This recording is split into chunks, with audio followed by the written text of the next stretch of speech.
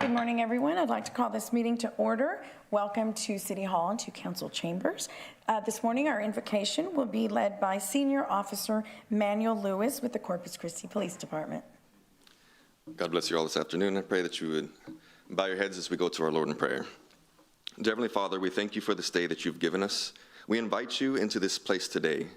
Please, Lord, bless our local government, our leaders, first responders, and all public servants who work tirelessly to serve and protect. Grant them wisdom, strength, and compassion as they guide our city towards safety and harmony. Lord, you have given us government to guard our citizens, so I pray that they would continue to serve you with boldness and conviction. As today is a special day of National Night Out, I want to say a special prayer over this event. Lord, may your spirit move throughout this city and even throughout our entire nation as we participate in our National Night Out. We are grateful for your love and for your gift of community, and we are reminded of your word in Psalm 133:1. How good and pleasant it is when your people live together in unity. We lift up every community across our nation participating in this event. May these events foster connection, trust, and mutual care, breaking down barriers and building bridges of unity. Lord, let this evening be a beacon of hope where we come together as one, celebrating our shared humanity. Guide our words, actions, and hearts to reflect your love and grace. In Jesus Christ's holy name we pray. Amen. Amen.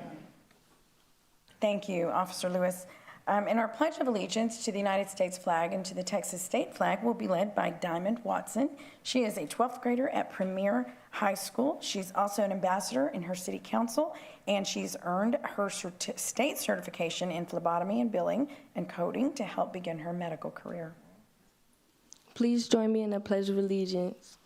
I pledge allegiance to the flag of the United States of America and to the republic for which it stands, one nation, under God, indivisible, with liberty and justice for all. Please join me in honoring the Texas flag.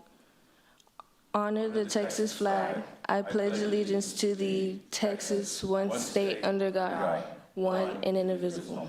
Please. Thank you, Diamond, and good luck in your studies. Ms. Huerta, would you please call roll?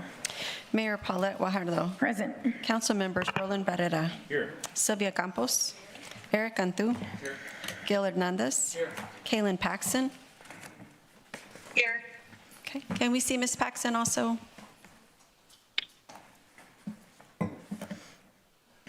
Okay. Ms. Paxson, your camera's not on right now? There you are. Okay, thank you so much. Okay, Everett Roy. Here. Mark Scott. Here. Carolyn Vaughn. Here. City Manager Peter Zanoni. Present. City Attorney Miles Risley. Mayor and Council, a quorum of the Council and the required charter officers are present to conduct the meeting. Thank you, Ms. Huerta.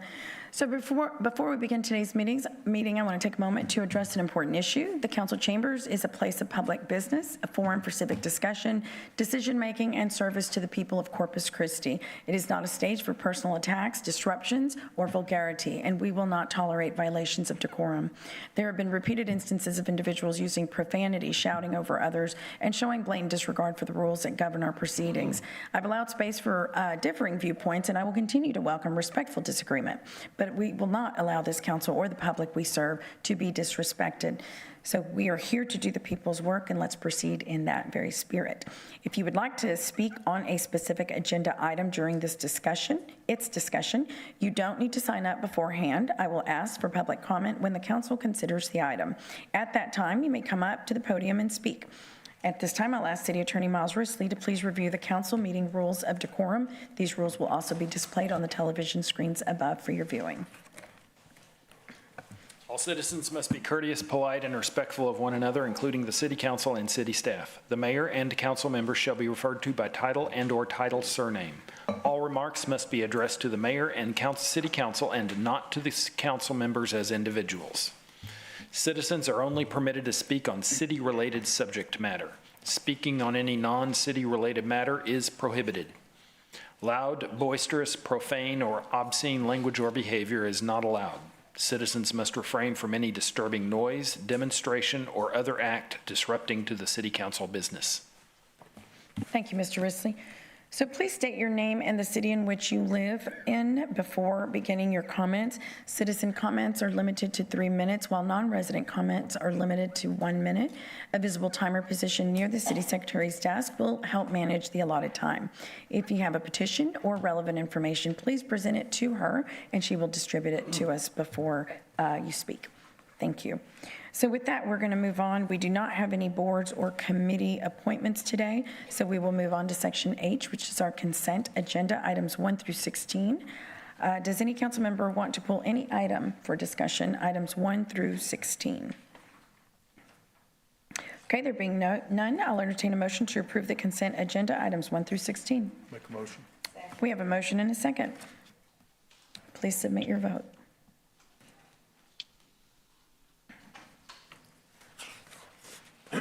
Ms. Paxson?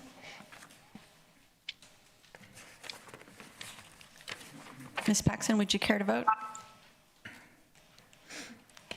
Can we hear you again? I'm sorry, I didn't hear. Aye? Aye. Okay, thank you so much. Okay, the motion carries.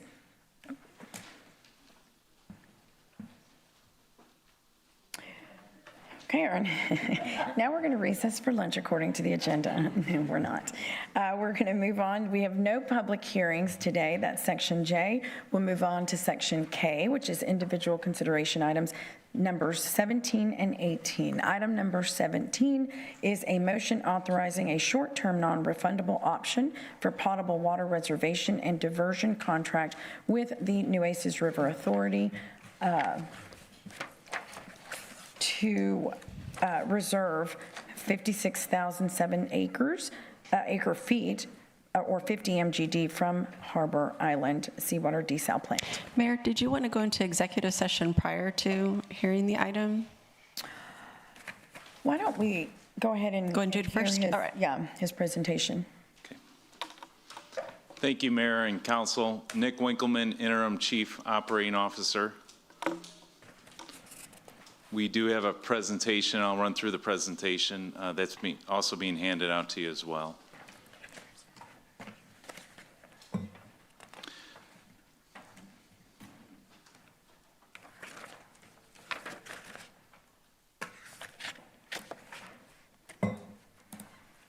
Again, this item is for a non-refundable reservation fee for the seawater desalination plant located on Harbor Island.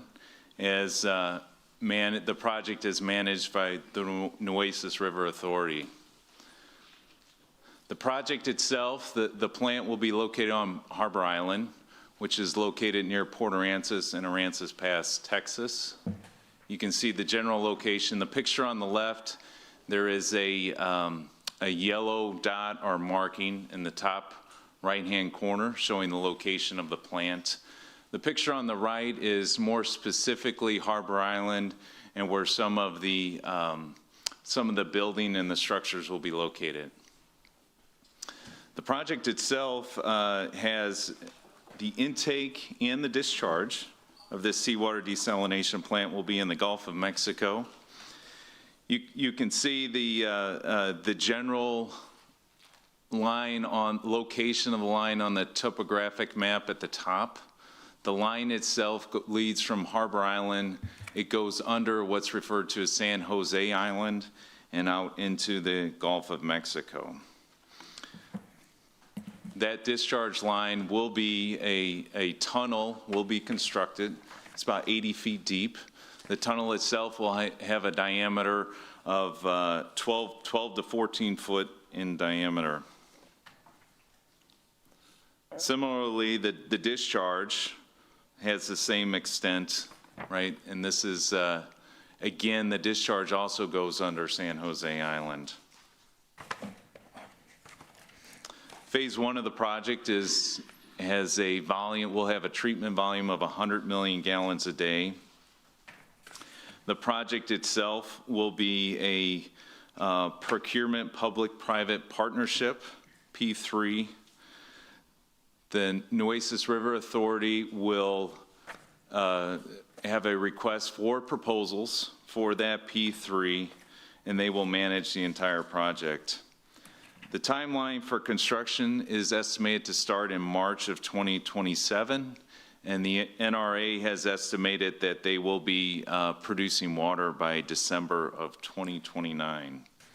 There are permits required for this project. They are the TCEQ intake permit, the TCEQ discharge permit.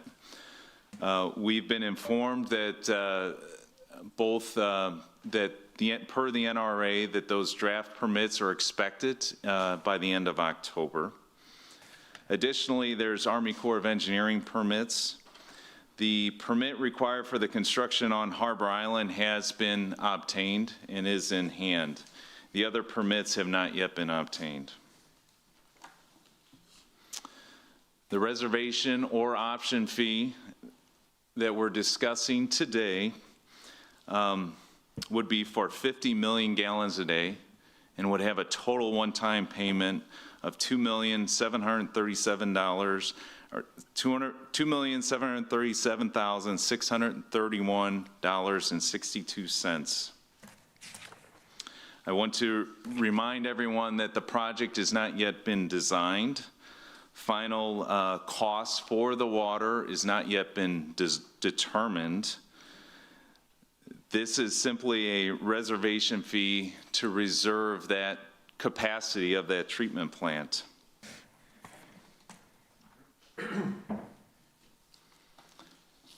Big component of this project is the lease agreement between the Port of Corpus Christi and the Nueces River Authority.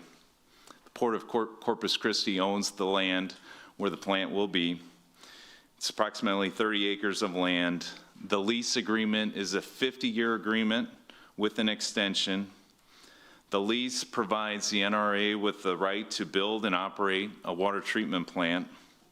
It also includes water pipeline easements and other improvements associated on the island that will be required. On the final cost of water, the city will receive a 10-cent discount per 1,000 gallons after we have identified what the final cost of water will be. A lot of work is and has been completed on this project to date. Slide number 8, we see a projected timeline of some of the major milestones. So one thing that has happened is the NRA has advertised what's called a request for qualifications for a design engineer. Once those proposals are submitted, the NRA will review those and select a design engineer. And as you can see, we can see the timeline of the project itself, the major milestones.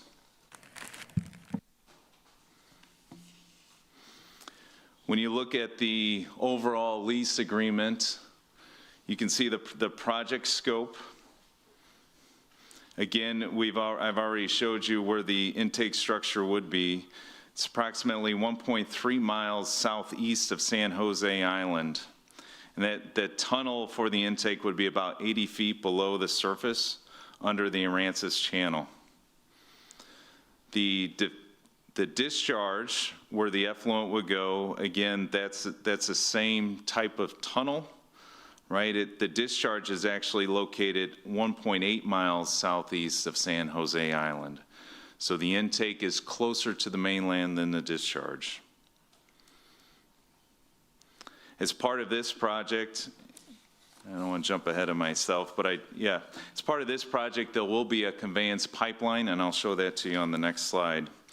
Other terms of this lease agreement, the NRA may terminate the lease agreement within the first 2 years. The Port of Corpus Christi may terminate if construction does not start within 4 years. The NRA is expected to obtain private financing and issue bonds. As you can expect, the island is located within a floodplain, and a pilot study will be part of the overall project.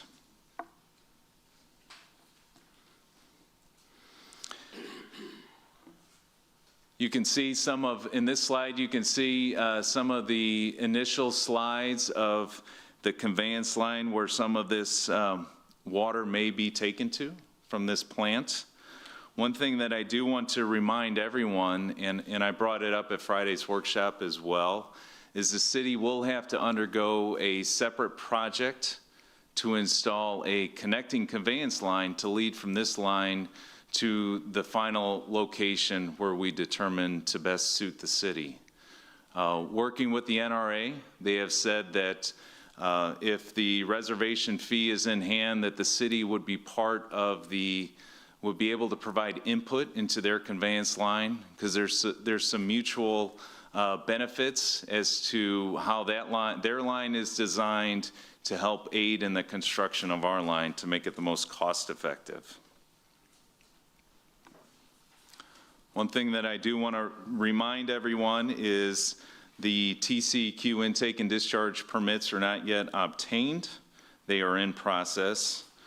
The cost, previously the NRA has presented a typical cost of $10 to $15 per 1,000 gallons. However, we need to remember that the project is not yet fully designed, so that's yet to be determined. The NRA is actively working on power. As with any desalination plant, power is an important component, and the NRA is working to secure that power to the plant located on Harbor Island. Financing is in the works, and again, I guess I jumped ahead, but the city conveyance line has not been designed. That'll be a separate project, but again, we'll have to coordinate with the Nueces River Authority on the most effective way, both cost-effective and hydraulic, from a water hydraulic perspective, line to lead that into the city where we'd like to take it. With that, I'll stand by for questions. I do want to point out that we do have representatives from the NRA here, and we're thankful they're here. John Byram, the executive director, is here as well.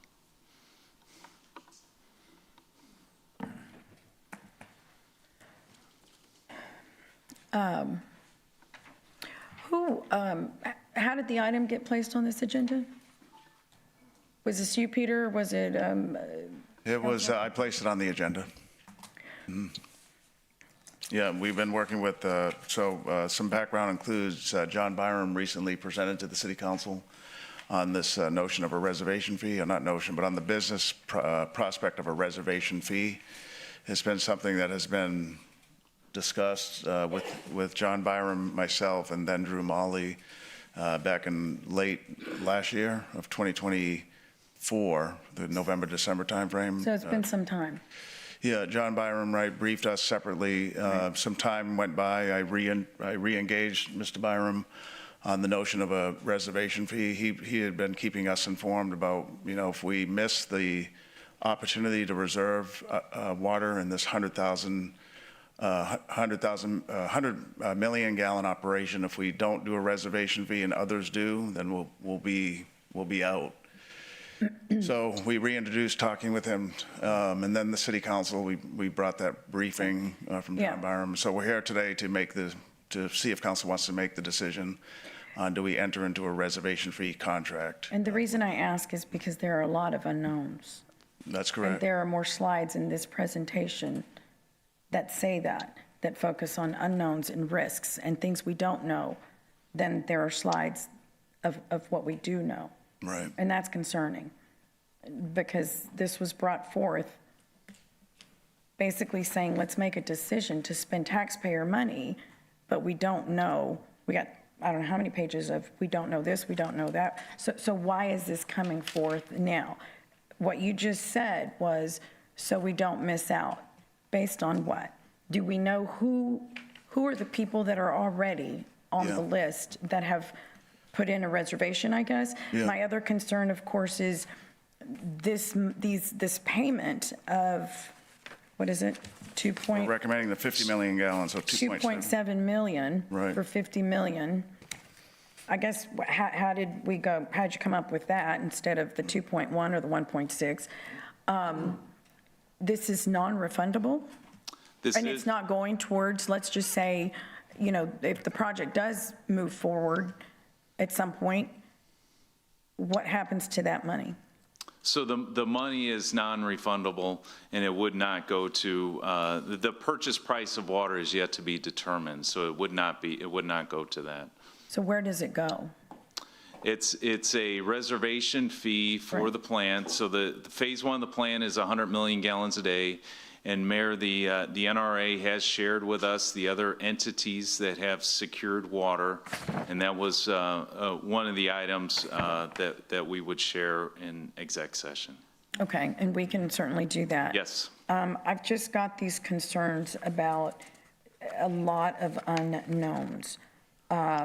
And we've been clear on that, Mayor.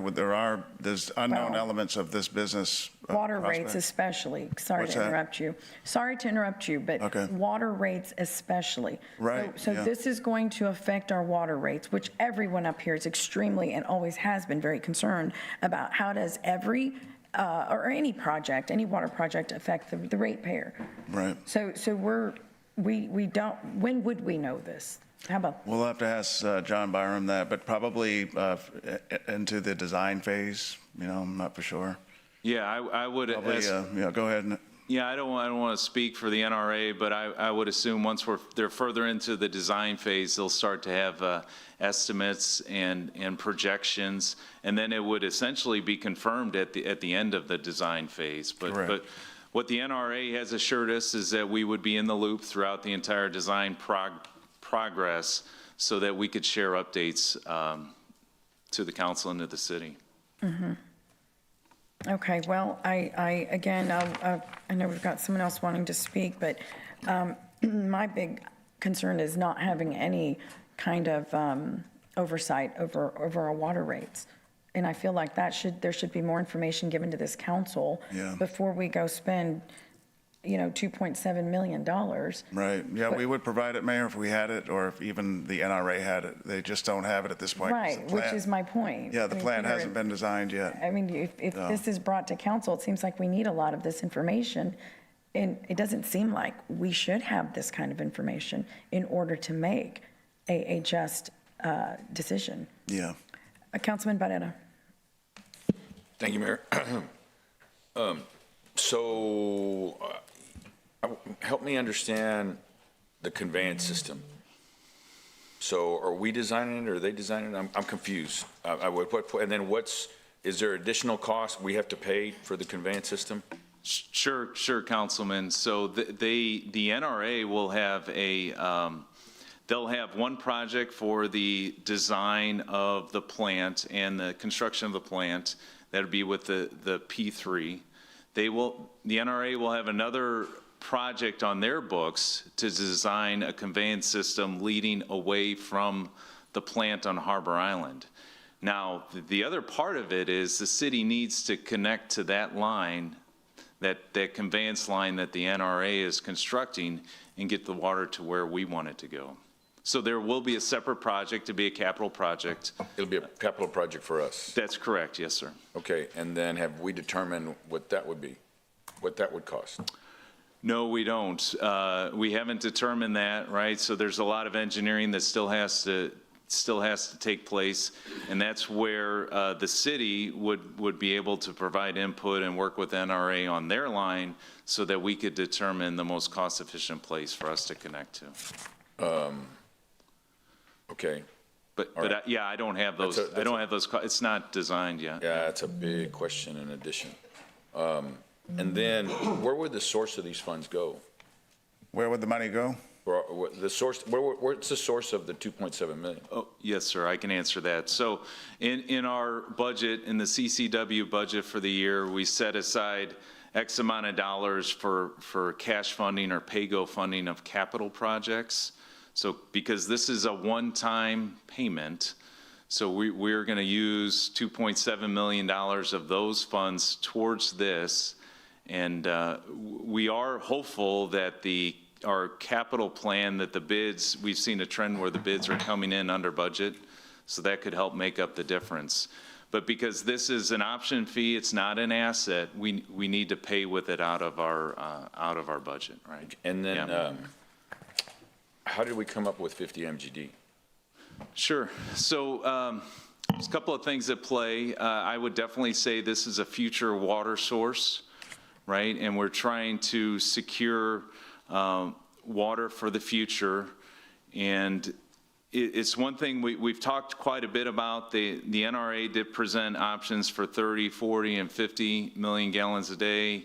That's in the agenda memo. That's in the presentation. At the end of the day, we want to make sure that we're planning the best to have enough future water for the city. Yeah, Councilman, just to add to that, so what we do know is the La Quinta permit that the city submitted to the TCEQ about 6 years ago for a second desal plant the city would construct and own on the La Quinta channel. That permit was for 40 million gallons of water. And there was some analysis put into that size that was determined then. That included a second industrial customer coming in the area, similar to Gulf Coast Growth Ventures. So at the time, I think their water needs were about 24 million gallons. So the notion of 40 million would have been enough for another big industrial customer, and then some more growth.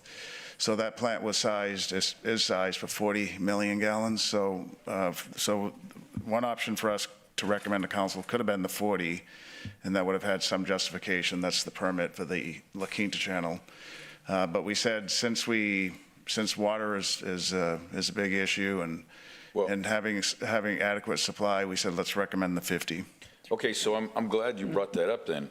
So if the next plan was La Quinta, so that's another 40. I mean, right now, with the other initiatives of Evangeline, South Texas Water Authority, that's another probably 50. In addition to our water wells, which is another, what was it, 28? 28, yeah. 28 plus the 70 that we get from Mary Road, so that's roughly 150, somewhere in that neighborhood.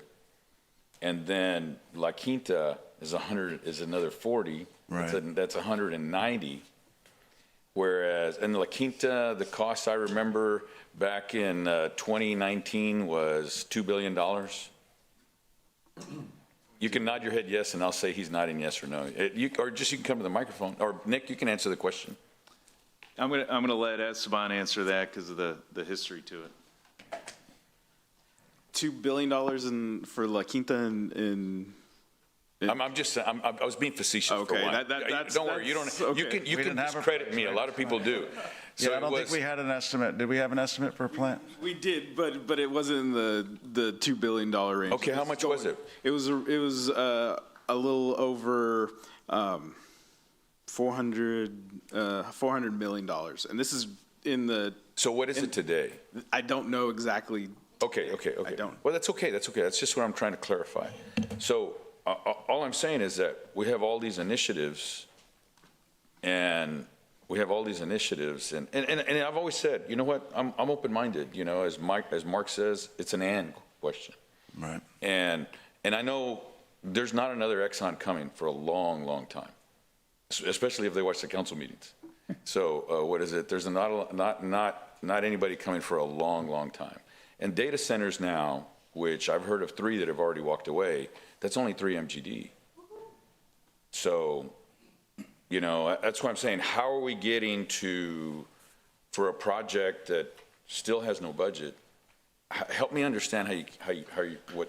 Yeah, so, you know, so as we talked in that last council meeting, and I'm going to take from Hernandez's his statements, but there's short-term, mid-term, and long-term water supplies.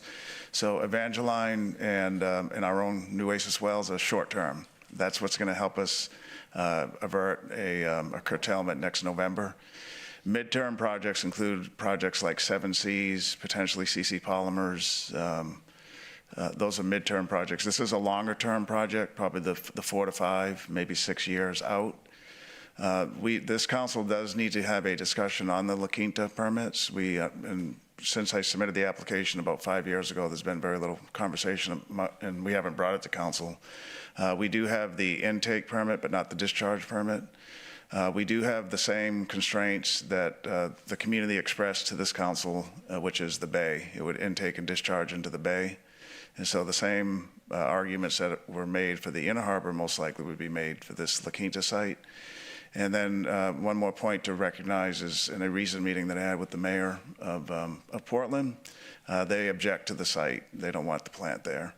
So we have to work with the city of Portland as well. So the council has to decide, do we continue with the La Quinta permit or not, or site? We know that Brian Williams, the general manager for the St. Pat Water District, has sent a letter to me about 2 weeks ago requesting that we transfer everything over to him. He has interest in pursuing those permits, so that's something the city council can consider. We'll have to have that conversation because I do owe him a response. So, so there's various things in the works. It's not every one of these projects. I'm with you. Right. That's one reason why I see this as premature, because we haven't answered a lot of those questions. I mean, if San Patricio water system or water authority decides to take that on, and this council votes to offer them those permits, which I wouldn't support, but I've been on the losing end a lot lately.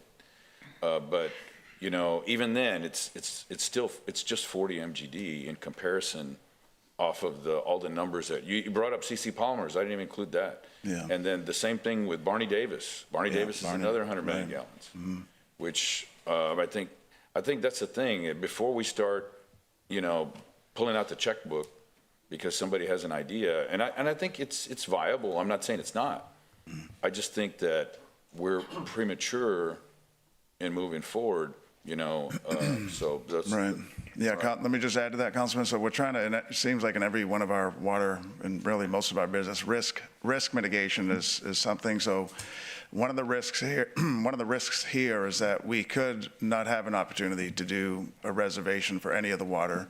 There could be a big user, there could be an existing customer, there could be another city, another county up the road, up the distribution system, as Nick showed you.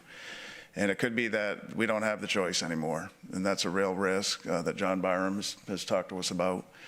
So it's really this, if we were to do it sooner, it alleviates the risk that we can't do it at all because other customers or other cities or other entities have bought the reservation fee and we're no longer available. It's no longer available for us. You know what? I agree with you. Yeah. The thing is that there's still a lot of unanswered questions before we pull out $2.7 million. And then I don't know what $5.4 million is going to do as part of a reservation fee. It would probably go to engineering fees, but there's going to be a lot more than that. And then really the necessity, in my opinion, is in order to obtain financing, you have to have customers. And we're a big customer. So I think as a big customer, we're much more stronger negotiating power to be able to engage in that. And so I think this action is premature in any business, in any business transaction that we would move forward. It's something that's prudent. But okay, that's all I have. Okay, thank you. Thank you. We have Councilwoman, oh my gosh, thank you, Paxton. I'm sorry, Galen. She's on the telephone and she'd like to speak. Councilwoman? There, okay, thank you, Mayor. Thank you, Nick, for the presentation, and thank you, Peter, for that recap. We know the thing that we have promised the public is that we will take earnest effort in securing a long-term, feasible, sustainable, and viable water supply. We have sent numerous messages to our partners along the well sites that they are a priority to us as well, that their needs are a priority to us. This is the long-term, in my opinion, solution, because we cannot keep those wells at full capacity to perpetuity. We just can't. And so with the 24 from Evangeline, 74 from Mary Rhodes, and now the 50 that's proposed here, that gets us to 148. And that is just above what our summertime average is. That is just above what we currently use. So this is a pivotal project for the future. It's very important. And this site is happening.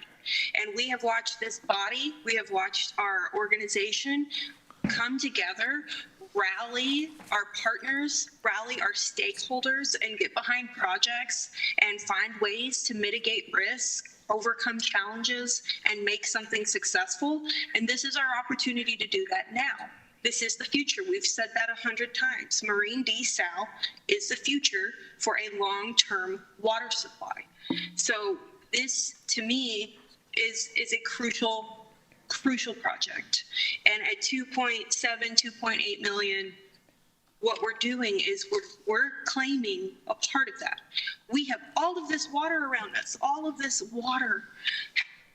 As the city of Corpus Christi, as a leader and a regional water supplier, not to be included in a project that is going to be a huge piece of the puzzle of supplying water for not just our region, but the state. So this is a very important piece. And Peter, I know that we've talked about this a number of times, many times. And I truly appreciate that it's gotten to this agenda today, because you have put in a lot of work in this. Our CCW team has put a lot of work in this. There's some unknowns still, but we have a whole lot more knowns now than we did a few months ago. And it continues to move forward. And so I think, in fact, I know that we can rally together.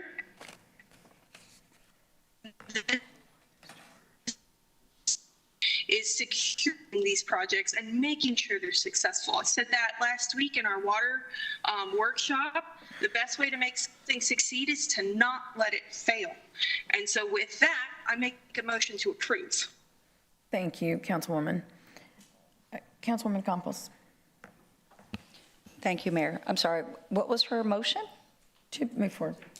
Oh, okay. Well, I totally disagree, and I'm actually going to go on record to say I agree with Councilman Barrera on this one issue, that there are, I mean, first of all, we need to know what is our goal. We received some, very, and I think, valid information from one of our constituents, and as to that has been, I guess, my main question is how much water is enough? And from what I can tell, it's between 120 and 130 MGD for the residents and for the population growth.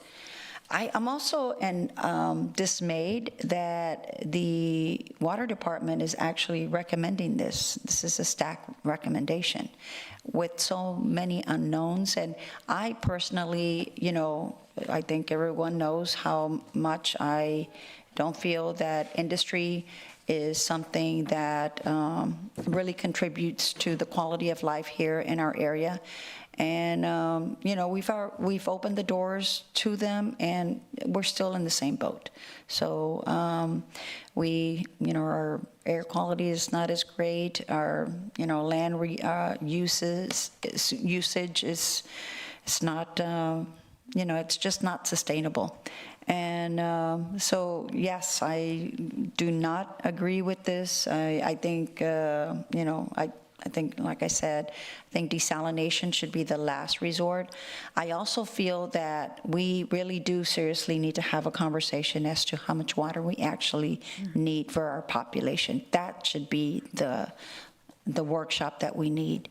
Also, again, we keep missing. I don't know how we jumped to this without actually looking at conservation. I have one of my colleagues in the For the Greater Good that went to Gills just a few days ago, and I don't know how many gallons that thing holds, but it's, not like the rain barrels, but if every business could adopt one of those, I don't know how many gallons. I wish I had the actual amount, but to start actually conserving some of this water, I think we would go a long way. So no, I do not support this. Thank you, Councilwoman. Councilwoman Vaughn. Well, with all fairness, I don't think that this is any different than the desal that we wanted for $1.2 billion. The difference is the $1.2 billion was way more. So there are a lot of unanswered questions there were for us on the desal. So we're not going to get them all answered. We weren't on the desal either, but yet some were up here willing to go $1.2 billion without getting all the answers. So I have some questions. I'm not willing just to go for 50 or MGDs. My question, how much how many MGDs are you guys proposing right now before you even start to sign? Do you know that, or does Ms. John need to answer it? Well, they're going to start design. Like I said, there's an RFQ that has been published for firms to submit for design, so that's ongoing. And then they will also do an RFP for the P3 partnership, right? So that's moving forward. But are they planning on doing, or is their plan to begin with 50 MGDs, 100 MGDs? Yeah, it's 100. It's 100 MGDs. The plan is to start with 100 million gallons a day. Okay, and how much have they sold? I think 30 is what they told us? Yeah. 38? 38. They have reservation fees for 38 million gallons. So I'm assuming this money for the reservation fee is going to be for design to get you guys started. Because there is no money, I'm assuming, to start it unless you have the reservation fees to get it going. Am I correct? Yes, no. Come on up, John. Yeah. I mean, you have to have money, so. I just don't want to speak for John Byram, that's all. Sure. Yeah. Mayor and Council, John Byram, Executive Director of Nueces River Authority. What the reservation fee actually does is reserve capacity in the treatment of the water, okay? So it really doesn't do a whole lot except reserve that capacity. It does contribute to the cost of forming the project and developing the project and moving it forward. Okay, that's basically what I said. Okay. You just said it differently. Clarify, it's a reservation fee in treatment capacity. Because you guys have to have money to start. That is correct. Okay, I'm going to ask some questions you may not answer, but last night I sat and I thought, now, if this were my company, would I do this? No. That was a big if for me. You know, I don't have a problem taking chances, but this is a big chance if something happens, it doesn't go because we don't get the money back. But it's not $1.2 billion either. So have you got support from the state level that you think the state is going to come in here and help you? And you're talking about financing. Do you have an area, someone that you're going to get this financed with that you can share?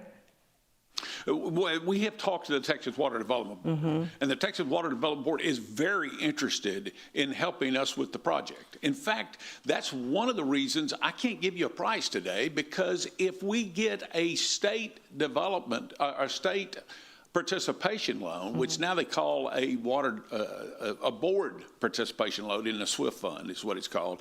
If we get that, then that will offset some of the costs for 10 years. In other words, we're planning on installing an 84-inch line, which is a lot more capacity than we need today for this 100 MGD.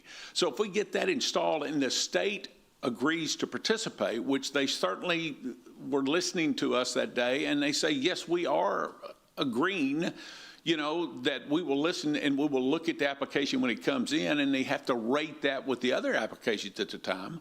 But if we get that state participation loan, then that offsets a lot of the costs for 10 years, where the rate base can be built up.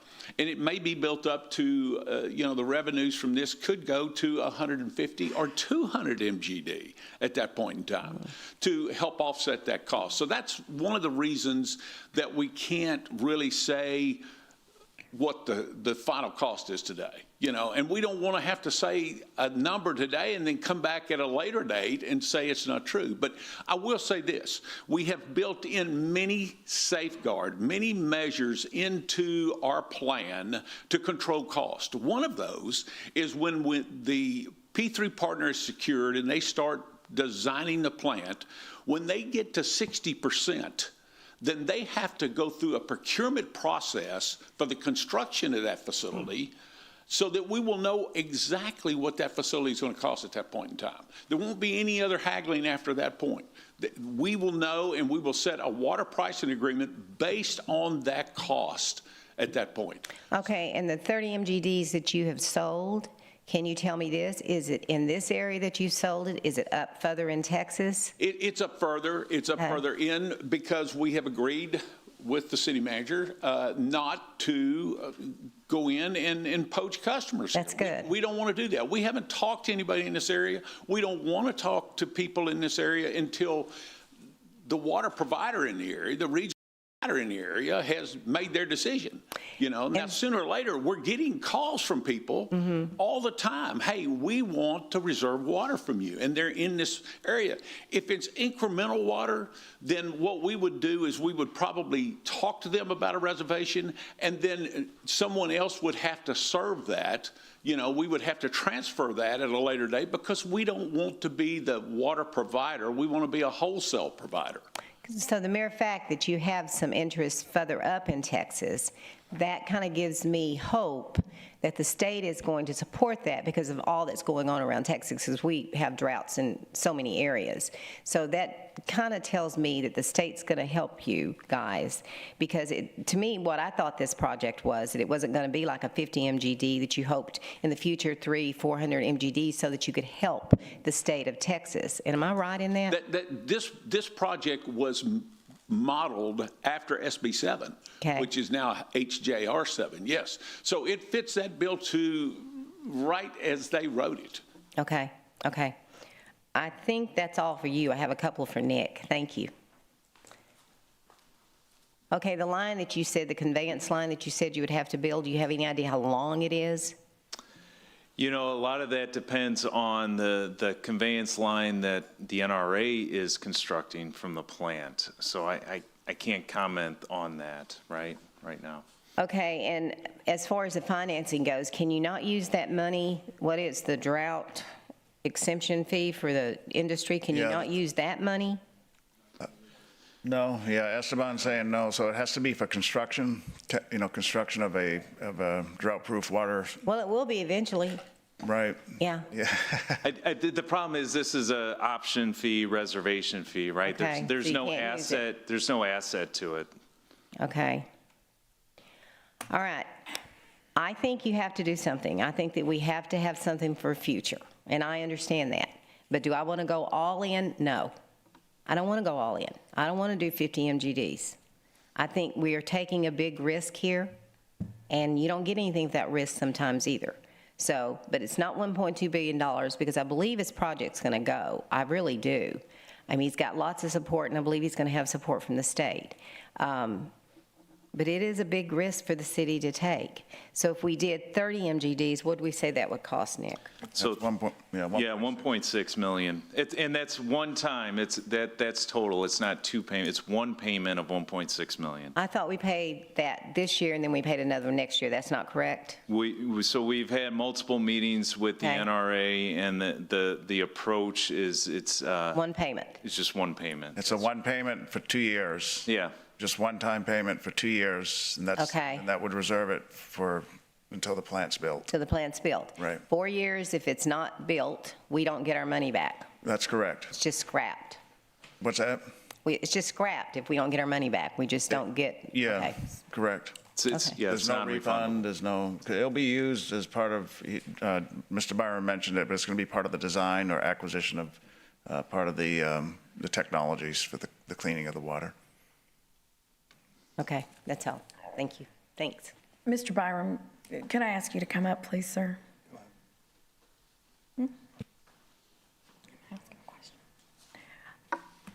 So, Mr. Byram, you have faith in the city of Corpus Christi, right? What was that? You have faith in the city of Corpus Absolutely. Christi Yes, ma'am. as a potential partner, clearly. Yes, ma'am. I think that we all want this to work, this project to work. I don't think there's any disagreement in having to look at the future. And I believe personally that particular project of that magnitude is probably 7 years away from what I've been told in terms of building that and having it actually be operational. But here's the thing. I think wanting something and proving it are two different things. So, Peter, do you have the plan that Mr. Byram referred to? I would imagine? The plan? Yes. What plan? He mentioned, I don't know. He mentioned a plan. So I'm sure you have it. Are we talking about the design and construction? Or? I don't know. He said you have a plan. And okay, what plan were you talking about, Mr. Byron? Well, I was talking about the P3 plan and the way we plan on structuring that. Yeah, we have it. Nick presented it, so it's on slide 8, Mayor. It lays out the timeline plan, and Mr. Byram talked about the P3 concept, but it would be design, and then at 60%. Okay, I'm so sorry to interrupt. I'm talking about an actual, not a one-page slide plan. I'm talking about an actual plan of how this entire project, you have 100 MGD. There has to be like a plan, an actual plan. I'm sure it's a thing. I'm sure Mr. Byram has some more planning documents, and we just summarized it on slide 8 with his Okay, input. well, I think it's important, though, that as a city manager who is recommending us to spend $2.7 million on something that we've not even seen a plan on, that we should have. And that is my point. I think that this is absolutely a project, Mr. Byram, that needs to happen for the future. I like to categorize our water situation as immediate need, which would be the Mary Roads pipeline, which would be our water wells, which would be, I guess that's probably reuse, and then short-term, which is something within 1 and 3 years, and then long-term, which is 4 to 5 to 8 to 10 and beyond. And I think this falls in the third category, and I think it's extremely important that we plan for that. But I'm very uncomfortable with not knowing. Peter, you as a city manager know what's in this slide. Right. And we had meetings, you and I did, with Mr. Byram, and I appreciate that. But I don't see that we have more information that we should in order to make a decision like this. And I understand we want a reservation, we want to make sure we're not left out, but you're talking about $2.7 million. And the biggest part of this, and y'all wrote it here, water rates are unknown. Final cost, don't know. Design, don't have it. Power, don't have it. There's no financing. There's no permits. All of these things can absolutely be addressed, but why not address some of these? We're a good partner, and come back and say, hey, I get it. You're the city of Corpus Christi. You have to respond to your ratepayer. Right now, we're going to look at our ratepayer and say, we don't know. So what if you got some of this info and you said, let me come back to y'all, city, and I'll get you some hard numbers, and I'll get the city manager a real business plan that you can look at and then make a better recommendation based on way more data than what we have today. Because I think we all want to do this, and some may. I can't do that in good faith, because what am I making this decision on? It's a lot of unknowns that I think you will know, but I'd like to see those brought back to us. What I don't want to do is bring an unknown back to you that the price goes way up, okay? That's not good for anybody. We know that we can build this plant, and we know that we can build it within the 10 to 15 bucks that worldwide desal water cost. Okay, we know that for a fact. We can do it, including the long conveyance line. If we get state funding, that price goes down. But what if we don't? We will get state funding, ma'am. I mean, the SB 7 was built for this. The problem that I see with SB 7 is now they're talking 2029 before that money's actually available. So what we would probably end up doing is phasing the conveyance portion of this so that we get the southern basin down here filled and move forward. We're hearing from your customers on a daily basis. They're calling us wanting water, and we're telling them, no, we can't serve you with water. And the reason we do that is because I'm making a commitment to this man, and I plan on honoring that commitment to a certain point. But somebody's got to get these folks some water, ma'am. And that's what we are dealing with. And we know for a fact that the number of people that are calling us wanting water now has increased 3-4-fold just in the last 2 weeks. So this plant is going to be made. The 100 million gallons is going to be reserved. We had talked with the city of Corpus Christi, which is the largest city in our basin, somebody we want to partner with. And I said it before, and I'll say it again, it would be a shame to run an 84-inch line and right through this and no one get any water from this basin, this part of the basin. It would be sad. I understand. Thank you. Councilman Roy. Mayor, can I just add one thing for the record? So we have been very clear that we don't have a lot of business details on this. That's been clear since day one, and Byram in his presentation to council a few weeks ago said the same thing. So I just want the record to know that we know that. I know there's not a lot of business detail, but as Mr. Byram just said, there are people calling him. One of the cities I visited with in San Pat County told me they're one of our customers today indirectly, they're looking at buying a reservation fee. And so we could have customers leave and go to some other water entity or directly to the plant. So the business deal here is that we spend ratepayer money. It's not taxpayer money. It's ratepayer money to potentially have a long-term water supply. There's a lot of risks. There's a lot of unknowns. But what we do know, at 36 million gallons already reserved, well north of here, and more calls coming in every day to NRA, we could miss that opportunity. And I would hate to be the city manager who helped in that, miss that opportunity, when one day there's a huge pipe going past Corpus Christi up north selling water, and people look out the window and say, why didn't the city get into this business with the NRA? So that's why we're recommending it. We know there's risk. We know there's not a lot of information. We professionally think it's a good risk to take. And it buys us a partnership with the NRA that's been around since 1935. Well, what I am saying though, Peter, is why not get a little more, not a little, a lot more information. Yeah. I don't think that is, I do not believe that is too much to ask. I really do not. Yeah, the answer is if somebody else calls John up tomorrow, Mr. Byram, and says we want 50 MGD, then that's it. He's not calling us back. And that could happen. He just told us that. It could be that somebody else north of here or in this region says, I'll give you 2.7 million for 50 million in reservations, and then we're out. And we don't know, and he'll have to explain it, but that's the business model that he presented to us. We didn't make it up. The city didn't make it up. That's his business model, the NRA's business model. We respect that, and that's the choice we make. Either we do it or we don't, but if we don't, then we could miss out.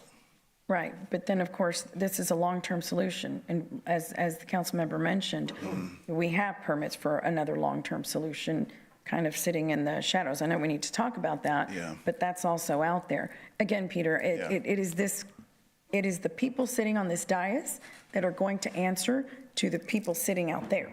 You're not going to have to. We're going to have to say, I will too. what is, well, you're not.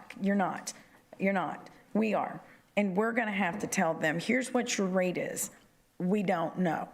It's because what you just said is going to be repeated. There's a lot of risk. We don't know, but we think you should do it anyway. And if that's your stance, I respect it. But I think that Mr. Byram absolutely can get us more information, bring it back. You know we're going to be a good partner, and then we can make a better decision based on that. Councilman Roy. You know, when you look at the parallels that are here as far as, and you look at the Inner Harbor, the information that we had and collected with the Inner Harbor, the studies, the permits, all the things that was done to try to relieve the unknown and get as much information as we could so that we could have a conversation with our ratepayers and the community. And so we went along, and as you know, the Inner Harbor hit a brick wall. And that brick wall was primarily over the fact that we couldn't really get a really good answer on the cost and the comfort and where the crux of the issue was, do you go to the 30 to the 60% and then hope that maybe the cost levels out, or do you take in consideration that when Kiewit and others talked about, well, really the cost is going to be 1.2, maybe 1.5. I've even heard as much as 1.8. And so we had to make a decision. Now, we're looking at a situation where we don't have a lot of information. And I do think it's ironic that we have a lot more. I think it's fair to say at this point in time that when you take a look at what we were doing in terms of information and the studies and everything that went into the Inner Harbor, we definitely had more information. And I think it's ironic that we have council members that are willing to go forward in this environment with less information and talk about our long-term needs, because they're both long-term projects. So now we're at a point, but I think the thing that probably rubs me the worst on this is that when you look at page number 9, the NRA basically says that they may terminate within the first 2 years. The port may terminate if construction does not happen within 4 years. But yet, they have the gall and the nerve to sit there and put us under a contract that says you put the money up and we don't get our money back during any time. Who enters an agreement like that? If I'm a business person, I'm not going to enter an agreement like that. You can get your money back. The port can get their money back at a certain point in time, but you won't give me my money back? That's a no-go for me. At 30 million MGD, at 50 million MGD, or 100 MGD. If you want a level playing field, you put us all on a level playing field. And I don't care what the explanation is. That's pretty simple. That's all I got. Thank you, Councilman. Councilman Hernandez. Thank you, Mayor. You know, a lot of this has to do with conveyance, right? And in the discussions that I remember having in Austin in Senator Perry's office, the idea that he had was the state was going to participate in the conveyance of a lot of the water. But the presentation wasn't really specific on the timeline for that. Do you have any information on the timeline, on when that's built, how it's going to be constructed, who's going to be responsible for it? There was no timeline including. So, Councilman, are you talking about the conveyance line that the NRA will be constructing, right? So that's the RFQ that's out and advertised on the street. I can let John come up and answer specific questions, but I do want to reiterate, you know, once that line is in design, then we will coordinate with them to better design our portion of it. Page 10 right up on the presentation.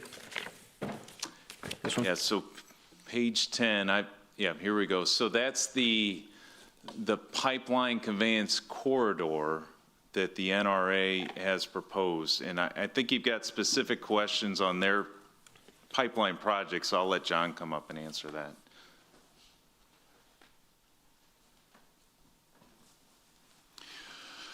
Councilman Hernandez, we currently have a RFQ on the street, so to speak. We've got it advertised with a receiving date later this month. I'm not sure the exact date as I stand here, but it is for the design of the pipeline, okay?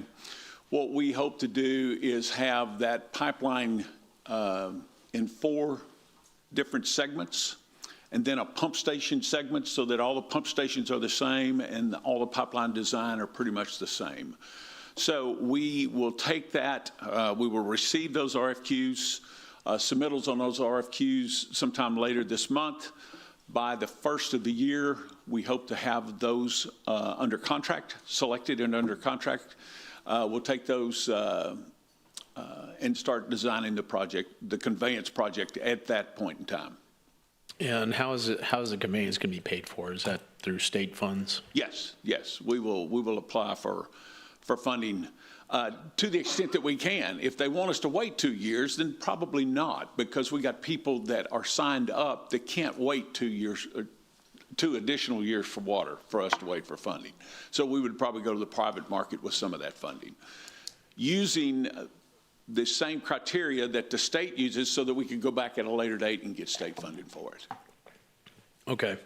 A little concerned that you have 2 different projects here, right?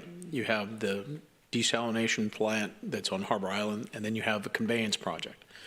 I would recommend you get with our folks that deal with the Mary Roads pipeline and look at some lessons learned associated with that. If you get that to that point. With this contract, what does this obligate us to for the reservation fee? If we reserve 50 million gallons a day, are we obligated to take all 50 million gallons of that? There will be a contract presented to you at a future date that will require you to contract with us for the purchase of that 50 million gallons on an annual basis. Yes, sir.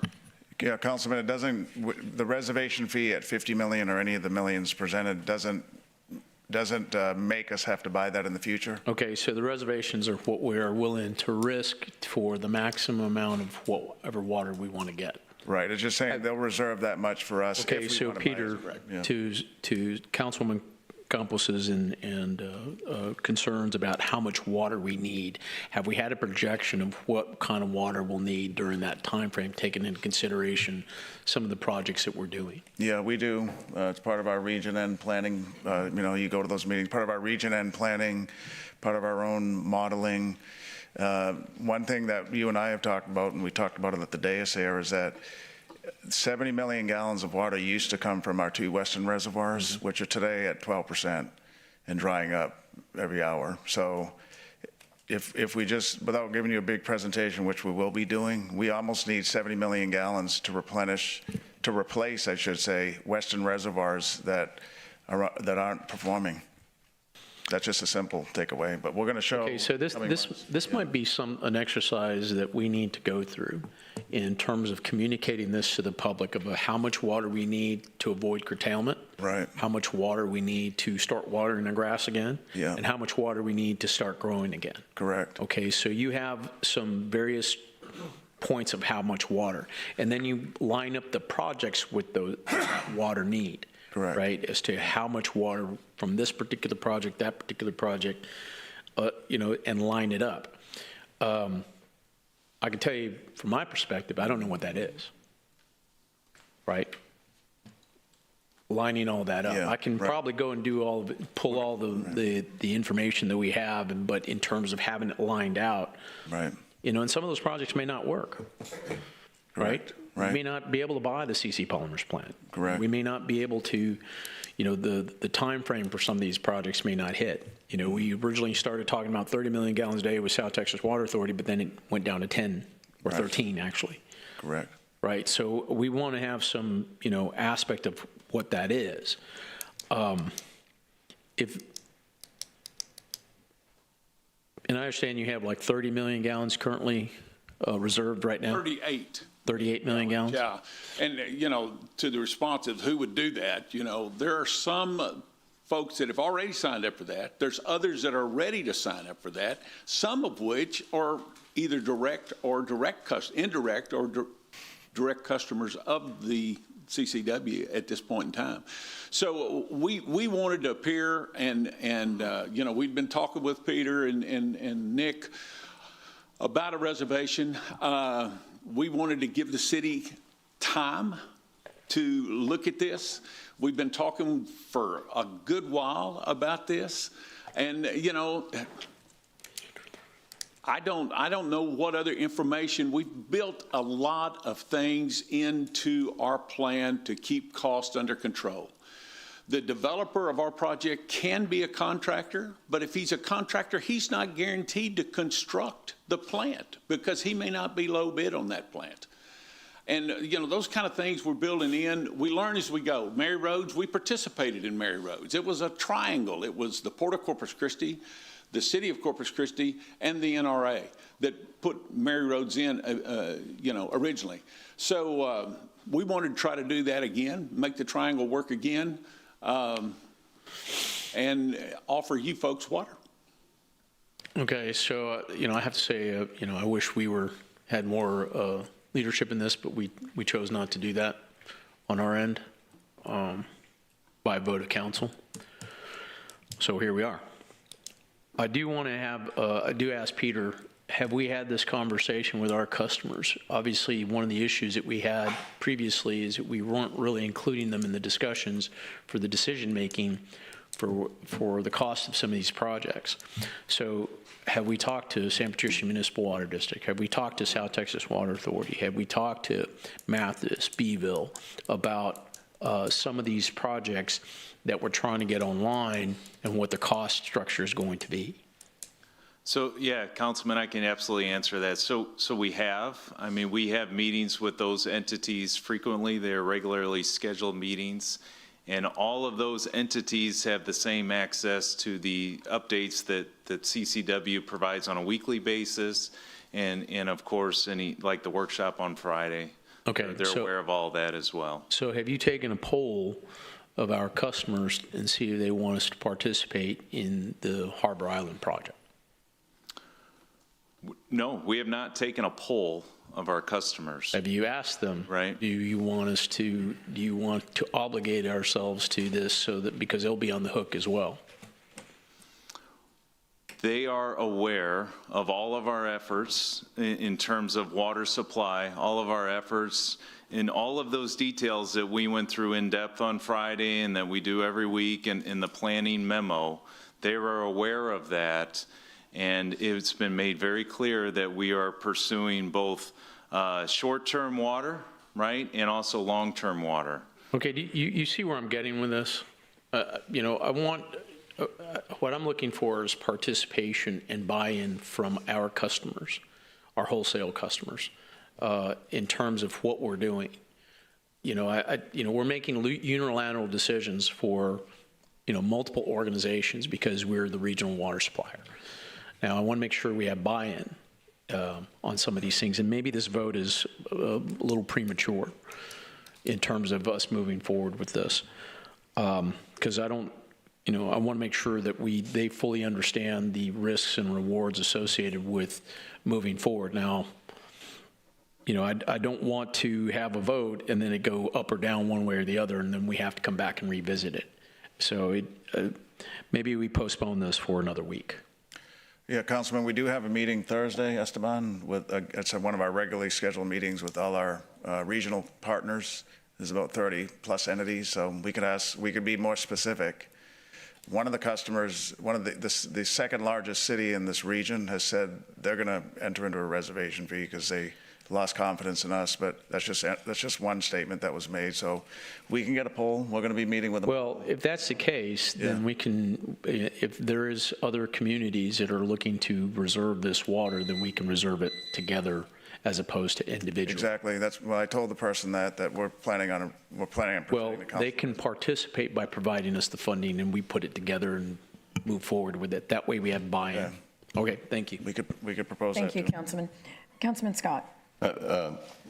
Councilmember Hernandez, that was the note I wrote, premature. That's the word on one of my sheets of paper. I talked to a couple of our large volume users that continue to be bewildered that we're going to have a conversation about $15 water when we had a project at, $9 water. And that's, you could argue that the 9 was going to go up. You could argue that the 15 NRA water's number is going to go up. But what I get back from large volume users is like, God dog it, you had an answer and you passed on it. I think that we're having people sign up because they do question our ability, but I think it's fascinating to me that our blended water rates are $6, right? 6-ish. And if the harbor comes in at 15, it just would be fascinating to me that a customer of ours would move from $6 water to $15 water. So I question the reality of eventually someone moving, off of us into the NRA system. Now, I guess if you thought it through, you would go, well, but if we're going to add other water supplies, our number's going to go up to 8. I don't know. But still, if it's 10 and NRA's 15. So I hear that. I wrote a note, left out versus new business. I mean, it would seem to me as we have a number we have to meet, right? Because we want to keep the rate at $6, right? We don't want to lose 30 MGD off the system because then all of us in this room are going to pay more to fund to pay for the fixed costs. But if somebody else wants to come along and pay, $15 water and build to do whatever, if they want to bring new jobs to Corpus Christi, who am I to argue? There's a benefit to the region if NRA is successful and they build 100 MGD and they sell, I'm going to make this up, 25 to a big project that hires 400 people. I think that's awesome, and so the new growth is not an issue to me, right? So we don't want to miss out on the new growth. Well, I guess I might be okay with that. I don't want to be left out and lose 30 MGD, and I get that, but I would counter that, again, going from $6 to $15 water, I'm guessing they don't actually leave us. Peter, I'm going to reiterate what I did last week, that I'm really disappointed that we haven't gotten a business plan. And I know you say there isn't one, but And it is bewildering to me that one doesn't exist. I mean, we know they're hiring Black and Veatch, John, and you know what those costs are going to be, and you know what these reservation fees are going to be, and it would just seem to me you would at least have a business plan that gets us to the construction cost estimates, which is 32 months out, or if nothing more, then at least the design of the desal facility, which is 30 months out. I think the NRA is fantastic, and I've enjoyed, and I hope I continue to enjoy working with you guys in the Regional Water Planning Group. I'm thankful for your existence in getting the Mary Roads pipeline. It is difficult for me to support giving $2.7 million that's non-refundable without a plan in front of me that shows that they're going to get to the end and get the project done. So that's why, in my best case scenario, I say it's premature. I'm actually a little more agitated than that. But I think my allergies are keeping me from expressing that. So I'm just going to go with, I think it's premature, and this should be a conversation at a later date. Thank you, Councilman. Councilwoman Vaughn. I'm a little agitated too, because I sit here and I listen to this and I think, what hypocrites? I'm sorry. You were willing to put $50 million into a desal plant for $1.2 billion. You didn't have all the facts. It never was going to be $9 water. Give me a break. We never had the exact amount because we didn't know what the plant was going to cost. And you sit up here now, and I think you have a bad taste in your mouth because it's not the Inner Harbor. Well, either you want desal or you don't.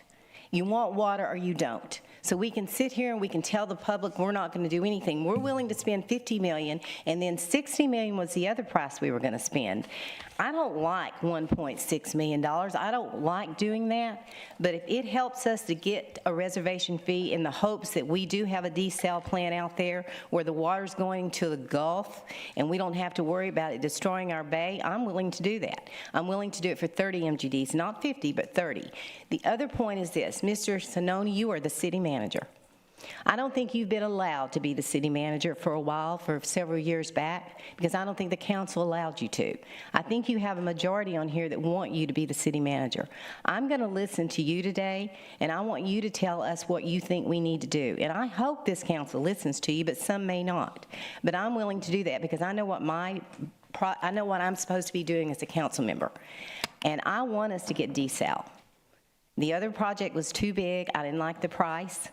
And I am worried about what this is going to be. But it's going to be for industry. It's not going to be for our citizens. So if industry is wanting to purchase the water, then they will. And regardless, we're going to charge more for energy if we get more water to sell in the future. But we're not going to get it unless we stick our necks out and try and find some. So anyway, I'm going to leave it to you. And yeah, Mark, I'm a little irritated too. Well, clearly. But I don't have any allergies. Thanks. No, that's your unfairness. All right, Councilman Barrera.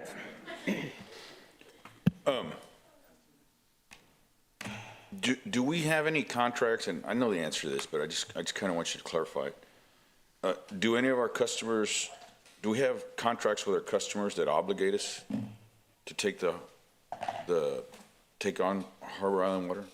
That obligate this proposal? In other words, I mean, we've only got one take or pay contract, right?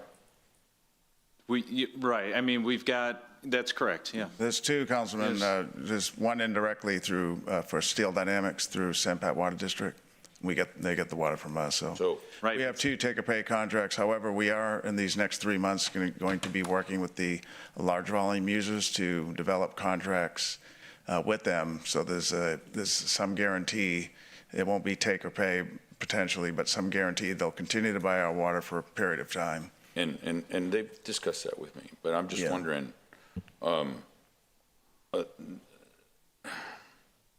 other thing is, I mean, I visit with industry often. In fact, I broke bread with one last night and two over the weekend simply because, and I can tell you, just from my deal, whether you've done it formally, our customers wanted, our industrial customers, let me qualify that.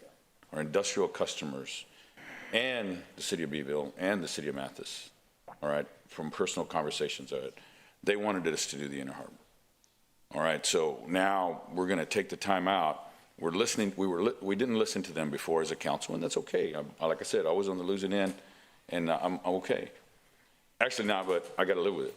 Now, so we discussed it with them, and they're our customers, and so much so that San Pat Water Authority wanted us to pursue this. They were very supportive of the Inner Harbor.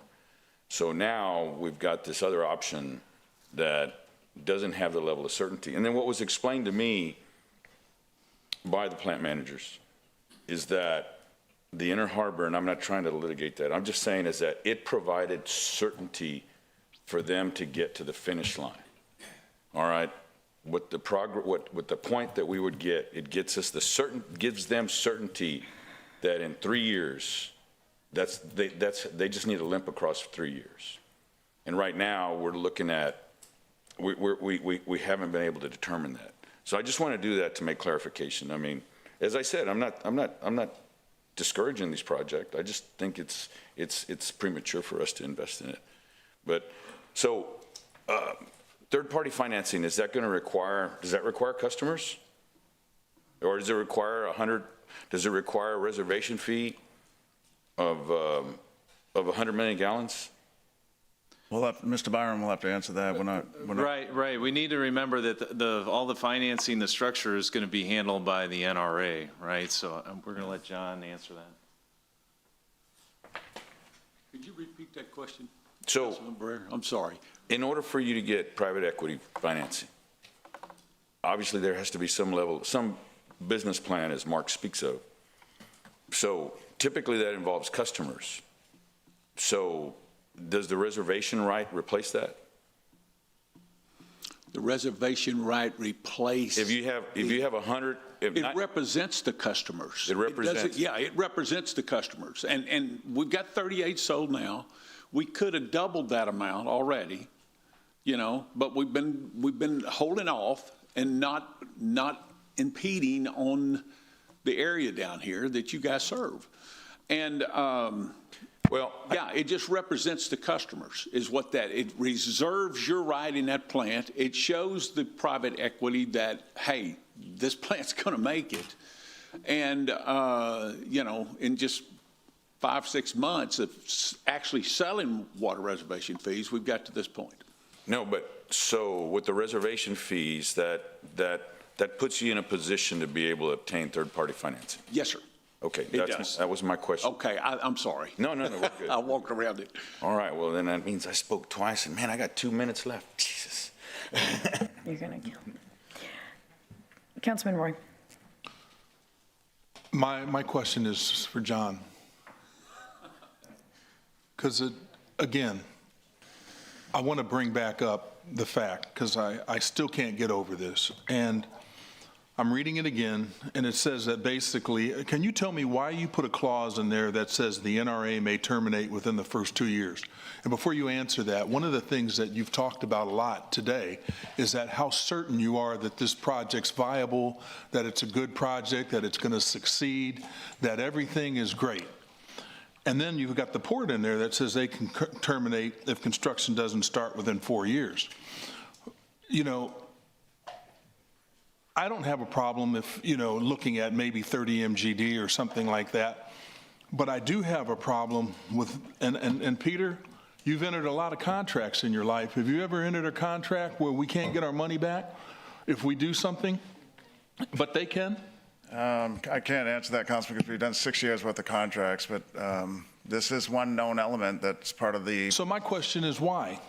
Why are you setting this up where you can get your money back, the port can get their money back, but if something happens, God forbid, and we can't get our money back, why?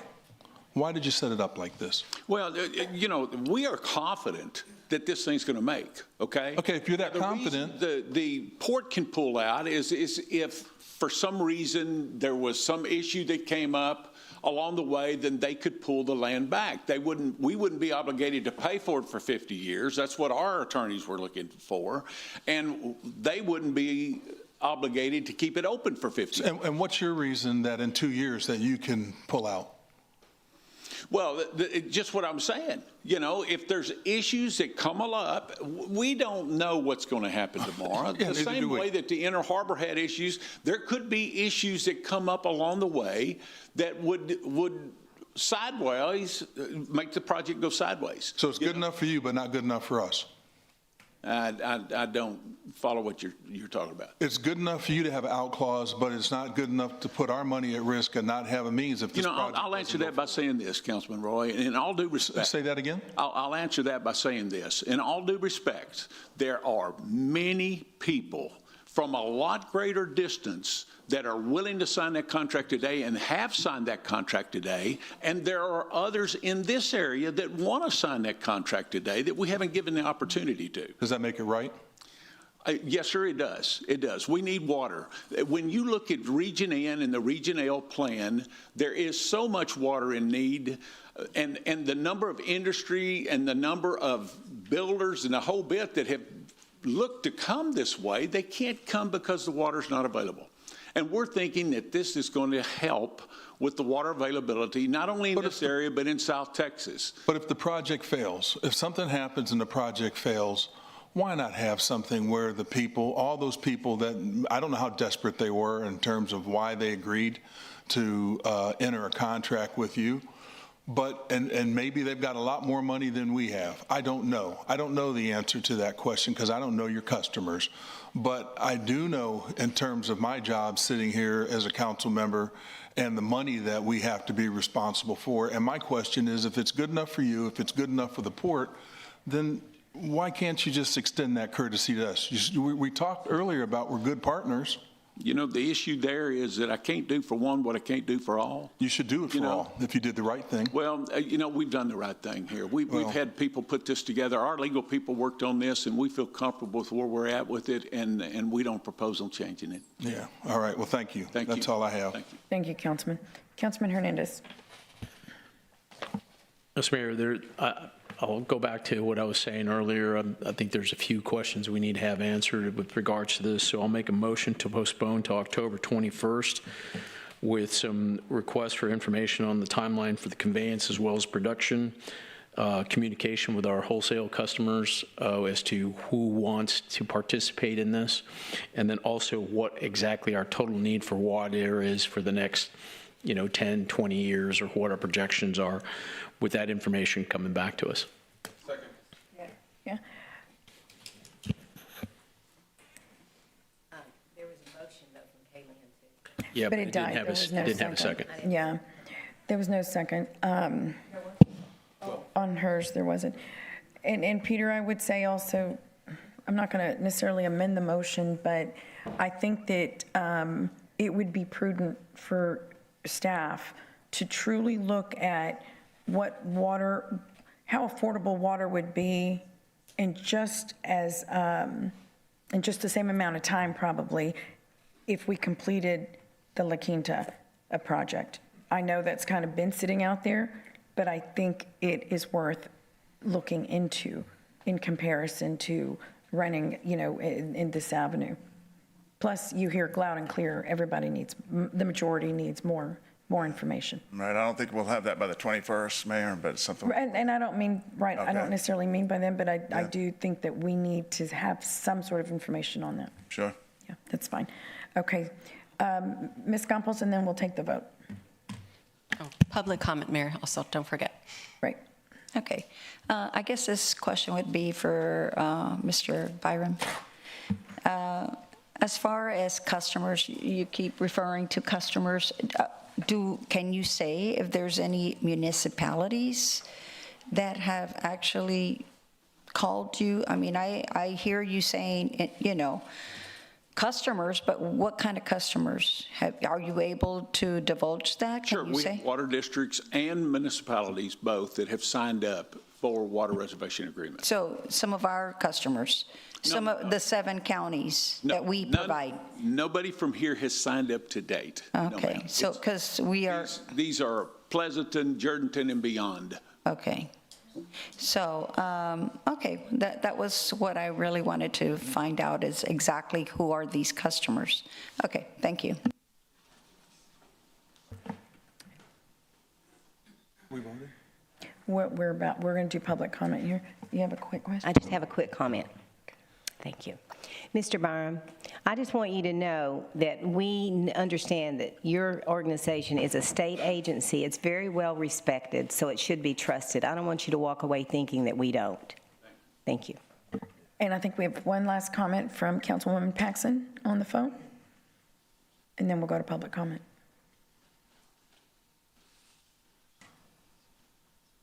Thank you, Mayor.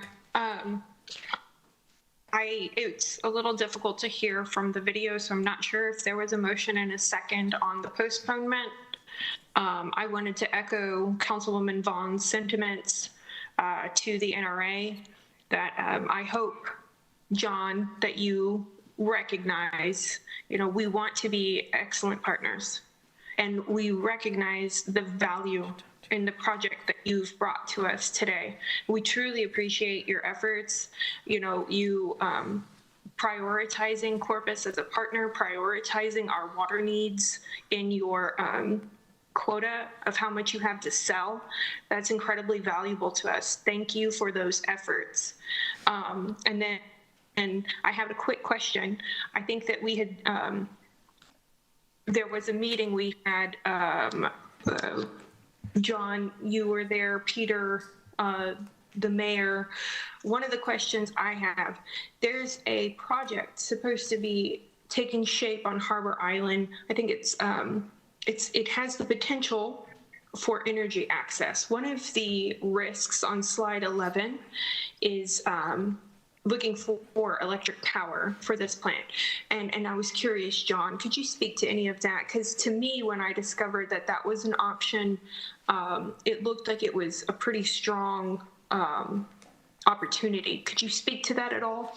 Well, there are opportunities for power outside, the immediate area here. We can reserve power through a new power plant that's being proposed over towards the Bay City area, and hopefully at a reduced price, a reduced cost for power generation. And then the transmission of power, there's options there too. So there's options on both sides.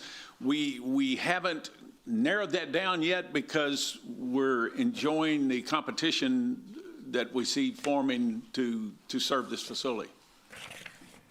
Okay, thank you for clarifying. That makes perfect sense. So the opportunities are there.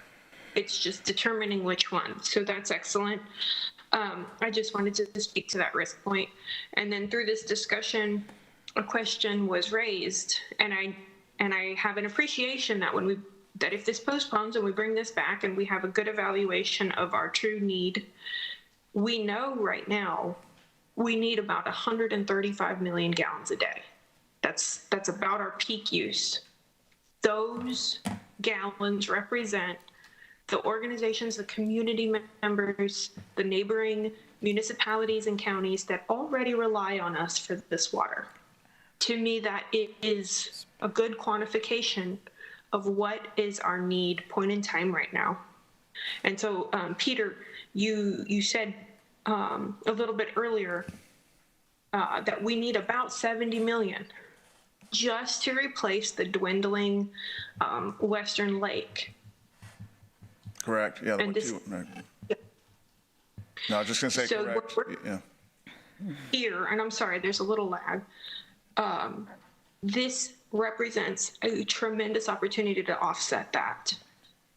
And John, Mr. John Byram said it a bit ago that there is still a lot of opportunity for the role that the state is going to play in this project. That is to be determined yet. And I really echo what you said, Peter. I would hate one day for Corpus to not be a participant in a project of this magnitude. And John Byram, I want to thank you again, but I wanted to make those notes clear. Thank you. Okay, we are going to open public comment.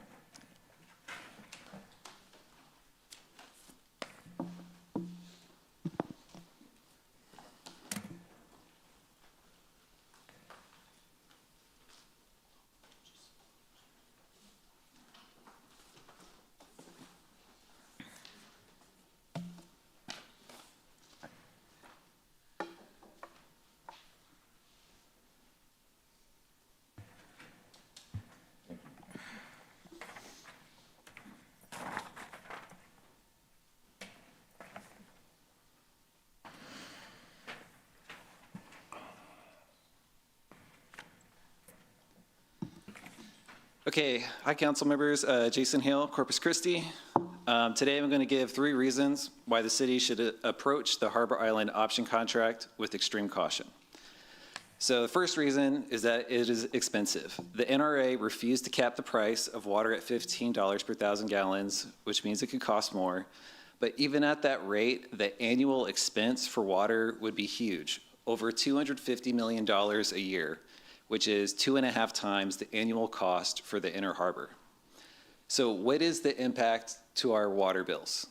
I think that's something we should know before spending ratepayer dollars. Number 2, it's pretty easy. It's because the environmental review has not been completed yet. Harbor Island's outfall is located near a major fish pass, and it could be harmful to wildlife. Without the review, we shouldn't be spending ratepayer dollars. Okay, and the third reason is because, in my opinion, it's too much water. Now hear me out. Over the past 20 years, water use in the coastal bend has remained mostly flat, which is incredible because our population has grown by 40,000 people in Nueces County alone. However, over the next 20 years, the population is only projected to grow by about 21,000 people for Nueces County and San Patricio County combined. And that's according to state demographers with the Texas Water Development Board. Now, why that is important is because we can use it to determine how much more water we'll need over the next 20 years. And you can do that by using something called GPCD, or gallons per capita per day. It's basically how much water we use in the city for commercial businesses, institutions like churches, and at home, but divided by per resident. So for example, the GPCD for Corpus in 2023 was 109 gallons per person per day for all municipal use except for industry. So when you put that together, the increased water demands from residential growth is only 2 MGD by 2030 and 3.5 MGD by 2040, which is much less than 50 million gallons per day. So it begs the question, who is this water for? Is it for industry and Sandpat? Because if it is, then they should be signing the contract, not us. I believe the plans we have in place right now are more than enough to meet our needs for the next 20 years. And if it isn't, I would like to see a detailed explanation of what the anticipated needs are before signing on to a major project like this.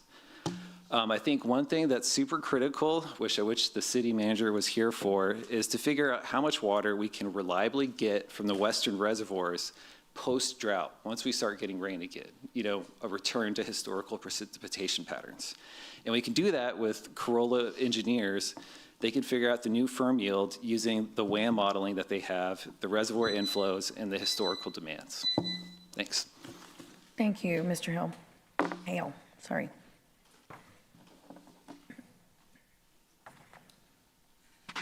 Susie Luna Saldana, Corpus Christi, Texas. My God, you guys don't want to spend $2 million to get long-term water, but you don't mind throwing them away at hotels. Give them $2 million here, $2 million there. You don't have a problem with that at all. But you have a problem with finding long-term solutions for our city for water. That to me is ridiculous. Desal is going to be necessary, and it's in the harbor, and we need it. Yes, I don't like the plan they have, but guess what? They got us over a barrel. We're going to need water, and they know it, and they're taking advantage of it. It's called supply and demand. I hope each of you know that in business. So are you going to do the right thing for the long term, where we're not going to have any water because you guys didn't want to throw $2 million at the possibility of getting water? But hey, let's get another hotel and give them a couple of more $1 million. 2, 3, 4, 5 million, whatever comes along. Time for you to wake up and smell water. Thank you. Anyone else?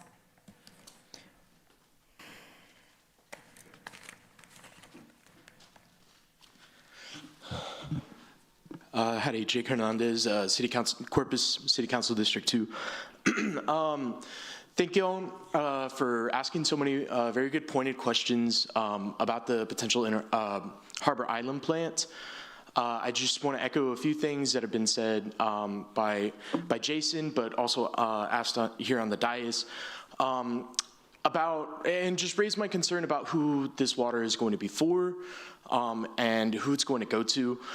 I think it's really important that we have a lot more of these details actually laid out, where the power is going to come from, make sure that some of the permits are a little bit more, real and active before we actually decide to, financially invest in this project. And I also think it's worth, looking into the environmental impacts of this plant, and which I feel like we as residents haven't been really filled in on a lot of this information. It's really great that, y'all have heard a lot of the information about this, but I think we as residents are still really worried about the potential cost implications of this project, as well as the environmental impacts. So I just think that this is a really good opportunity to establish a little more partnership between the city and the residents here who are really concerned about the way our water is going to be managed. We've shown up here several times, packed the city council chambers, and y'all should know by now, actually do really care not just about shutting down any certain plans. We're not just anti-everything, but if we are really going to pursue, new water sources as a city, it really should be in service of the residents that live here. And that said, I think that us as the residents need to be the ones making the decisions on that in partnership with our city officials. So that's about all I have to say. Thank you all seriously for taking some of these concerns really seriously. I really do hope that y'all consider some of these longer term implications, and please vote the right way. But thank you all very much. Have a good one. Thank you.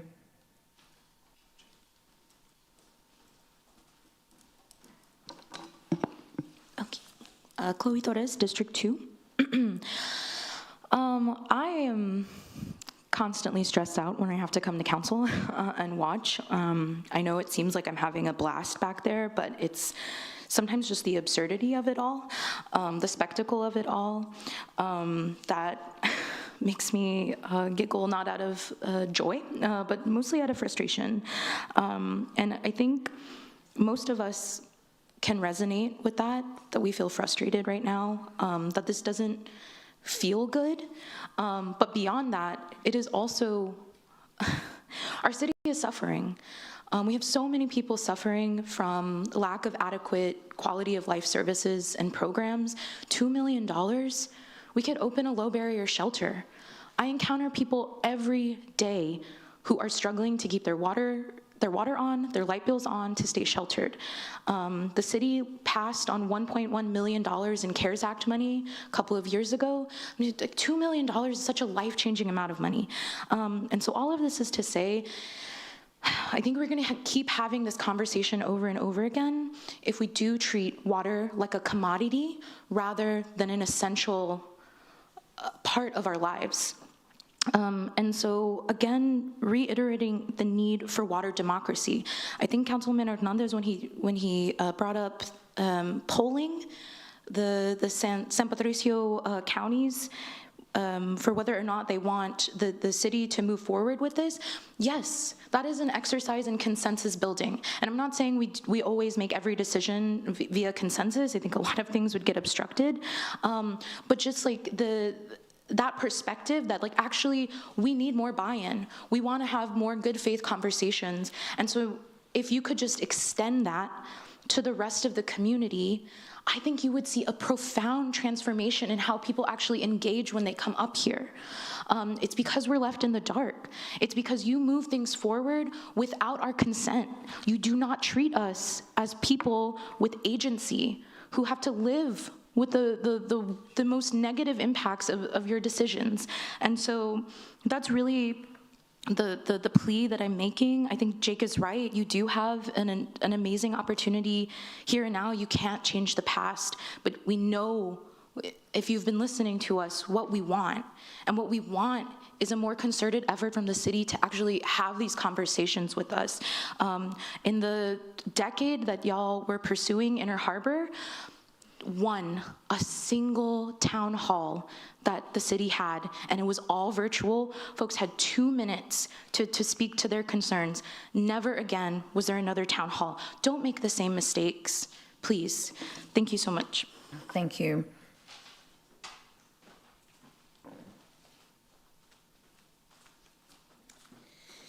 Rachel Caballero, D1. I will address the white elephant in the room. We know that the 4 of you are going to oppose the Harbor Island plant because you're trying to push the Inner Harbor desal plant.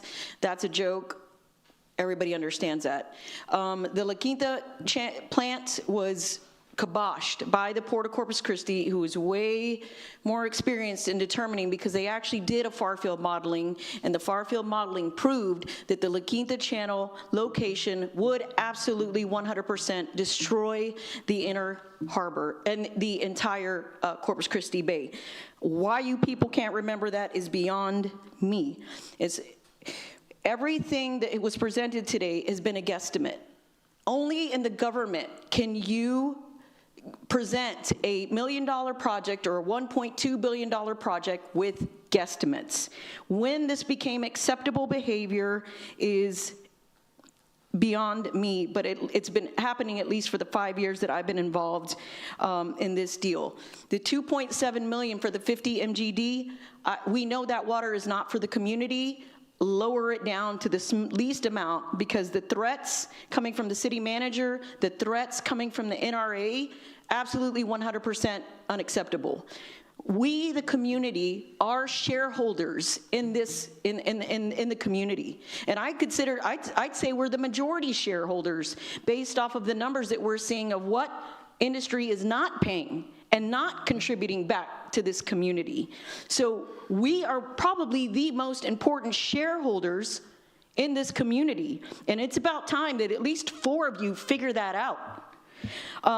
None of this water, and this needs to be said out loud, none of this water is going to take the community out of drought restrictions. So until there's a better plan, and for the love of all that is holy, it is time for our city attorney to do contracts that are in favor of this community, in favor of the community. Not in favor of the vendor, not in favor of the IDAs or industry, but in favor of this community. So this plant, and I need to see the ramifications of what it's going to do environmentally for Harbor Island and Port Aransas. We have to care about our neighbors. We have to care about their tourism. We don't have a choice in that matter. We need to look at far-field modeling in this plant, just like we did with the La Quinta Channel, just like y'all refused to do for the Inner Harbor. If industry needs this water so bad, let Gulf Coast Growth Ventures, Exxon Sabic, pay the $2.7 million and reserve the 50 MGDs on their own, and we go about our business providing it to the customers that we currently have. Thank you. Go ahead. Alejandro Benavides, District 3. I mean, it's all been said. It just needs to be listened to already. I mean, honestly, with somebody who has a master's in business, like, how do you even come to something like this, or ask investors or ask banks or anybody for $2 million with no business plan? It's unheard of. And the first time you would go to somebody with that, you get laughed at. And the second time, you probably lose your job. I mean, I don't understand how a week later, there's still no numbers. I don't understand. It's got to be more than that. Second, we got to stop thinking of these businesses as, they're our residents, because they're not giving back. I know so many small businesses out there that are giving back to the community every chance they can get. And it's sad that people who are businesses that are making billions of dollars they're doing the bare minimum for us. We need to demand better of our businesses. We need to demand better of the business managers. I mean, if you're a CEO of a city and you come without a business plan, are you just trying to get a wink-wink deal or what? We can't be giving our own companies contracts. We can't be writing up contracts that are going to help other companies take millions of dollars. And like they asked earlier, have you ever signed up contract where we didn't get our money back? Yeah, we just did. What was it, $50 million? It's too late to get that back, but now they want us to throw $2 more million. It's not the fact that it's $2 million, it's how much more. Like, how much more do we have to give into a system and not get anything back, and then we hear again, oh, sorry, that $2 million was lost. Just like the last time we put $50 million for designs and stuff. They're nickel and diming us because they can't get the big plan that they want. But if they can't get $1.2 billion, what are they going to get? Another $50 million out of us before they move on to a different city and cut their losses and say that they got the winks that they wanted? I don't buy it. Thank you, sir.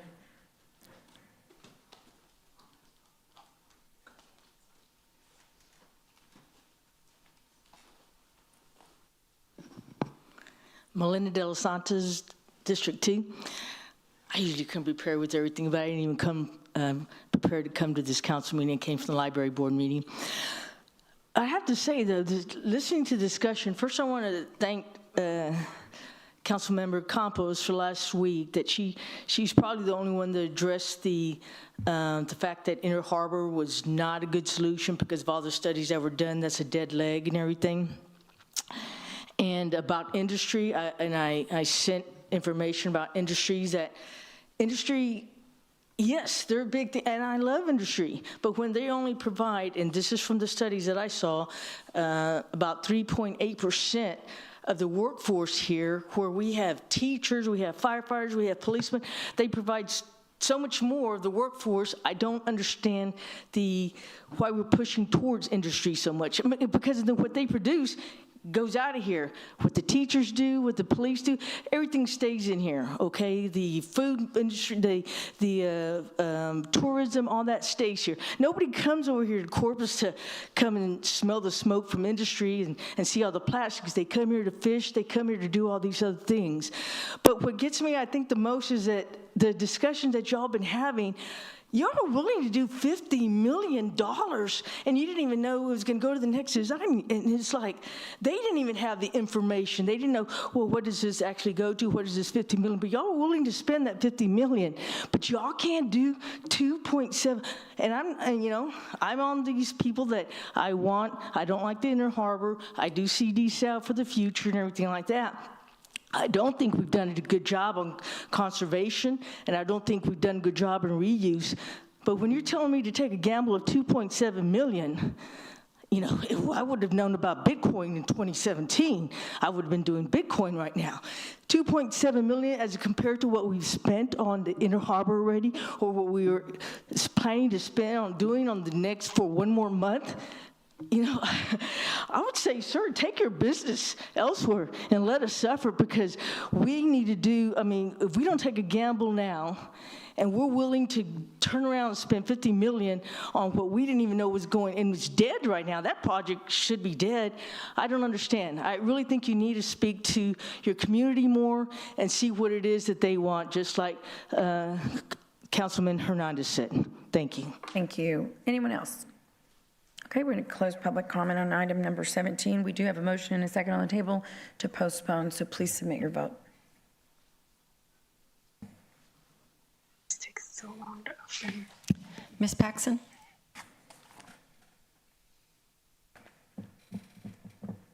Ms. Paxson? Aye. Would you care to vote? Okay, aye.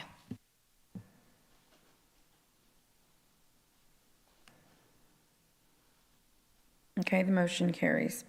The council is now going to go into executive session, break for lunch on item 22 per Texas Government Code sections 551.071 and 551.072, and we will return.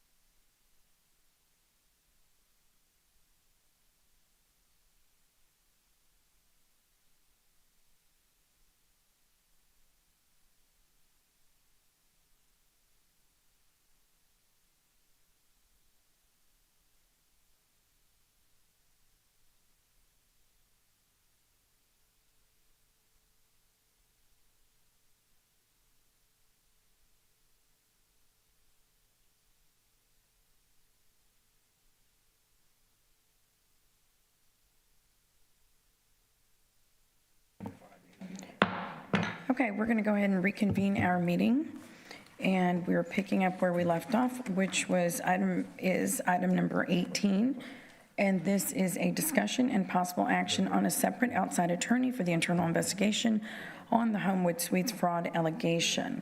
And this was requested by City Council members Eric Cantu, Gil Hernandez, and Sylvia Campos. Mr. Cantu.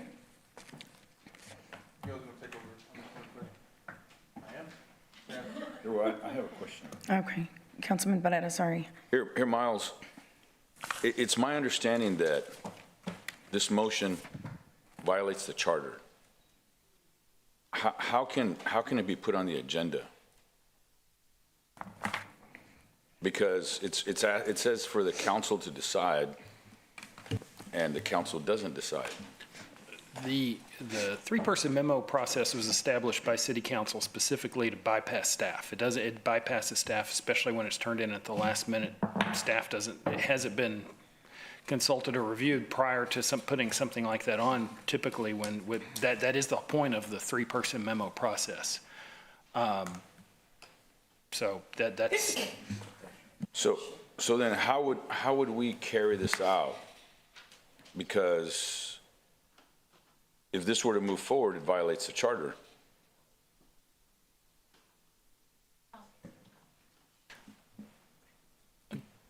I mean, I don't know how I could participate, because I can't participate, or anybody can participate, because the request violates the charter. And whenever City Council, when staff is always open and welcome to try and work with council people who want to try and achieve something, if you all tell us your objectives, our goal is to try and provide with the City Council members that Miles, he's asking you a question. Is it in violation of the charter?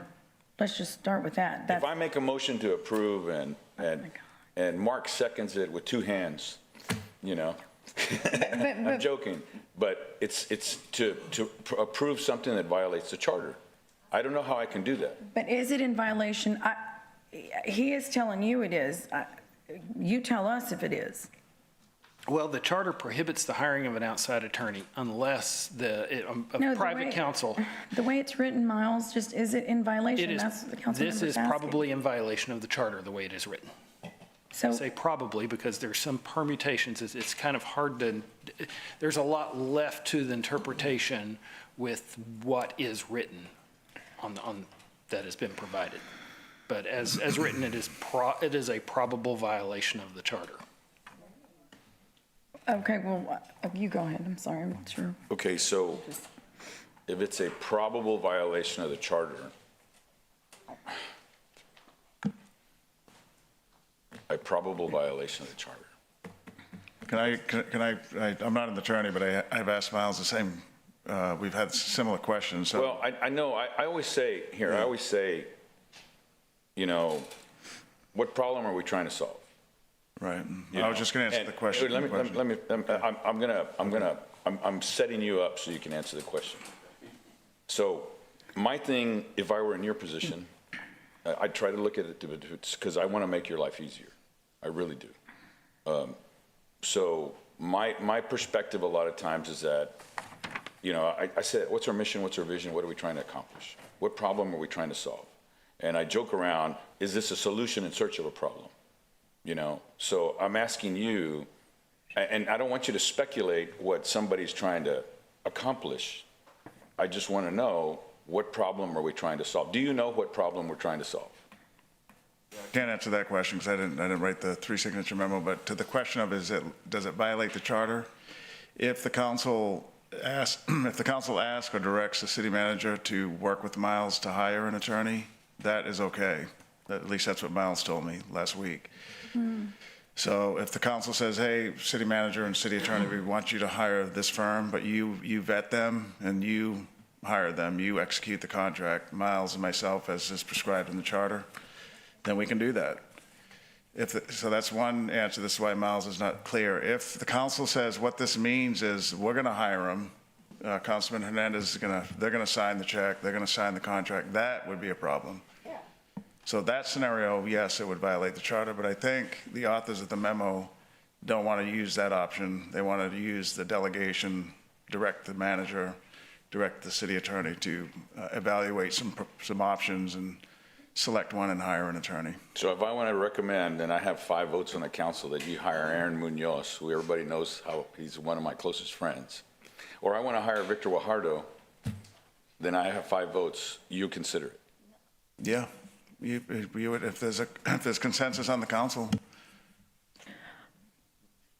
We work at I work at the council's direction. Okay.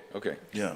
So if 5 votes say we want to hire Victor Guajardo, then you'd consider. Well, I don't know if we could say yes yet, but we would But consider it. I'm just asking you if you. Yeah, we would consider it, and Miles would vet it Yeah. and see, I don't know what his vetting process is, but he would vet it and come to a conclusion Wow, that's kind of scary. and recommend either I sign something or not after he signs it. Yeah, tell me, Miles, how we go through this process so that way we circumvent that. I mean, I'm obviously trying to convey that because I have to explain it to the people that elected me as to why I'm supporting or not supporting an initiative. So tell me how that's supposed to work. There's a couple of provisions that that are involved here. And one of the first that we see is an issue is the Section 10 of the city charter, subsection H, which says no contract for the employment of private counsel shall be made by the city except upon the request in writing of the city attorney stating the necessity therefore and with the consent of the city manager. So when we're hiring an attorney, what you always see is that we see a necessity to hire that attorney. Now, if city council conveys to us, we think that in order to have confidence in XYZ, we believe an outside attorney needs to be hired to review this particular matter. And these are the attorneys that we believe would qualify. We want you to vet them. Then the city manager, if there's a contract within that authority, we might be able to see that necessity. But that particular intent has not yet been conveyed to us. So right now, all we have before us right now is in subsection 18 is separate outside attorney for internal investigation. Council will decide what outside attorney to enter into an agreement with. That, as written, does not comply with the city charter. However, the intent of the city council probably is achievable with a slightly different motion. And how would I do that? If I wanted to amend the motion, if it's a violation and I want to amend the motion to follow the city charter, how would I go about that? If you wanted to do a motion that did not violate the city charter, you would probably want to tell me what your intent and goal was, and then we work together so that I could provide you a motion language that complied with your intent, your desires as a council person, and was compliant with the city charter. Okay, there's a lot to unpack there.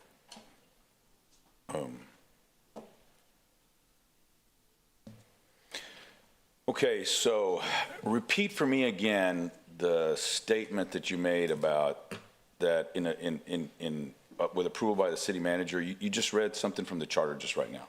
Repeat it for me again. No contract for the employment of private counsel shall be made by the city except upon the request in writing of the city attorney stating the necessity therefore and with the consent of the city manager. Okay, so that's the charter, right? That's the charter. No contract for the employment of private counsel, I had it up, so shall be made by the city except upon the request in writing of the city attorney stating that the necessity therefore and with the consent of the city manager. So this motion doesn't allow for that. But if somebody tells you right now, I want to hire Victor Guajardo, how do I do that? Are you going to tell me?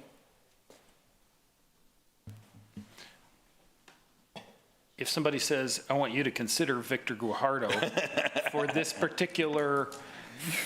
particular type of activity, I'm probably going to identify some problems with conflicts of interest in that. But if somebody says that, then I'm going to say, okay, we can evaluate, or let's say not Victor Guajardo, but some other, just I'm being facetious. a random named attorney. I know there's a conflict. We're going to evaluate that attorney, the objective of the city council, the need, the necessity therefore for that attorney, and then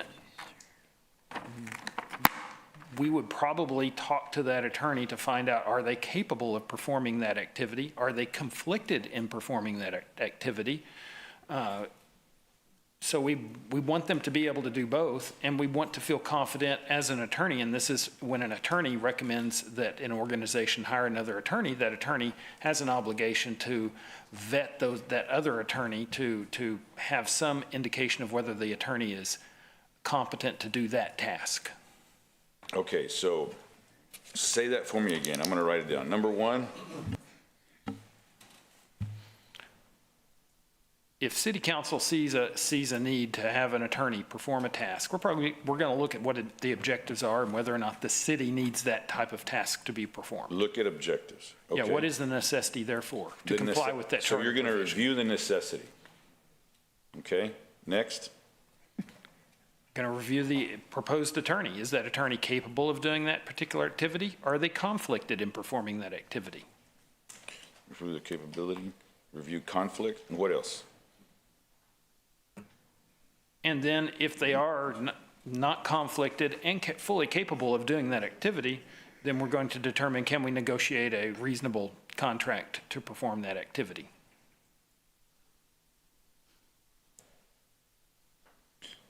So if five of us come up with an individual, then what do? You're going to go through this process. How long is it going to take you? Are you going to bring it back to us in another meeting?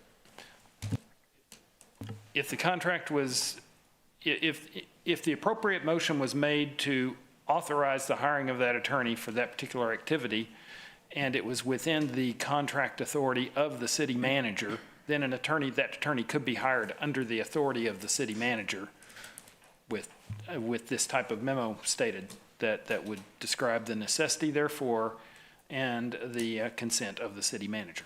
Okay, and therefore, the consent of the city manager, therefore, that's if it's under the 50,000 or in Yes, January. and that's why, and actually in all contracts where this city hires attorneys, it gets the city manager's signature on the contracts with the attorneys.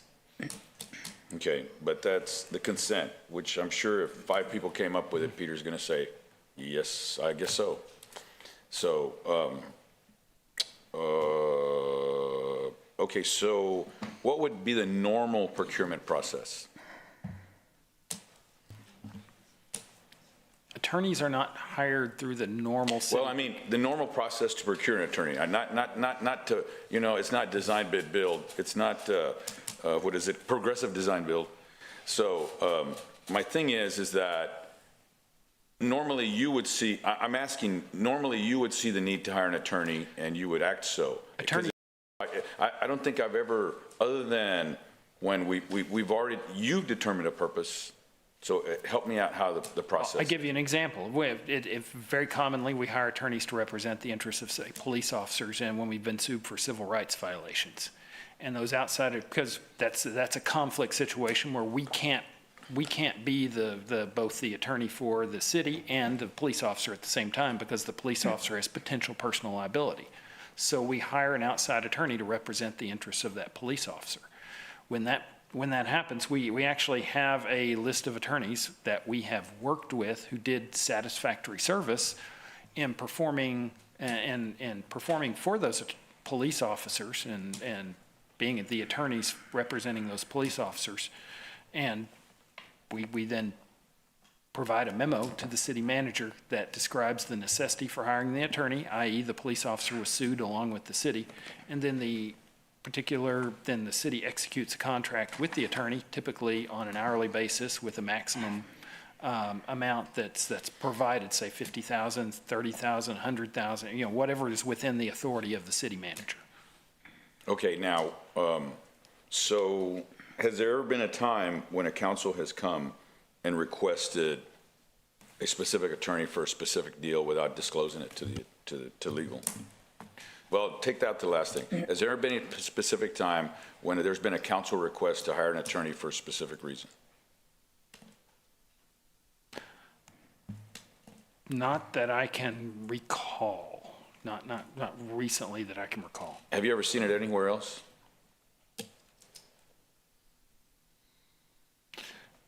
I have had city council persons say, hey, you need to look at so-and-so as the possibility in hiring that attorney. They know of that attorney, and that attorney's reached out to that city council person about their expertise in a particular area. Maybe we talked to that attorney, but not as a whole, not as a council saying, we like that attorney and we want you to hire that attorney specifically. I haven't had that happen. Okay, thank you. Thank you, Mayor. Councilman Hernandez. Okay, this kind of came about when Councilman Gantu brought this up to me, and there's some thought about a conflict between somebody representing the city and then someone investigating ourselves. So it's hard for an attorney to be representing us and then investigating us at the same time. And and I know I had this conversation with you, Miles, if you can kind of put what your thoughts are on that in terms of how you reconcile somebody that may find information that might be detrimental to us defending against this case.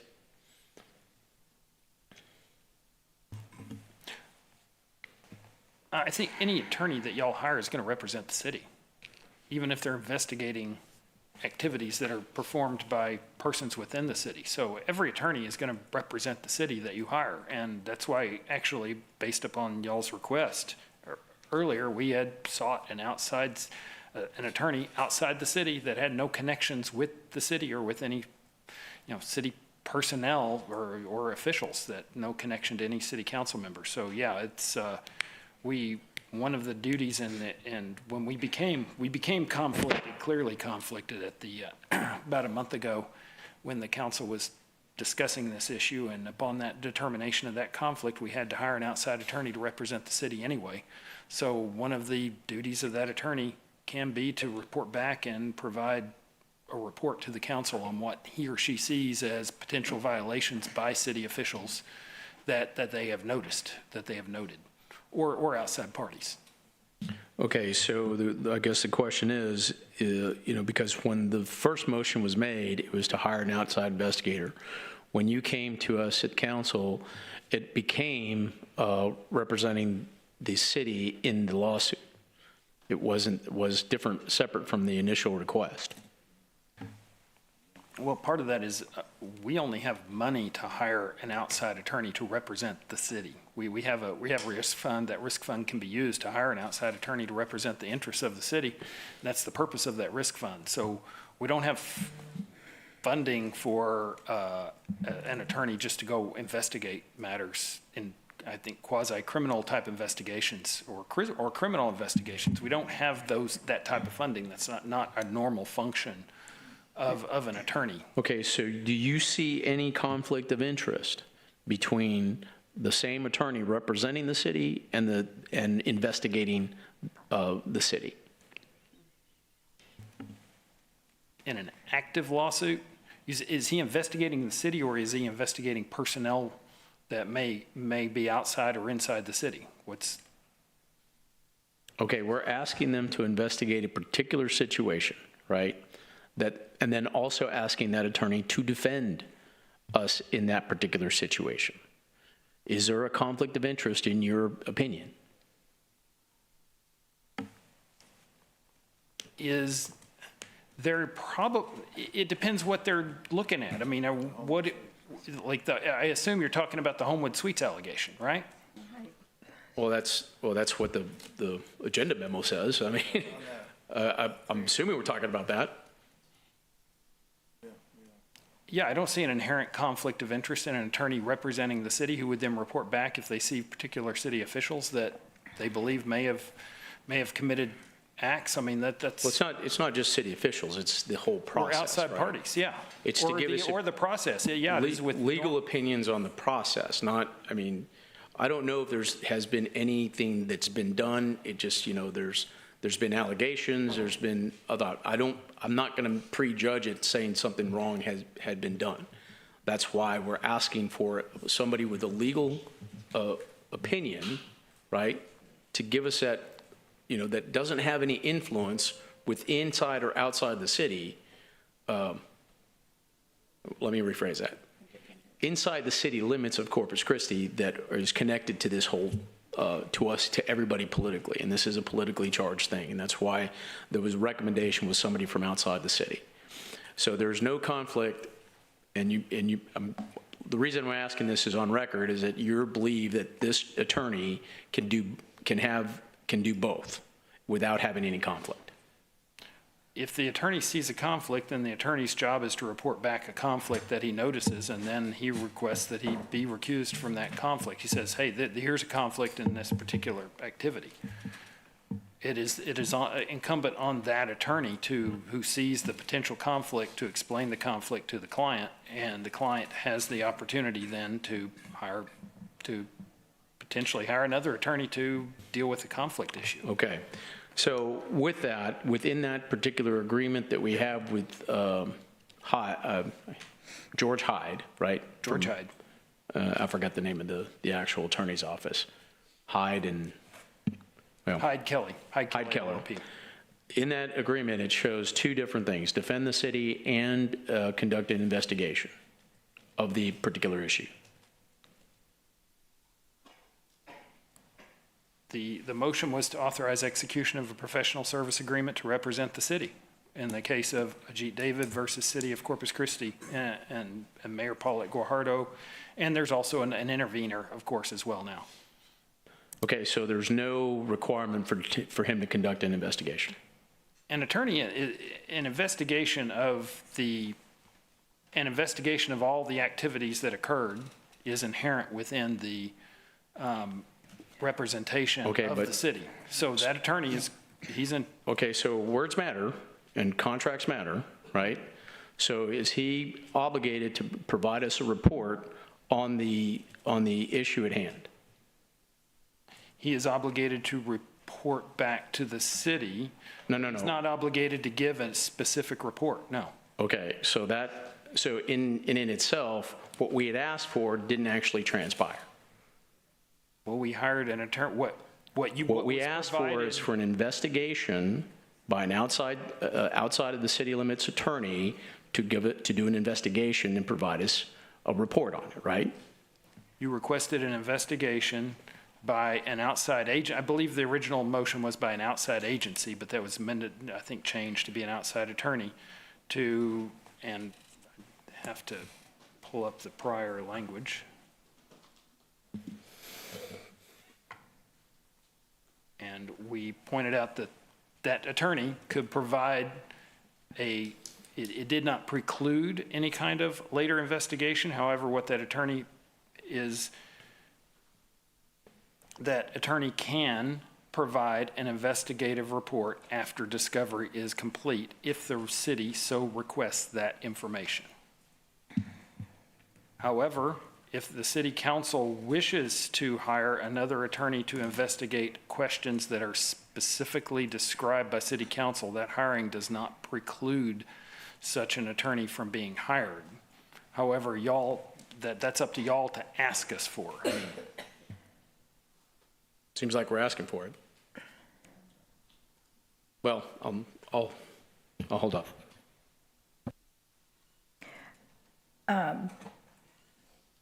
Miles,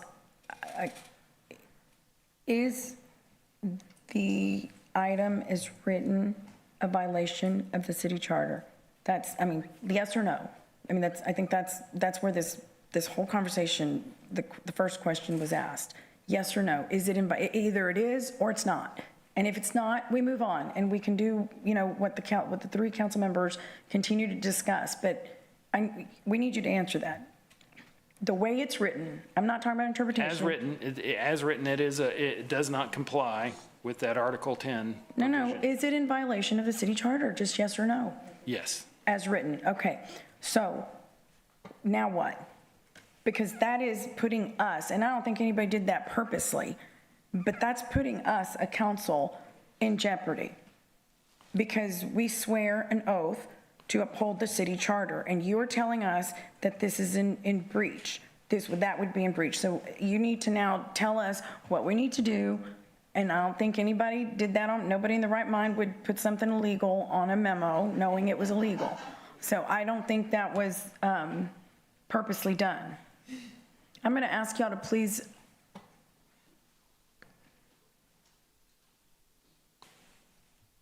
So what's the question, Mayor? You just told us it is in violation of the charter, so you tell us now what do we do? Because you cannot vote on something that's in violation of the charter. I certainly don't. I don't think anybody wants to do that. Well, and I would like to say it's always our goal as staff to try and comply with what City Council wants. But what do we do now? There is some alternate language that could actually might provide council with what it is really seeking. And that would be, let me pull it up here.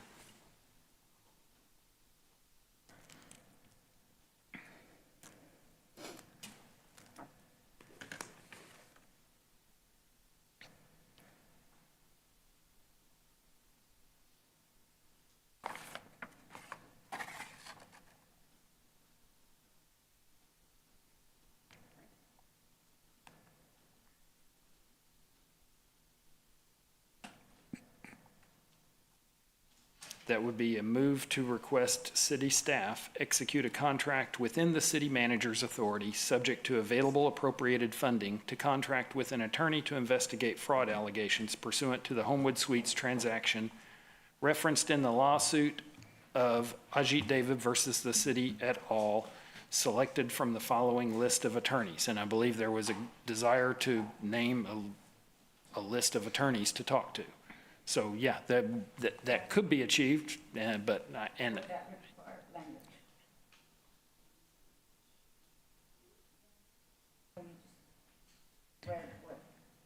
Okay, so what are we doing? What You are would you need to supply suggesting? the attorneys for that list that y'all are thinking about, and I haven't received any list of attorneys. Hey, Councilwoman, I need you to put your light on because we got Mr. Cantu next. So what are you saying, Miles? You want me to restate that? No, I want you to tell us simply, if there's something in violation of the charter, just give us the path forward, or The so path forward nobody would be gets in that trouble up alternate here. language. I'm that- sorry? The path forward would be that alternate language that I just described. If city council wishes to, has names of attorneys that they desire to hire, it would be, I move to request the city staff execute a contract within the city manager's authority, subject to available appropriated funding, to contract with an attorney to investigate fraud allegations pursuant to the Homewood Suites transaction referenced in the lawsuit of Ajit David versus City et al., selected from the following list of attorneys. And I have a blank there because I don't have those attorneys. Okay, Councilman Cantu. Okay, so I'm a little lost. The reason why this item is on the agenda today is because 3 weeks ago, we voted to get an outside attorney to investigate the claims. And the reason why we had to get an outside investigator to see if the claims are correct or whatever the case is because majority of this council said that George, our auditor, was conflict out. And no one believed anything he said. So that's the reason why it's on the agenda, to get an outside attorney. And then Miles scared everybody and said it's gonna cost $400,000.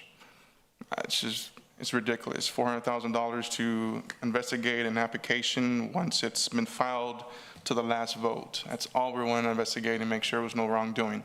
My personal opinion is the attorney that is representing the city now, who wants to represent on this investigation, I think there is a conflict because I don't think he's going to mess up his case. In other words, if he investigates that an assistant city manager did some wrong, He's not going to go tell the other side, hey, our assistant city manager screwed up.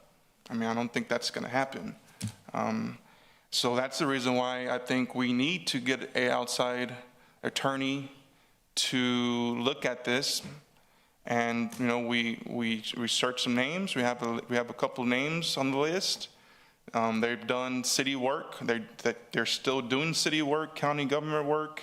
They do fraud cases. They do corruption cases for cities and counties and school boards.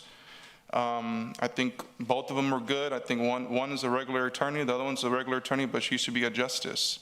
So I just, I feel that this city needs to figure out if anyone did anything wrong. I don't see what's the big deal of this. I don't know why other council members are making big deal about this to get it done. You know, it's not going to cost $400,000. It's going to cost less than $50,000. I think we need to get it done. We need to ease some people's minds and, you know, move forward from this. I just don't understand why there's so much pushback to investigate this. I mean, what do we have to hide? You know, it makes no sense. So, Miles, 3 weeks ago when we voted for the outside attorney, whatever happened with that?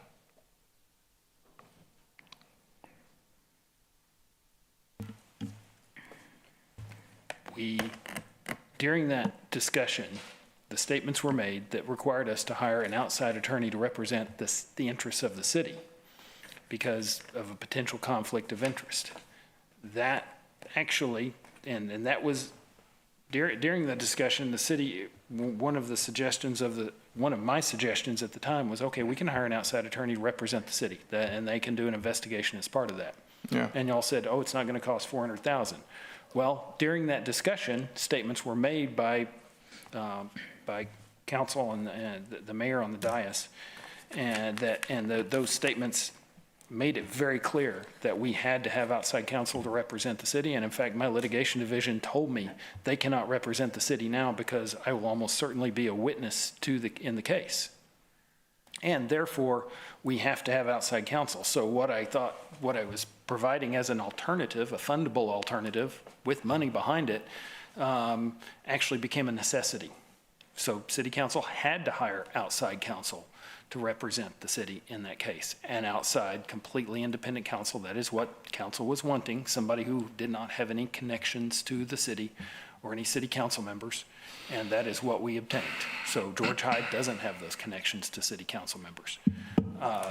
And that person, George Hyde, is going to be subject to questioning by council in executive session.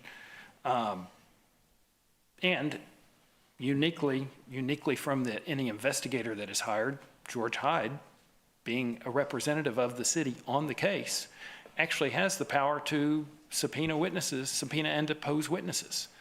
An investigator that is hired in this case wouldn't have any kind of subpoena power or investigator or that deposition power that George Hyde will actually have. So he'll actually have the power to obtain the information that y'all are wanting, rather than simply the power to look through the information that's been provided by others. Okay.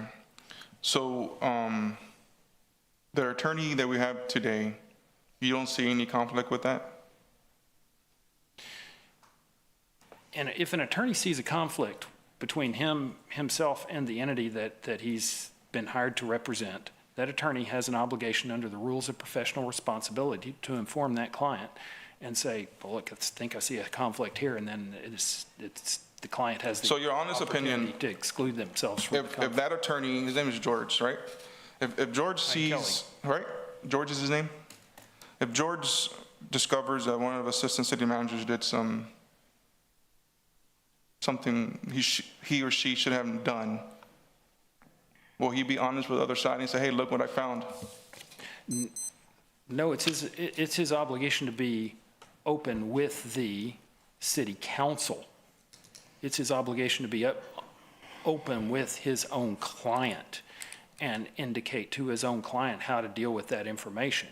Will an attorney be not honest? An attorney all the time has an obligation to be honest and with the other side. However, an attorney has an obligation to be open with his own client. Okay.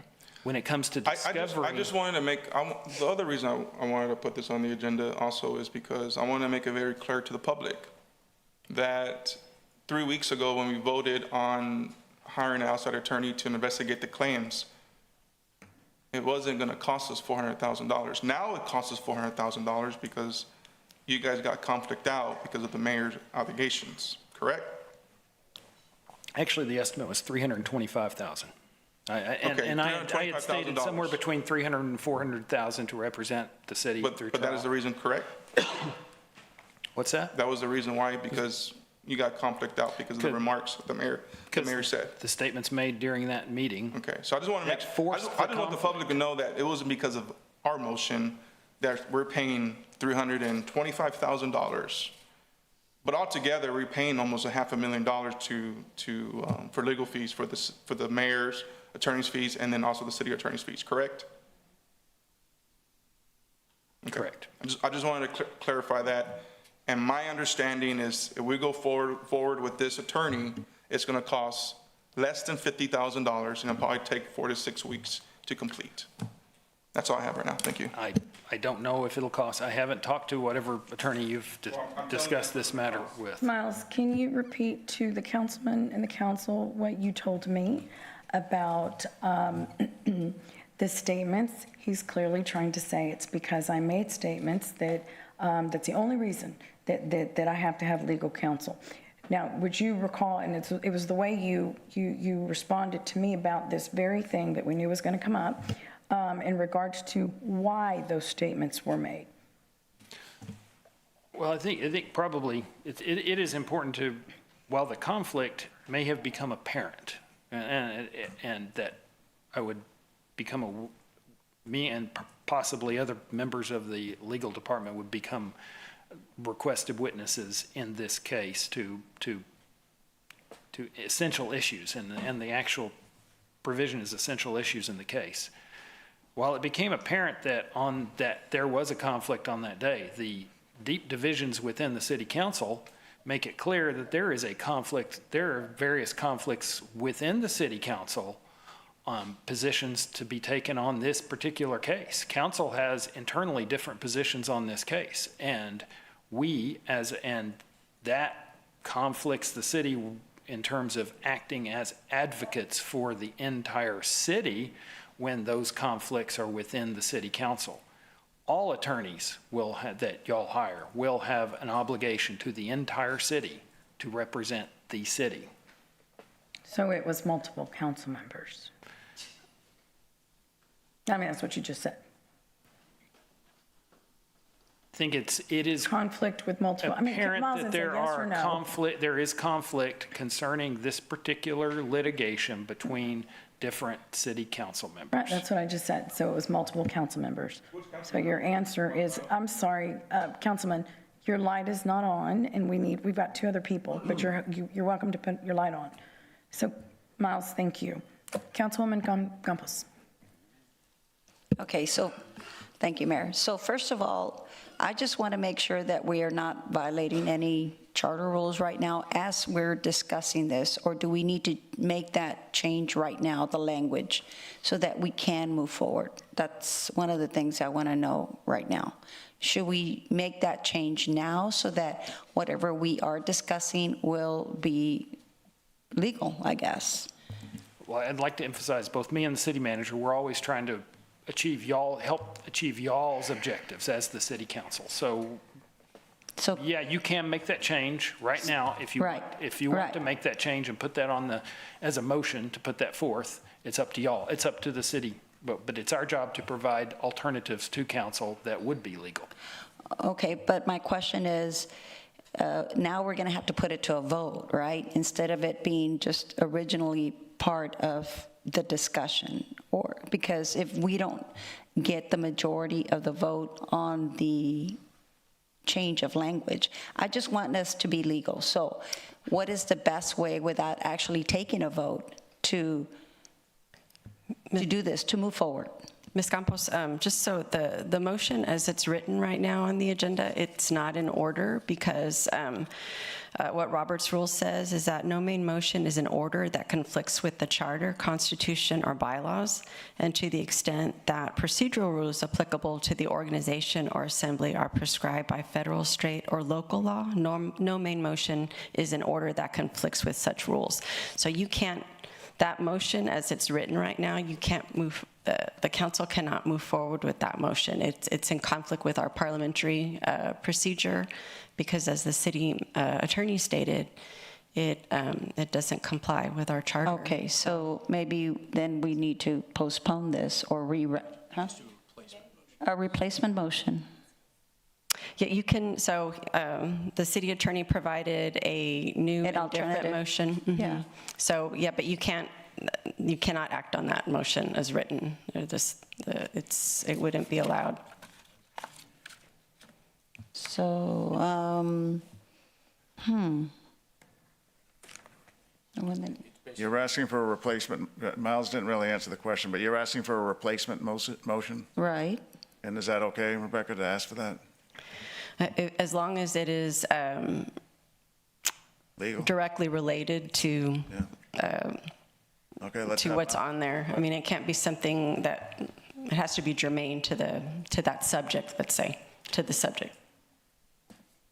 Well, I think our replacement motion is germane to the subject. That's why we suggested it as an alternative. And that, let me say it again, it's I move to request city staff execute a contract within the city manager's authority subject to available appropriated funding to contract with an attorney to investigate fraud allegations pursuant to the Homewood Suites transaction referenced in the lawsuit of Ajit David versus the city et al. Selected from the following list of attorneys. And then I understand you're going to provide a list of available attorneys to talk to. Yes, so the main thing is that we are actually directing staff to do the hiring. We will provide some possible firms or names, but we are directing staff. That is requesting. Requesting. That's a very different thing. You're requesting right. staff to bring it back, Staff. to bring you back an attorney, to actually hire an attorney if that attorney is, to vet an attorney, determine whether that attorney can do that work and is not conflicted from doing that work. But they would investigate the fraud allegations pursuant to the Homewood Suites transaction referenced in the lawsuit of Ajit David versus the city et al. So if that represents your intent, and that's our goal, is to represent y'all's intent. Okay, so can we go ahead and make that replacement what he just read? So that we can discuss it and. Yes, if there's a motion, a second. Tabling is also an option, as you mentioned, but it's an option to adopt his motion language, the city attorney's motion language for discussion. We can adopt it right now, right? Yes. You got to fill in the blank, though. Okay, let me Right, that's the one thing that's Ms. missing. Paxson make a comment. I know you're thinking about that, Councilwoman. Do you want to do that? Yeah. Okay. Okay. Councilwoman Paxson. I didn't want to interrupt if she wasn't done. Were you done, Sylvia? Yeah, I just asked her. Okay. Yeah. I didn't think. I don't want to waste our time or get us into trouble by discussing this any further if we can't move forward. You know, that's what I was trying to get across. So if you want to maybe, I think add to that discussion. I guess I'm a little uncertain. It sounds like Miles was offering a replacement statement. Right. And so were you making the motion to adopt that? Yes. So what you needed was the second? Yes. And then we would need to fill in that list? Yeah, you need to amend it with the list of attorneys, correct? Or at least, maybe not. That's what I'm saying. At least it would be legal for us to discuss it here on the dais. Any So, Miles, possible movement. In order to do that motion that you recommended, do we need that list at this point in time? Yes, yeah. You got to fill in the blank to be with the list of attorneys, and we're happy to then go talk to them do this investigation. I that's agree. requested. I don't think, I'm so sorry, I don't mean to cut you off. I don't think we need to have a long drawn out. I think, sitting in the discussion from the previous item, we were told there was two options even at that point. We could hire one attorney that would cover both, or we could ask to have two separate attorneys. And so I think essentially this is taking a preference towards that second option. I think that's like Peter was saying, the nature of this item. And I don't have the list. I don't know who's being proposed. But for me, sitting here, it feels like we're kind of getting lost in the weeds. So I want to just make sure that we stay on track and be efficient with our time. And I think it's a very simple item. It's just asking to go basically have that another legal eyes set on it. So it sounds like what you need, Miles, is your proposed language plus the list to be motioned and seconded if that's the prevailing interest. If that's y'all's objective, yeah, I would need that. But again, y'all have a couple of alternatives available to you. You can either wait and talk to the attorney who has been employed on this, Hyde Kelly LLP, or you can provide the list of attorneys who would do an investigation alone.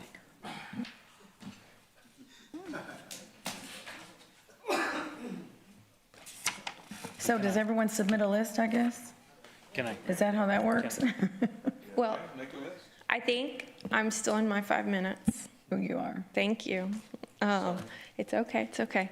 I'm just trying to make sure we stay in order and we move forward in the project, in this item, that's all. So I think if we have the verbiage and the list, then Miles, I think Peter's correct. I think that maybe the translation got a little lost in how it was written, but the intent is kind of clear. It was more to go along those, the option 2 that we had originally explored. And for me, my question when it was raised up was, yes, I understand that if we hire an attorney, they need to be transparent with us, we're the client, but I can also sympathize with the feeling that we're hiring them to fight in our favor.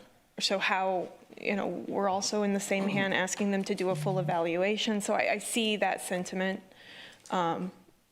But whoever has that list and that language, I think that's the next step we need. And you're not. Well, I just wanted to make sure that we could even legally discuss it. That's what my concern was. And I did not come prepared with a list of attorneys. I'll be honest, I didn't. I just wanted to see if we were even, would consider it. But we couldn't even, it didn't seem like we could even discuss it now. That's what I was saying. I'm trying to get to first base. So I would like, a second, because, we may not have, I've got some names here that he just provided, but no, that he just Googled, I guess, or something, but I guess we just need more time. If we have to give you the names right now, then that would be an issue for me. I have a couple of names that have been provided by Councilman Cantu. Daniel, I said Councilman, I didn't say. Councilman Cantu, Daniel Ray, Justice Patricia Alvarez. I could also, if anybody wants to obtain extra names, I could even obtain some names from the independent outside attorney that we have, that we've employed. And he's got some names.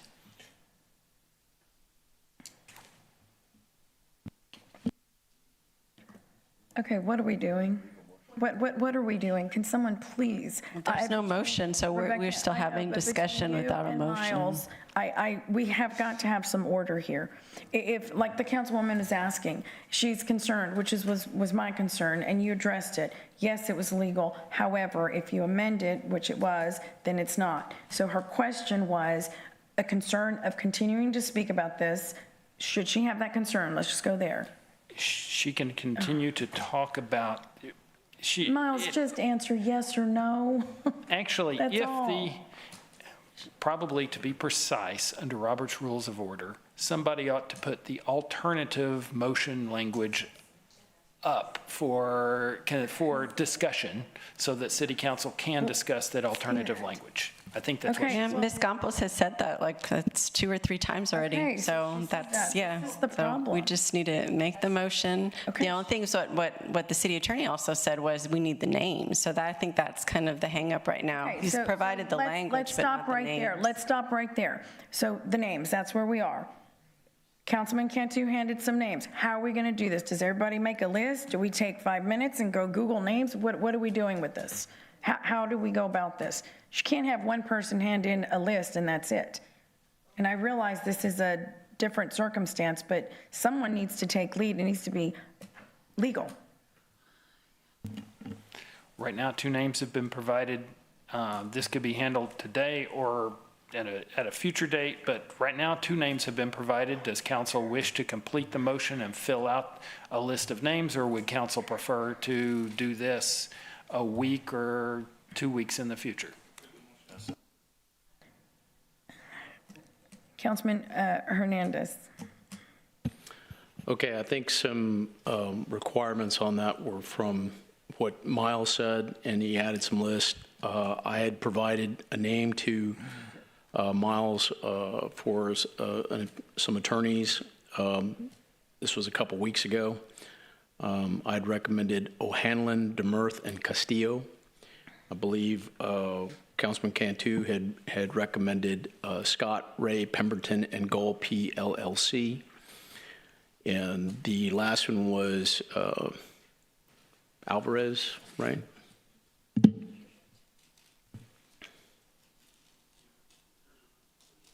Justice Patricia Alvarez. Justice Patricia Alvarez. I know all these are outside of Corpus Christi.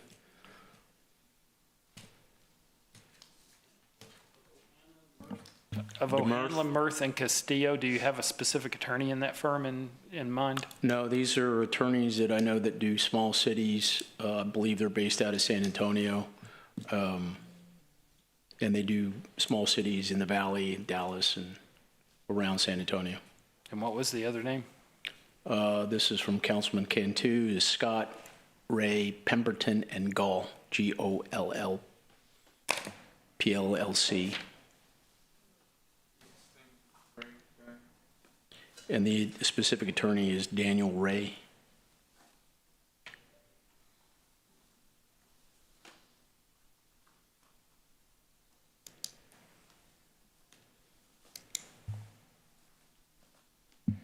Okay. All right. Councilman, you're done? I'm done, thank you. Councilwoman Vaughn. I feel like I'm in a loony bin right now. Miles, I totally got what you said. You explained it very well. You said the motion needed to be changed to the language that you said. It was that simple. Change it and add the attorneys. But before I go there, I'm just going to say this. You're right. Attorneys are supposed to be honest. That's their obligation. It doesn't mean they always are. We hope they are. So I understand the concern. I wasn't here last week, so I don't know what y'all did. But I don't understand what the pushback is right now. I don't. We represent the citizens. There has been a concern for the citizens about this for too long, and we've got to put this to rest. We have to. Truth is truth, and that's what we need. It sets you free. We just need to know what the truth is. So if it takes an investigation to do it, and I'm really frustrated that we sat here and said, hey, the auditor, nobody believed him. That's not true. It wasn't that we didn't believe him. He didn't present his case well. There wasn't enough stuff there for me to say, hey, go do this. That's why I thought I abstained and said, let's go to the police and Texas Rangers, whatever. And I don't know where that's at because we've not had an update on that. But I think this is going to keep going on and on and on, and this is bad news for our city to do this. So we need to nip it in the bud. As far as I'm concerned, we nip it in the bud and find out what the truth is. And then I don't think there ought to be any pushback. Truth's truth. Let's find out what it is. Thanks. Councilman Scott. So we're deliberating still an item that's doesn't meet the charter. No? So No, we because it was changed. we are now deliberating the motion to amend, right? No, we can't amend it because it's not out there. Sorry, new motion. So there is no motion. There's some proposed language that the city attorney has provided, but we don't have the list of, we're developing a list right now of attorneys. But I don't know if everybody's ready with a list. Yeah, so I'm speaking on that, right? I'm not speaking on that which we decided earlier on violated the charter. Well, if the motion, we're just talking right now. There's no motion out there. I thought. A motion and second. Was it seconded? I thought that Sylvia had It made was a. not No? Correct. seconded, so you're right. All right. Yeah, well, then- so. I All right, know, well, so we do need a motion at the proper, I mean, we need a motion out there. When there's a motion on the table that we believe meets the charter, let me know. I'd like to visit. I'd like to speak. Okay. All right, so we have a motion, but we do not have a second. So We have a motion, an incomplete motion All right. without the attorneys. Councilman We've got some of them. All right. Yeah, we've only So got a partial Councilman list. Scott, go Thank you, ahead. Mayor. A couple thoughts, quick. I don't think I think the way I understood it is the city auditor provided a document that thought there was enough evidence that we needed to hire an outside investigator to see if there's fraud. That was my recollection. And so we did. And I specifically asked the question because I thought it was interesting that I thought it was an interesting experience, and I specifically asked the question if this attorney, what's his name, George Hyde, would also be including in his work the investigation of the city auditor's concerns. Those are my words. And I was told, yes. So when I left that,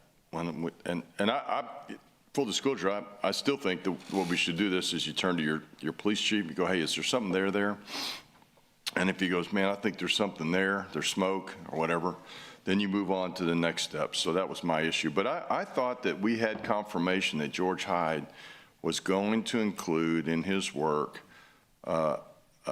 investigation of our city attorney's concerns. And so, I'm really confident that that was the case because I asked it.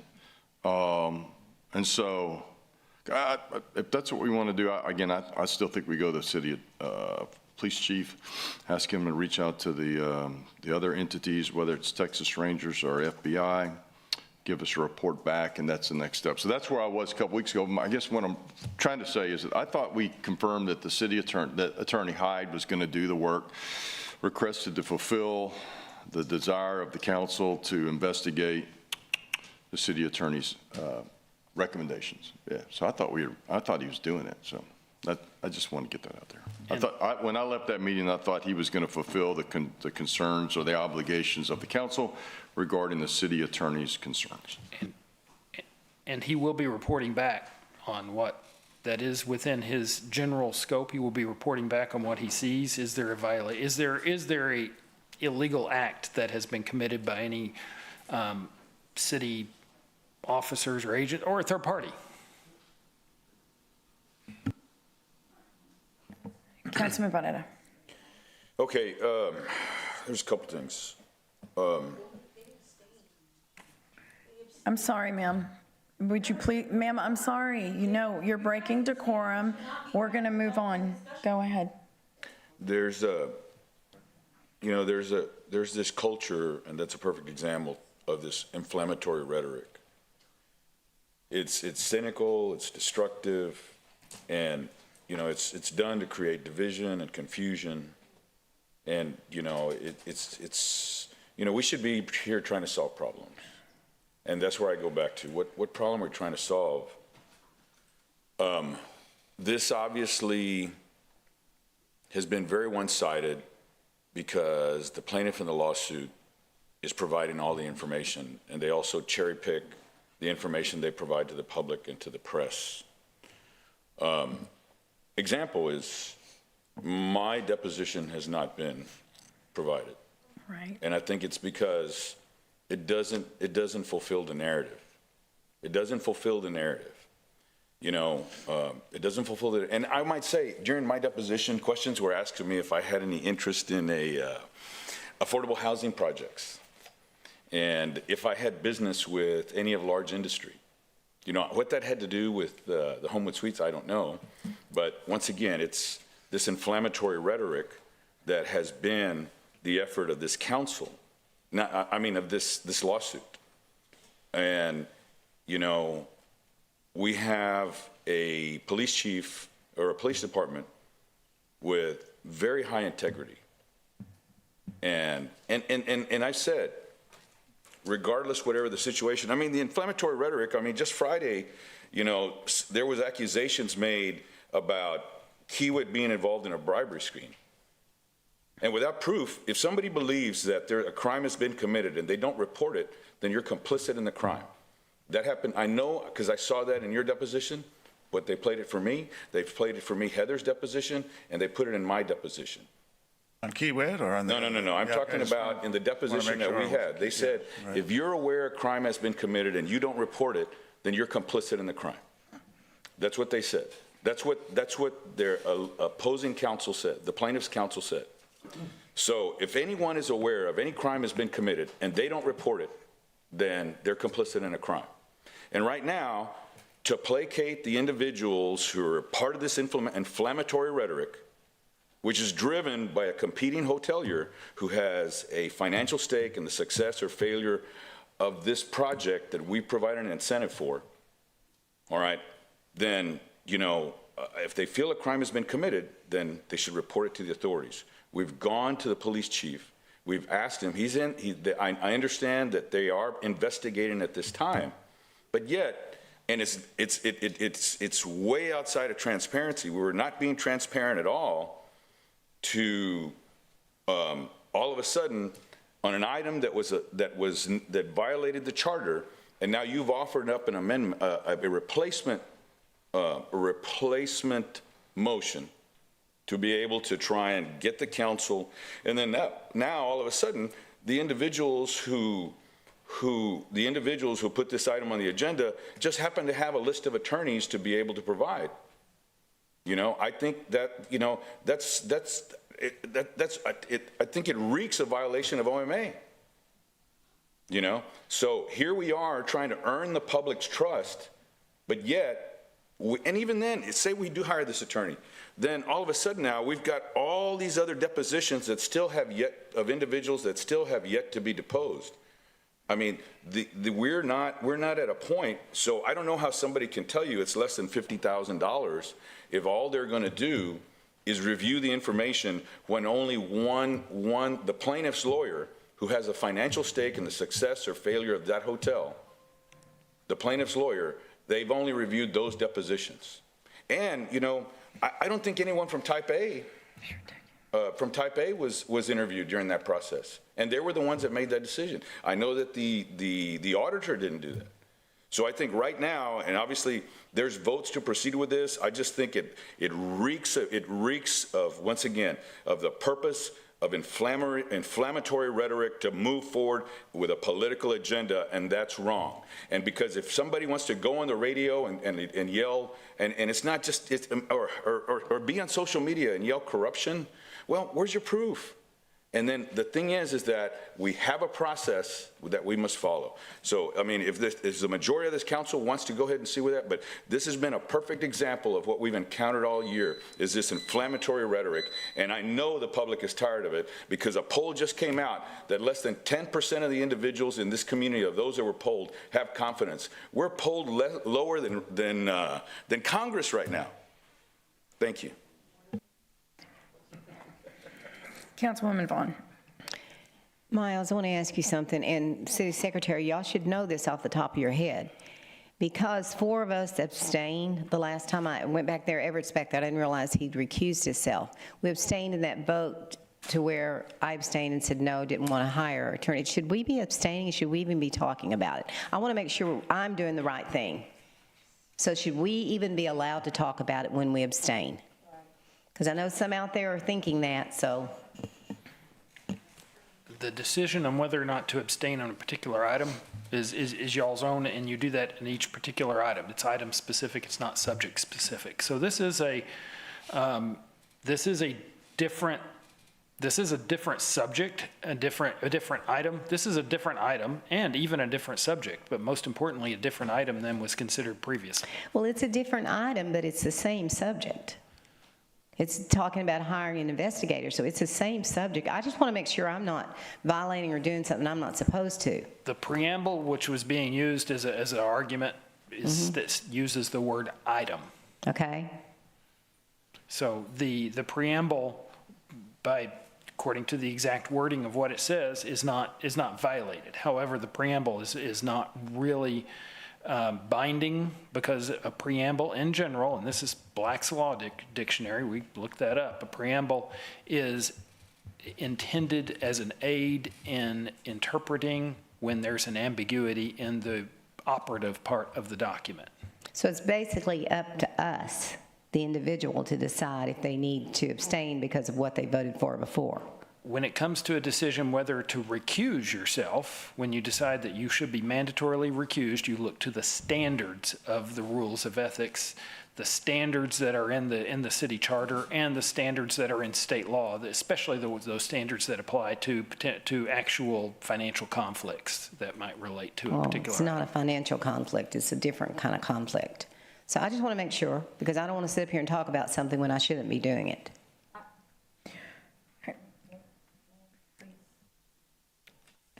Thank you. Well, Councilwoman Paxton, I mean, she's before you, and then we'll get to you. Go ahead. I'll come back after hers. Okay. Okay, thank you. Okay, so that is a good question, a good issue that Councilwoman Vaughn brings up, because I don't know if the council members that abstained did file a conflict of issue document, as I believe they are required to do, aren't they? If there is a conflict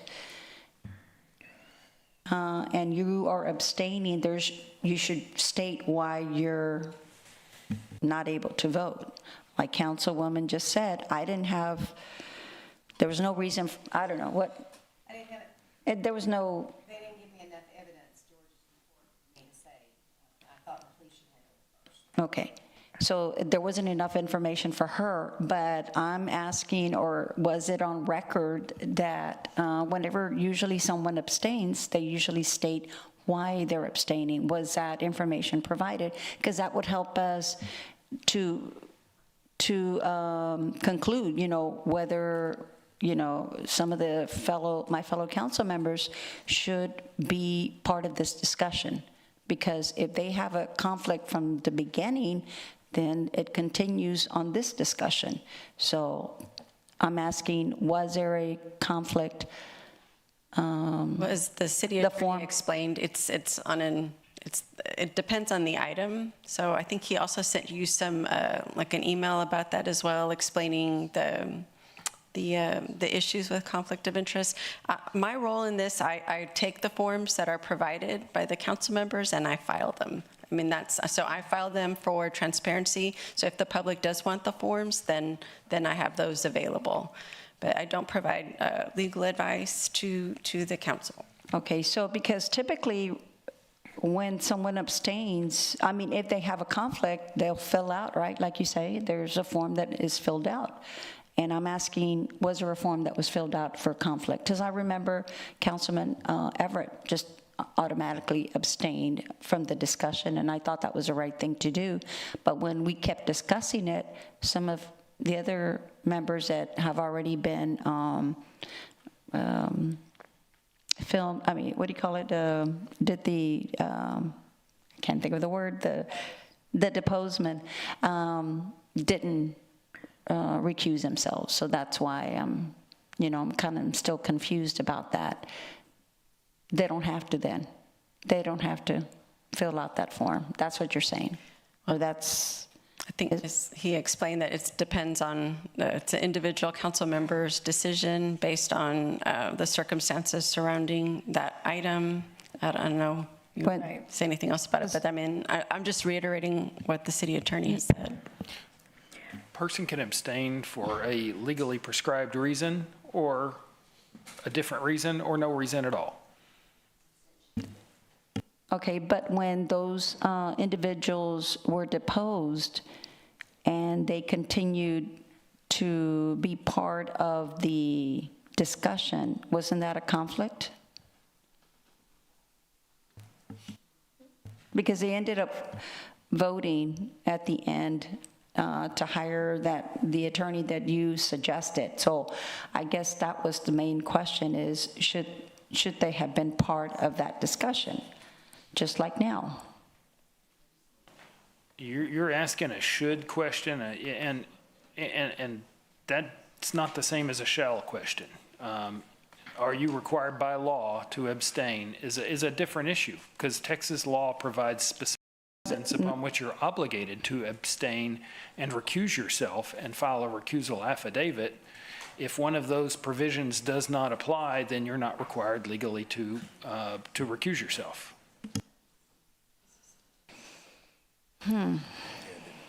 Okay. Miles, if council members received money from these hoteliers, would that be a conflict? If you were receiving money that's dependent upon your particular vote, or have received money that gives you a specified financial interest, you might have a reason to recuse yourself from. Okay. Or hosted fundraisers or met with them? Well, that met or hosted fundraisers may or may not, depending. I guess my point is to Councilwoman's point is, there's a whole lot of conflict up here. There's a whole lot of conflict, but I think it's based on what you feel is conflicted and what there are standards provided in the ethics ordinance that are that are prescriptive, and in the absence of a conflict of interest pursuant to the code of ethics or some other legally mandated obligation to abstain, then you would not have an obligation to abstain. All right. Councilwoman Paxson. Thank you. Law. There's a lot of ins and outs. We have a lot of documents that try to guide us to represent the community best, and it can be challenging to understand those, and we all have to do our due diligence to study those and figure out where they apply to us as best we can. And as we know better, we do better every single day, every single one of us. My question right now, I think we have a motion in a second. Miles, I wanted to see if you had everything that you needed on your side for that to be validated so that we can proceed. We have what I believe is 3 names so far that have been listed to put in the blank, but that would need to be added by the person making the motion or one of the other council members. Scott Ray, Pemberton and Gall, and I believe that's Daniel Ray that works for that firm, Justice Patricia Alvarez, or O'Hanlon, Mirth, and Castillo. And I think there's already the motion, so that would need added. Is that what I'm understanding? No, the motion wasn't made yet, so we're just needing to add the language, add the attorneys that you mentioned. I heard, I believe Councilwoman Campos had made the motion, and then Councilman Cantu had seconded.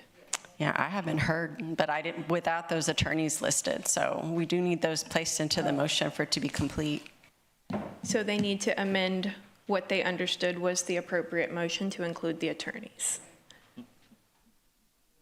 So, okay, I guess I'm going to ask, does anyone else, I don't know how many people submitted attorneys' names, and this is all on a whim. I don't know who knew to do this or not, but there has to be an opportunity, whether people take it or not, to submit a name or names. I have a name. You have a name? Carlos Valdez.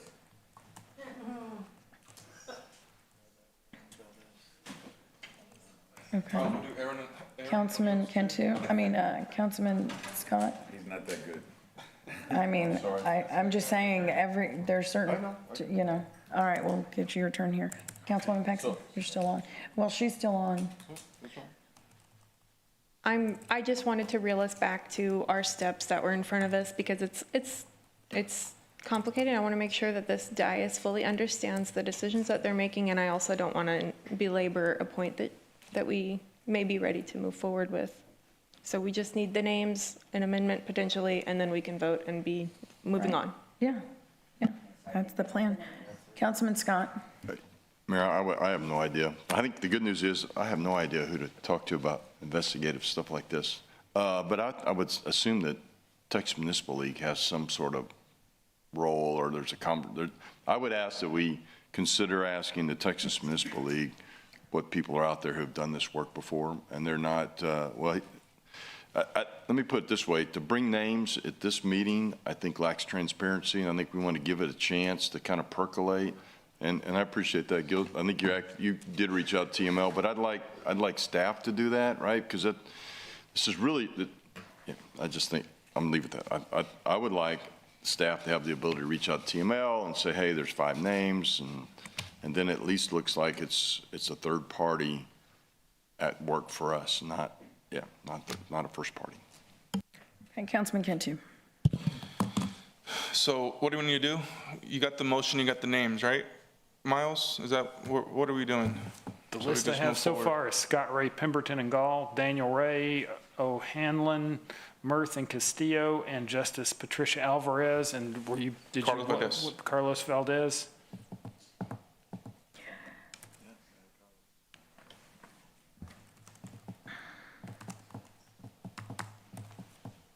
Any more? So how about we just solve this problem? We all just take lie detector test. It'd be much cheaper. I'm just saying. I think it'd be much better. Maybe we could ask some questions about the Inner Harbor, and everything's on as we bring it back.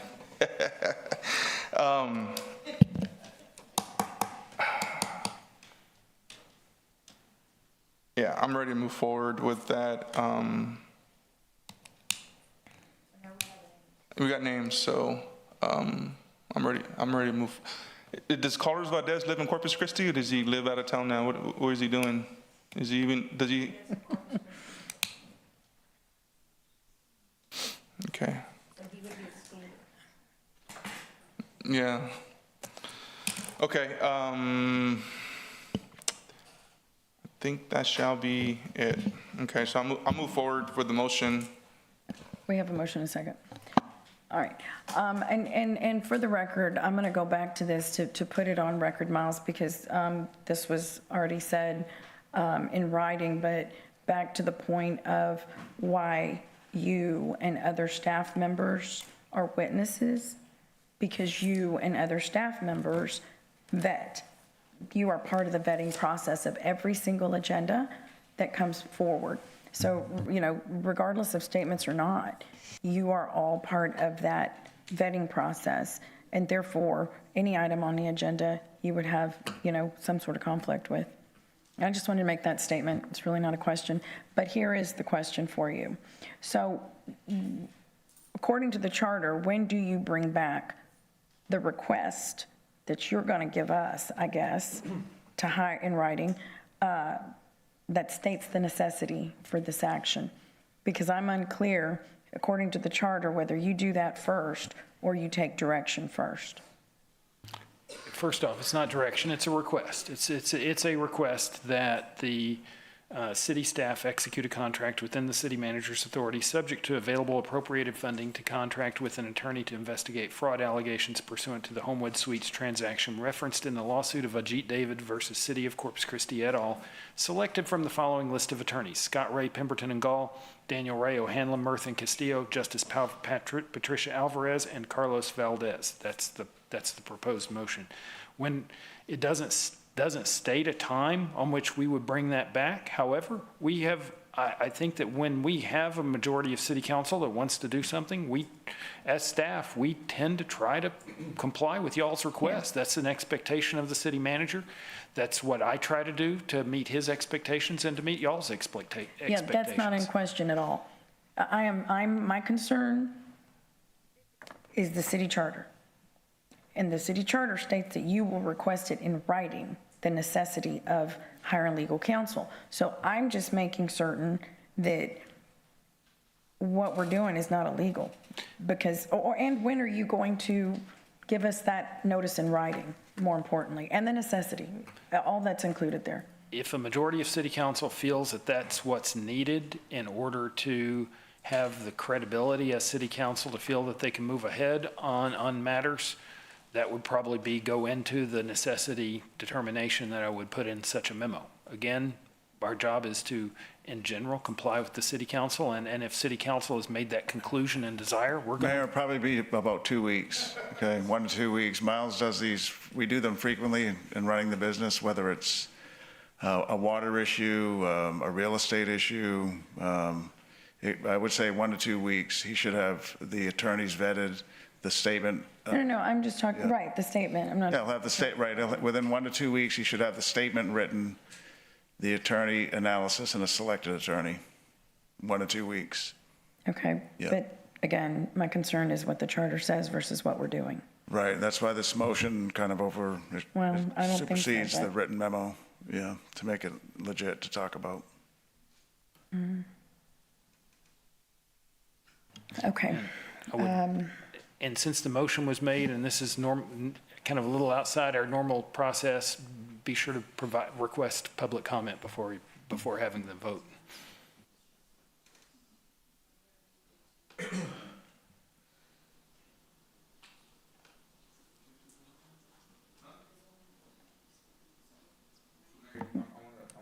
We're not, just reiterating. So now we're going to have, because we have, Councilman, we have decorum to some of.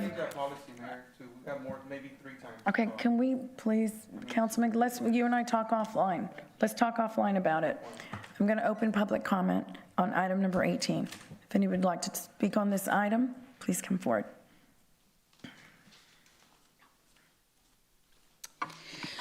We have to, Rachel Caballero, D1, there's so many bureaucrats that need to be removed from this entire building. This is exactly why people hate dealing with the government.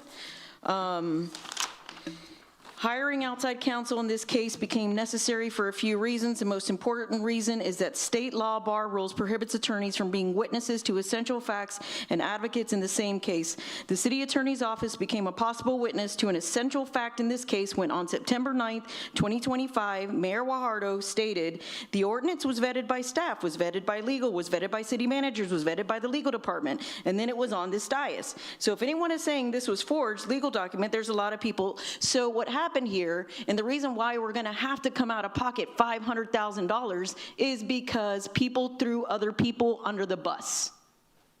That's the truth. And it's costing taxpayers $500,000. Why we as taxpayers have to pay to represent liars is why there is no confidence in this local government. That is why. The state bar rules prohibits attorneys for the city from being advocates for a client testifying as a witness, as a fact witness on an essential element in the same proceeding.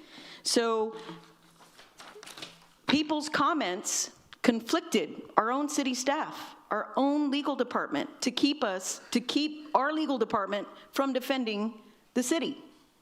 And the big picture here is councilman that's all of a sudden has a conscience and morals. The problem we're trying to solve here is corruption. We're trying to solve the problem of taxpayer dollars being stolen from this community and being given to campaign contributors. The problem we are trying to solve here is politicians, career ones at that refuse to represent this community. And we're going to make an example out of one of the three that are involved in these proceedings.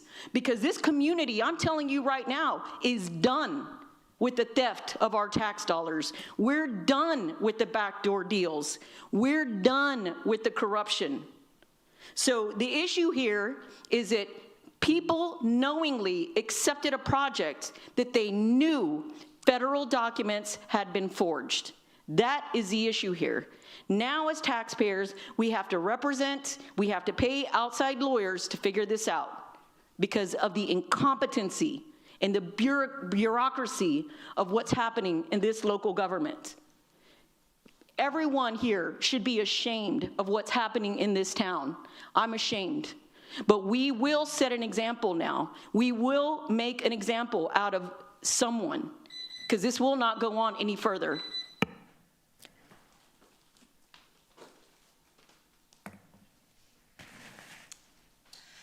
Susie Luna Saldana, Corpus Christi, Texas. Let me tell you, I've been hearing you back and forth, and I feel kind of sorry for you. You want to know why? Because you're taking money to spend when you could use one lawyer to take care of everything. You now have 2 lawyers to take care of things, which is going to cost more money. And I tell you, I want you to do it. However, you know what? I want you to do it completely. Right now, you have only heard one side of the argument. You haven't even heard the second side. And you cannot make a judgment call based on one side of the argument. You have to have both sides. So when you do your internal investigation, you should honestly wait till the side of the other person is hurt. Because otherwise, you're not getting to the truth. You know, some of the people that are on that side, I don't even like. And I'm honest about it. However, the truth is the truth. And you should go after the truth, but it should be as a whole. Look at both sides and then have your investigation. And then when the legal system comes out and says they're guilty, they're not guilty, then make your transparency charges.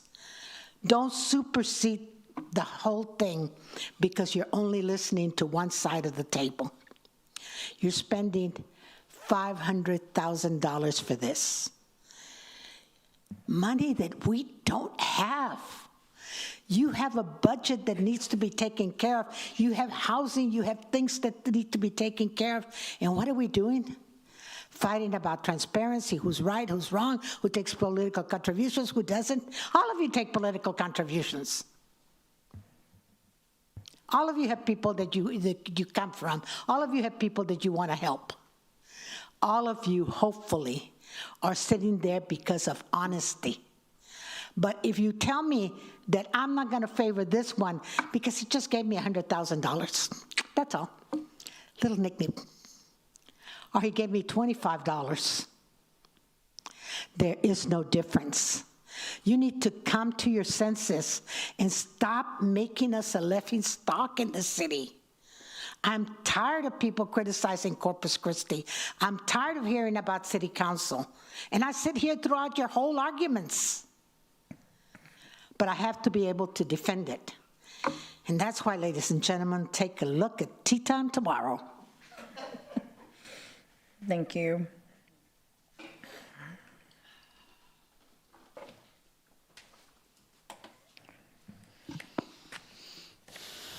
Marielena Garza, District 1. Man, y'all need a better city attorney. The performance that I have seen from Miles Risley has just been poor, and I think it's just a very inaccurate depiction of what our city legal department has to offer us. Not everybody is cut out for that job, and he is just not leading you in the right direction. He's covering his butt because you got to remember he's involved in this lawsuit too. So he's going to try to make sure that he's not saying anything today or anything going forward that is going to incriminate him further into this criminal case. Okay? The lack of transparency is just sad. If you're not guilty of anything, you shouldn't worry. Let the wheels of justice run, show up, answer truthfully under the oath, and represent our city. You are the elected guardians of us. And I believe in due process because it can look like one thing, and then you go into court and that person was lying to you, and now the real thing is coming out because they're under oath, okay? So you gotta do the research on your own and represent your constituents because right now we're representing certain special interests. If you have committed no crime, should be no problem. As a child that has several lawyers in their family, you know, something that I learned is that if you're not guilty, be quiet. And if you are guilty, really be quiet. There's people up here that have abstained, so be quiet. Let the others talk. It's called poisoning the well. It's a fallacy. Look it up, okay? So you either are going to participate or you're not. There's not this half in, half out kind of BS, okay? Get a better city attorney before it gets you into legal trouble.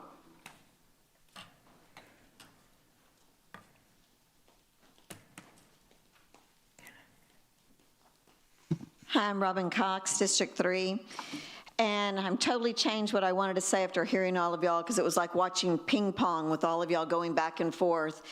And I feel a little differently. I feel sorry for the city attorney. This has gotten to be so confusing. I think what should be done is y'all should have this trial and have it publicly hearing so everyone can see what it's going to be. I don't care if you get the team of OJ's attorneys, the best ones, or you bring in my cousin Vinny. If you're guilty, you're guilty. And first of all, if you're so afraid to be investigated, you know, it's like the guy who's cheating on his wife who says, I didn't know you were following me around. Well, if I leave my phone out all the time, because you know why? I'm never worried about who's calling me, because I'm not doing anything wrong. But if you're so terrified to be investigated, that sends a message. And I know we're all friends here. I mean, all of you are my friends. So, on that note, I want to say, this is embarrassing. I have friends calling me from other cities saying, we're watching what's going on. Doing the right thing isn't very hard, and I commend one of you who is standing by and being a total ally. I mean, you're going to stand by that person till the very end. I commend Everett Roy for stepping out of this, but when you stand by someone, you may think, this person will give me the shirt off their back. But be careful. That person, when backed into a corner, will take that shirt off their back and choke you with it. So you better be careful who your friends are, because if that ship is sinking, you're going to go down with them. Part of me thinks about this like in the Titanic. I'm sure you've all seen that movie. You're going to be loyal to that person. But remember, when that pretty girl that you thought jumped in the water, she didn't let you on the door with her. She let you sink.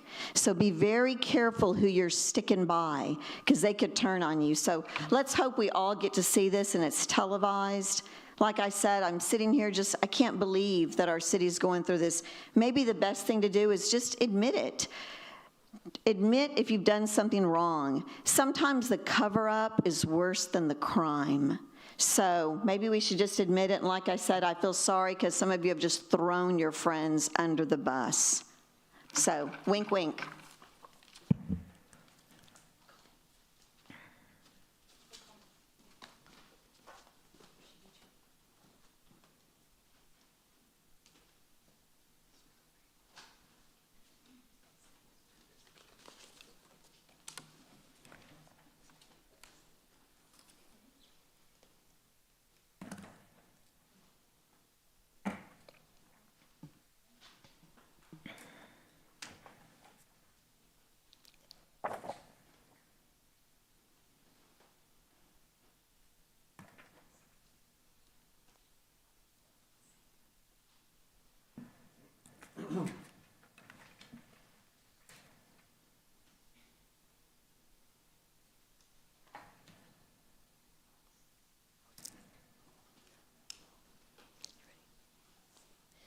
Hi, Sandra Meyer, Flower Bluff area. Basically, to me, $50,000, $400,000, whatever, is a lot of money that we cannot afford for attorneys. I discovered this weekend that all over social media, there is stuff out there that shows every single agency that has been provided our allegations of wrongdoing plus a little bit. On October 7th, 2024, coincidentally, 1 year ago, the first sheet, or actually page number 2, lists a whole bunch of different people from the FBI, the AG's office, the Texas Rangers office, to include Chief Markle. The person is so passionate about sharing the concerns that he felt like he was being ignored and was doing certified mail copies. And from what I saw, he's so concerned that nobody's paying attention to his allegations of wrongdoing that there's even pictures of the certified mail stamps. I'm not going to read through, but basically, he kind of summarized the lawsuit from Mr. David, if I got that name correctly. So all those people have already been asked to look at this. Then after the September 9th meeting, a couple of weeks ago, he sent out another blast because he got some more ideas of places of people that could potentially investigate the fraud. On the very last page, if you go to, it included the specialized public finance groups, just the Texas State Securities Board. If anybody here thinks that our allegations that have come up in Mr. David's lawsuit has not been shared with law enforcement, I think we're very wrong, and that's why so many people are aware of our issues. I implore you, please wait at least a couple of weeks, verify that this is true information, because I did pull it off Facebook and I have not read even all of Mr. David's stuff. Please verify that this was actually sent out. And please save the citizens' money, even the $50,000. That lady back there has got some nonprofit stuff that she would love to be able to use $50,000 for. I think Marilyn Garza. It's a lot of money. So please, thank you.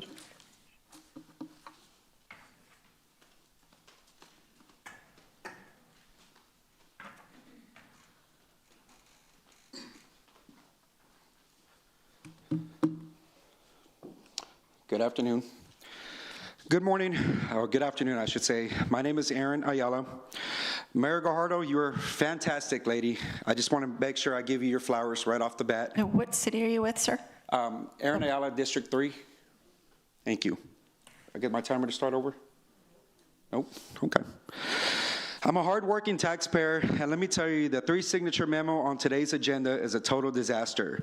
A witch hunt, the biggest abuse of power you've ever seen. And those council members who signed it, shame on you. Your names are all over this fake news fraud, and the people are watching, believe me. Look, it's simple. This memo is sneaky, and they want to hire another outside attorney for this so-called Homewood Suites fraud discussion. Action to cite the lawyer, boom, another $400,000 of our money gone. Proof, why? Why now? City Attorney Miles Risley, a sharp guy, his September 19 emails tell the whole story. April 16, 2024 executive session, the entire council, including our great mayor, gets the full briefing. A PowerPoint screenshot from FEMA appeared altered. Sure, to show old 22 maps, not fraud, not a federal document. Risley attaches the proof, side by side, crystal clear. No one has said that any documents was fraud. Paulette says, and she's 100% right, total hoax. But they won't stop. Why? Because of the loser like Doug Allison, that disgraced export lawyer, is a total failure. He's repping Ajit David, the rival hotel guy who hates competition. David's empire is crumbling. The lawsuit is fake. Allison's depositions are games and nonsense. He harasses Zanoni. Did you tell the mayor? Because he's weak. Peter Zanoni, your $460,000 a year manager job, and text messages to Ajit David. It's not looking good, sir. You're dodging, you're fumbling your job while Paulette continues to deliver jobs downtown with economic boom. Council signers, this is your official oppression. Misuse of info, conspiracy, you're wasting money on grudges. Again, grudges. No water. This South plant, the water crisis is raging to stop Paulette's port appointment power vote. She's not pushing agendas. She's building winners. Again, I stress, building winners. She sustained her vote like a pro. Y'all are signing smears, and that's pathetic. I demand you all to end this witch hunt. I stand with Paulette 110%. She's making us great. Corpus Christi, we're going to win big. No more losers. No more hoax. Make our city great again. Thank you and God bless. Thank you. Hang on. Public comment, we were not going to let anyone call names out. You had Mr. Sononi attacked, you have been attacked, and Miles has been attacked. I thought we were not going to do that anymore, that names were not going to be used. Did he say? I don't care. Before it happened. And if we're going to do it, we've got to be fair. Yeah. But it happened earlier with Mr. Risley. And now it happened to Sononi. And I don't know if it happened to you earlier. You were kind of complimented on that one. But I'm just saying that it has to be fair. Rebecca, we've got to, it went by me, so you're right. Yeah, and Rebecca and Miles. Nobody caught it. Is there Not even to ourselves. Well, All right. Anyone else? All right, we're closing public comment. Oh, we've got one more. Hi, Alejandro Benavides. I'm from District 3. So, I guess that was amazing, right? That was awesome. Think he works for Chronica. He could have just let me know. I would have shouted him out like it just did Chronica. You know, they have some really good articles.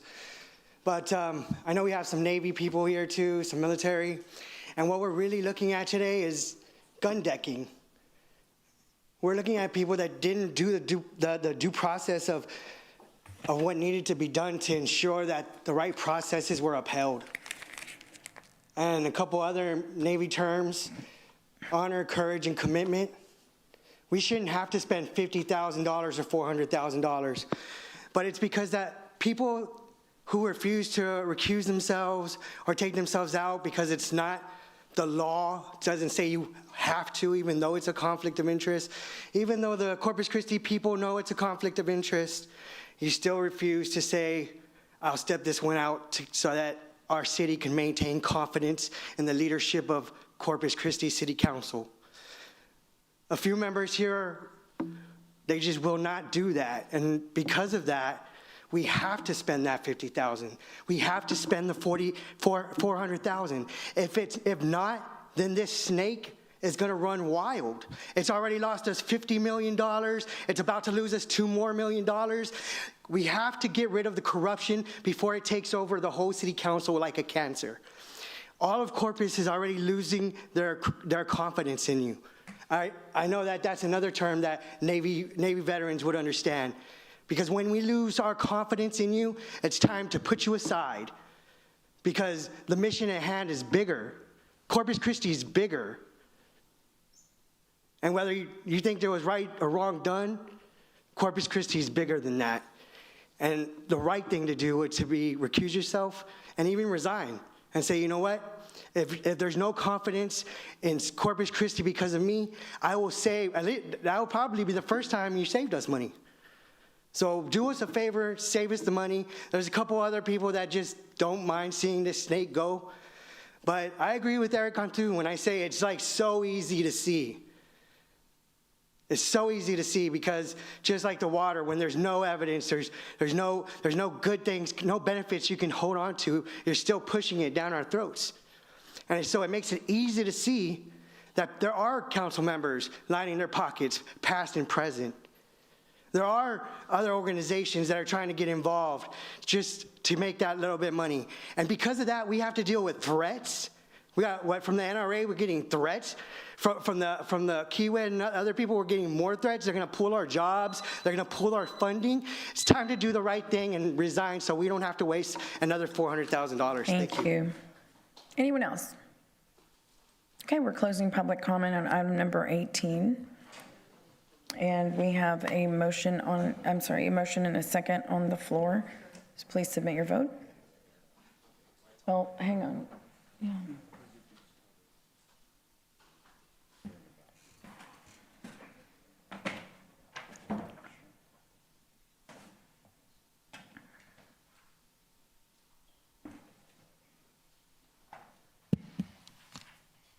And Mr. Roy abstained.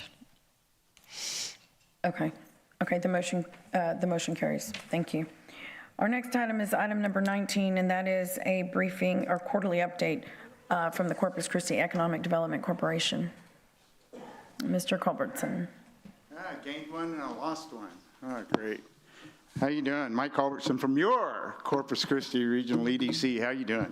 I am going to talk to this, but this is probably going to be my last one, so I will tell you that we're doing fine, our mission, stuff like that, everything's going well, but nothing happens if we don't get water. So, I've been doing this 16 years, and as that one gentleman talked about, masters in business, Adam Smith, The Wealth of Nations.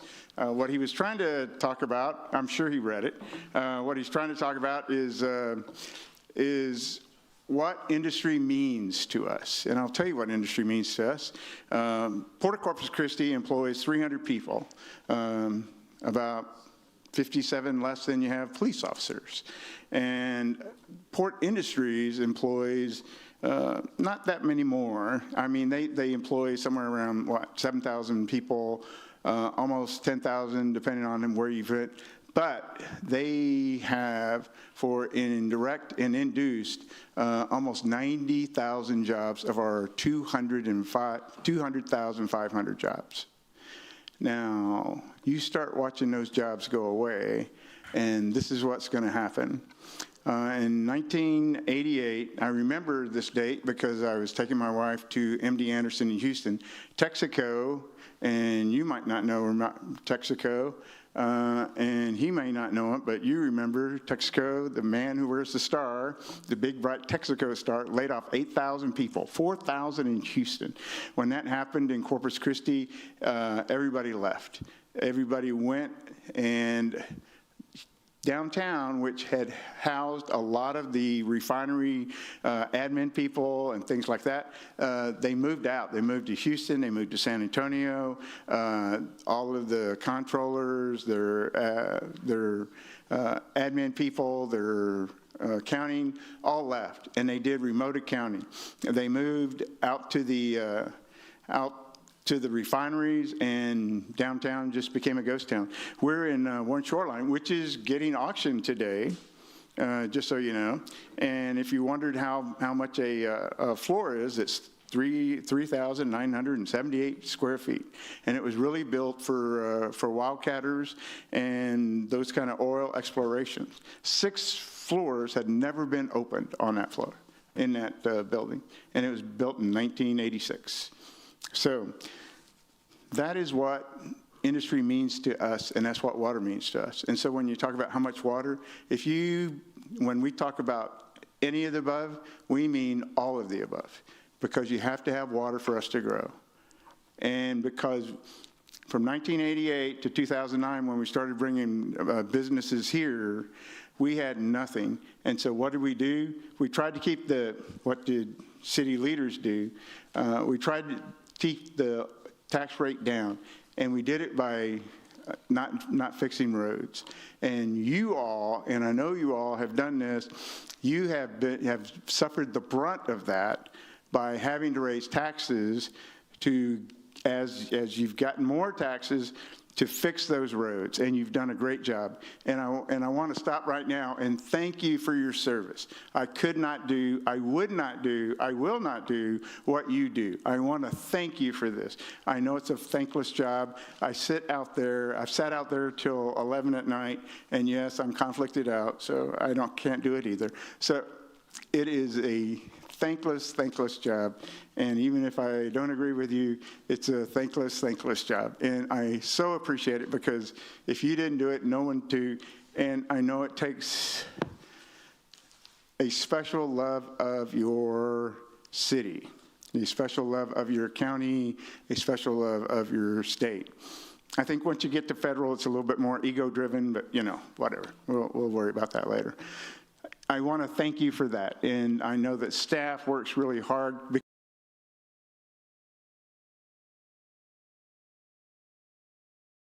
I know that you're looking at things, you're looking at short-term things, I know you're looking at long-term things, but this is what's going to have to happen. I mean, think about it. When they were trying to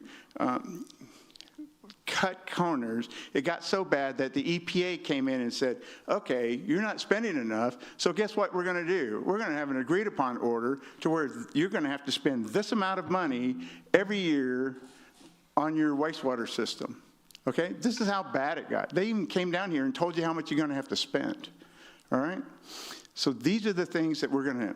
Now, this is a gift that keeps giving, because once those industrial districts in San Pat start blowing up, you are going to get tens of millions of dollars more a year, and you can do it for anything you want. And if you want to do it for water, that's fine. You can do that. Okay, we came here, we're the boomerangs, right? You know, you hear people who live here and never leave. You hear people who come here and stay. We were the ones, I graduated here in high school. My dad was in the Navy. You know, it was one of many schools I'd gone to. I left here thinking I'd never see it again. Unfortunately, I married a girl who's from here. And so, you know, I dragged her all over, you know, Hell's Half Acre. And, you know, we were up in Houston and she said, came back and said, you know, I'd really like to go back. It was our 30-year reunion. You know, we had missed 10. I think 10 we were in Whidbey Island. 20 we were in. Right. God, we must have been in Bob Beach or Mike, something. I'm so sorry to interrupt you, but just in the spirit of time, because we do have public comment coming up. Okay, sorry. Yeah, maybe. No, I understand. I understand. Yeah, sorry, thank you. I'm sorry to interrupt you, but. And so we moved back here. So we're boomerangs. And, you know, we have a place here and actually paid it off. I've said that I've owned 8 houses, but I really only own this house. I've actually paid it off. Hello? It's alive. Okay. But these are, I want you to think about those things and just how important, because we're hitting the cliff. I don't know if you know we're hitting a cliff. If you go to ISDs, has anybody been on long-range planning for ISDs? Guess what's happening? Colleges, their enrollment, some of them are doing well. Del Mar's doing well, but Del Mar is doing well in the certificates. But you will see colleges going down. Their senior class is going to be bigger than their junior class, is going to be bigger than their sophomore class, is going to be bigger than their freshman class. And the same is true in high schools. They are going to get smaller, and you're going to see elementary schools closing. You're going to see middle schools closing. This is what's happening. And so we need to be ready for that, but we still need jobs. 1 in 4 people that you meet in Corpus Christi, only 1 has a bachelor's. And so we need kids that can work in these refineries, in these jobs that have a future, where they can buy a house, where they can retire, where they can get married, where they can do things in there. And these are the kind of things that we can do for them. Even Austin, you think, well, you know, go to Austin. They have a lot of bachelors. 50%. What are you going to do with the other 2 kids? You know? So these are important jobs, and they spread throughout the economy. So I want to tell you, thank you very much for your stuff. We need all of the water. If you're wondering how much water, 150 million, 150, 150. Go there, and then get ready for more. Okay. All right? Thank you. Councilwoman Paxson. Thank you, Mayor. I appreciate that you emphasize that we need lots of water. Yes. We certainly have it. Not now. You don't need all of it now, but we need. Well, they take time. Yes. I think that we can all, no matter what we favor as a Right. project, agree that they take time. Yes, ma'am. And so you have to plan today for a bright tomorrow. And I Yes, think ma'am. that your presentation here would agree with that. Yes. I did have a question on slide, they're not numbered. You have a pie chart. Yes, that one? Yeah. BRE? Are you looking at it or? Okay. So BRE, Business Retention and Expansion, one of the things we do is we go out and we talk to people. And we are agnostic whether they are investors with us or not. We just want to know what their challenges are. You know, and some of their challenges that we're finding is just business intel. And one of the problems that we're having is, I think we all understand what the administration's trying to do with, for example, tariffs or immigration. But if you just throw a bunch of tariffs on, but we haven't had the time to build out plants, there's friction. Well, my question was actually, one of the challenges was in recruiting resources and making connections. Right. I know that we serve in this capacity as a regional economic development center, and I know that, you know, all of our neighboring communities are very economic development minded right now. The coastal bend is growing. The coastal bend is surging. There's a lot of new businesses. There's a lot of large enterprises that are looking at us, and that's really catalytic. This is a great time to be in the coastal bend. Yeah, but I think what happens is, especially when you're talking those in these parts, these are companies that are that tend to be smaller, and as they're growing, the heads of them, it's one or two people, and he or she are just working really hard and, just getting the product out, and they don't have that luxury of going out and doing the marketing that they were doing, right, when they didn't have a lot of customers and, doing that marketing that they did, and they're almost so busy that they don't have enough time to either, don't have enough space in the budget to get a salesperson or to train a salesperson, so those are the things that we're trying to find them. And one of the things we found out, especially at SBDCs, is you can't bring them in for an afternoon. You almost have to do it over a lunch and learn, or even, COVID taught us, hey, just online. Just online lunch and learn, you sit at your desk at your office and we can give you pointers. And, that's one of the things that the Type B and the City Council has seen, fit to fund. Well, I am also skipping down to one of the pages that is the area projects net taxable value. Oh, yes. Substantial growth here. And yes. So I think you made the comment that this was your last presentation with us, and so I appreciate that what you've brought for us is a great, strong outlook and a diverse portfolio of businesses that are interested in the coastal bend, coming to the coastal bend. It's a testament to the team's efforts, and I'm going to earmark this page, so thank you for your presentation. Oh, and there were a lot of us. There were only 6 of us, but I mean, there was a lot went through the office. Well, thank you very much for your presentation. Well, thank you. Councilwoman Vaughn. So, say that again about Texaco. About what? Texaco in '89. What did you say? In '88, they laid off 8,000 people, 4,000 in Houston. Okay, did you contribute that to something that happened here?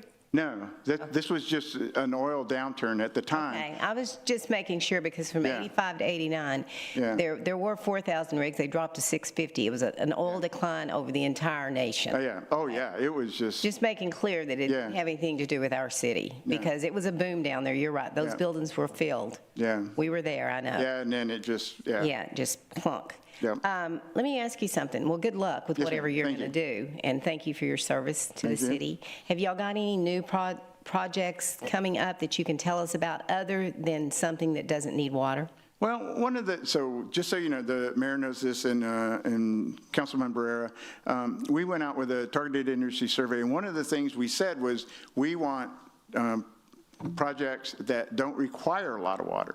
So, we're looking at drones, and one of the things that we're finding is we're on a list, and this list is DOD drones and shipbuilding. And when we're talking about shipbuilding, there is a big push by this administration especially to bring back shipbuilding into the United States. And we're not necessarily talking about putting a shipyard here, but taking components, moving them up the intercoastal, and the intercoastal goes all the way Texas, all the way up to even past Va Beach, and up into Maryland, and providing those places, those shipyards with components because they don't have enough room to grow themselves because, they're hemmed in. So those are the things we're looking at. They'll need hotel services. When we talk about, Gil will explain hotel services to you. When a ship pulls in, we just hook up and we call it hotel services.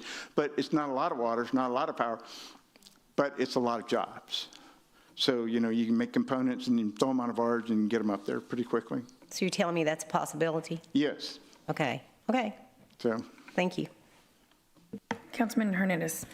Thank you, Mayor. Some of the challenges we have are with the Corpus Christi Army Depot. Has there been, I mean... You know, so one of the things that the Army Secretary said was buried in there was he wants to see all depot level engage in manufacturing. And so we're kind of taking that as a call to arms. And, you know, they can make thousands of components at aviation specs over and over and over and over and over.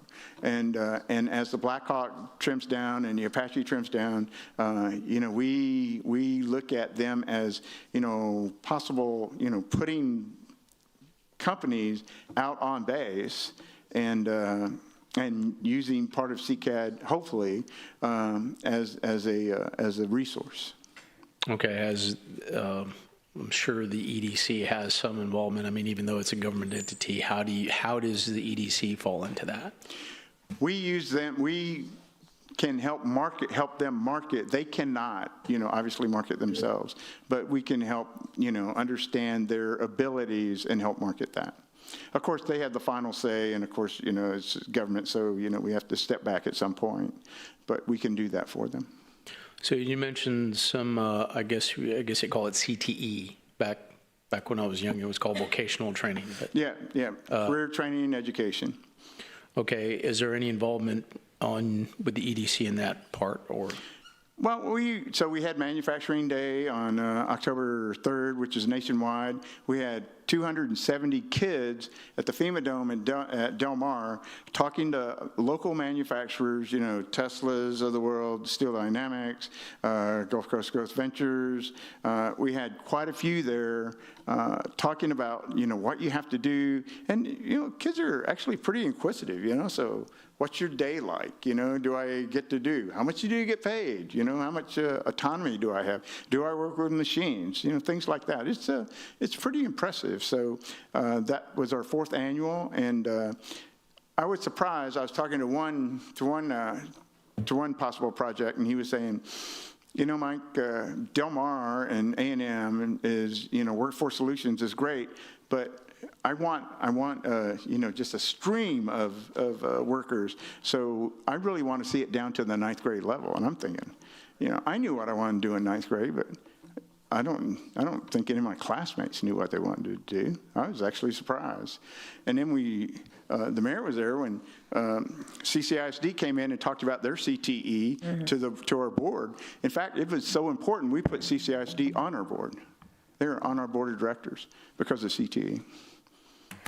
Okay, thank you. And you're saying that water's important? Yes, we have a lot of support, but you know, they obviously are the experts. You know, we just try to match people together with industry. I was being facetious. You know. Nah, not you. He's an amphib. Mike, thank you so much. We appreciate the All right, thank you, update. ma'am.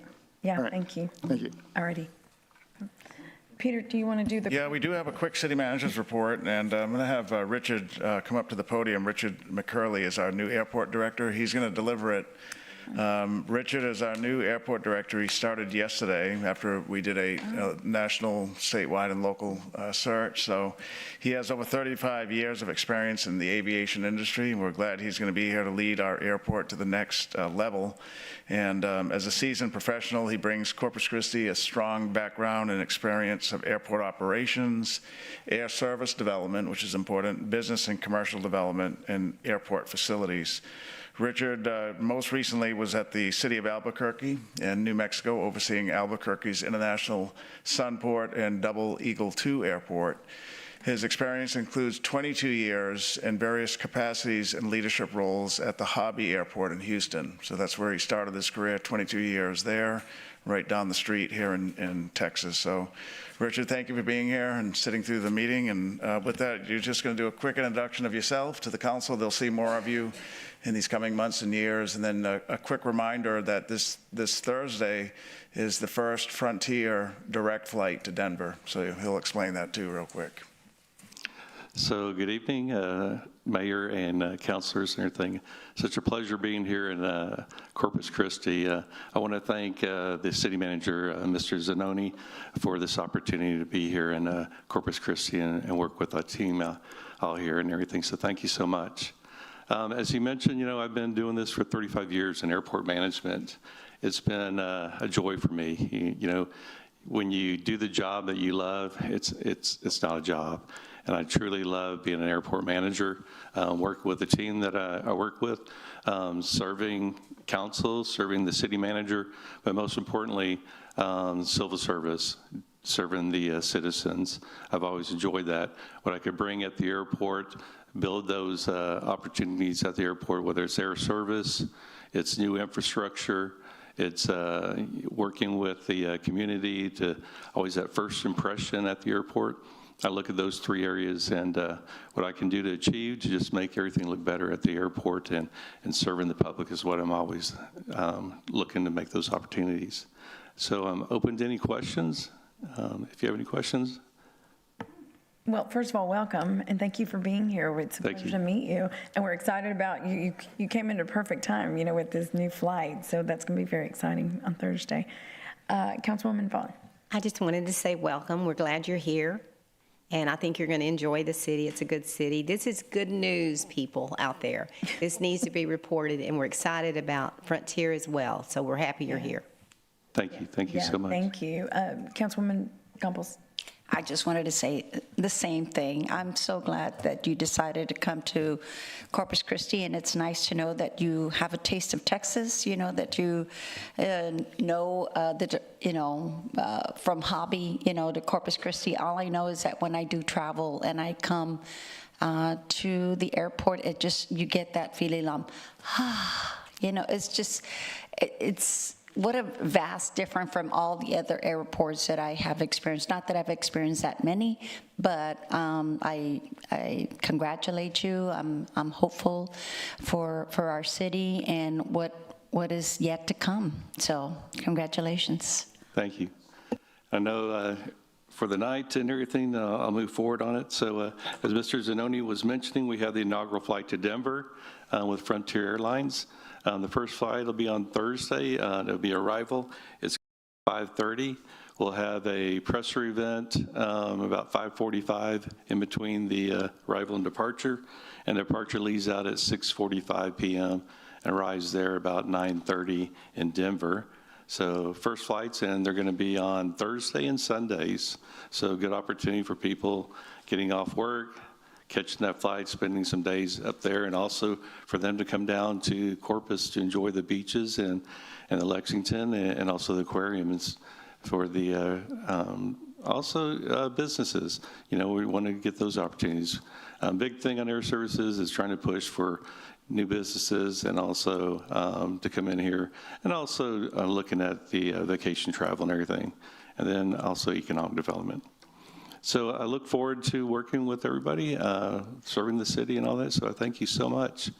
Anything I could answer for you? Any questions? Well, likewise. I think that's all. But again, Thank you so much. Welcome to our city. And we'll, I'm sure, have more opportunity to visit with you and get to know you better in the future.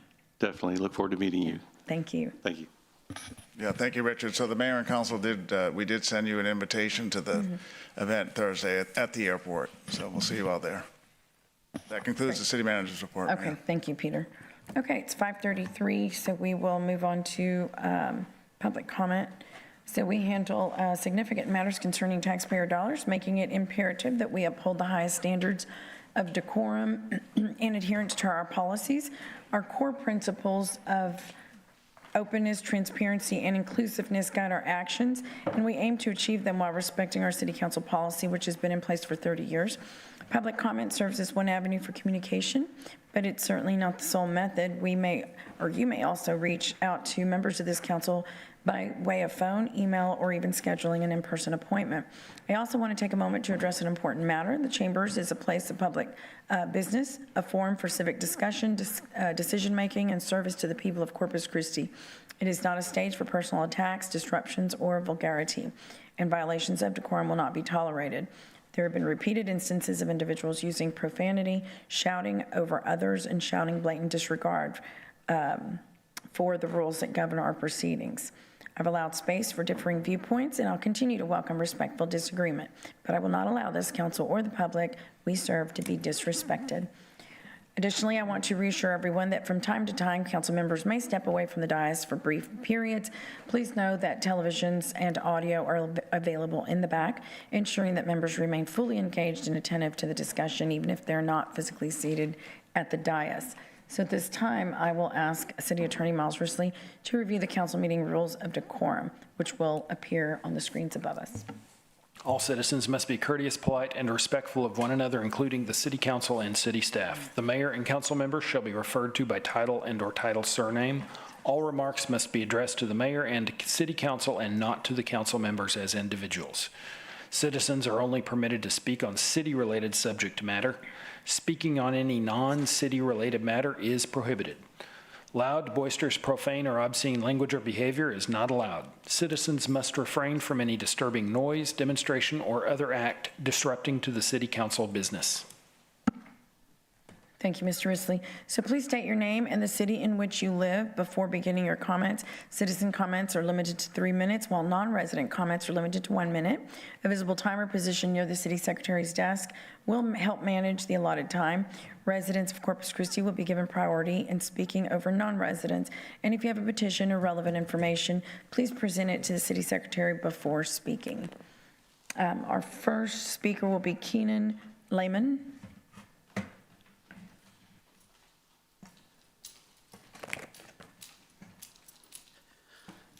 Keenan Lehman, Corpus Christi, Texas. How's it going, guys? So I was here 2 weeks ago.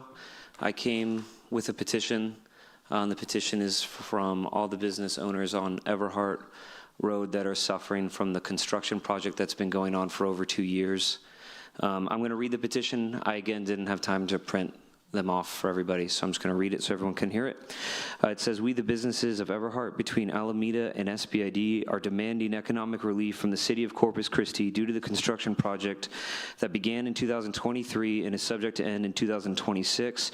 This project has forced businesses to lose unseen profits and set them back years of progress, even forcing many to close or pay moving costs and find another location, which actually just happened this last week. We are unhappy with the current state of the road construction and demand that the city pay the lost revenue to ensure that local businesses do not go under but remain a part of Everhart Road. The city has neglected these local businesses without care or consideration, and we are now demanding that the city pay out economic relief immediately to these businesses and all who have been affected. So it's been 2 weeks since I was here. I want to let you guys know, since then, the construction on Everhart has not gotten any better. The road has moved. I've seen about 20 yards of concrete poured. McCardle is still closed. It's just an absolute total train wreck of a mess. Nothing seems to be getting done. Today I was driving out of my trailer. I own Adelpho's Coffee Roasters. It's a trailer on the road. I was driving away from there towards the highway just to see how long it took me to get to the highway. The light had to turn green 4 times before I could go. It took me 20 minutes to get through that light. It's a stretch of like, I don't know, 100 yards. It's absolutely ridiculous. While I was there, I was able to snag this picture of the construction workers, 5 guys standing around staring at an excavator digging a hole in the ground. This is what you're paying for.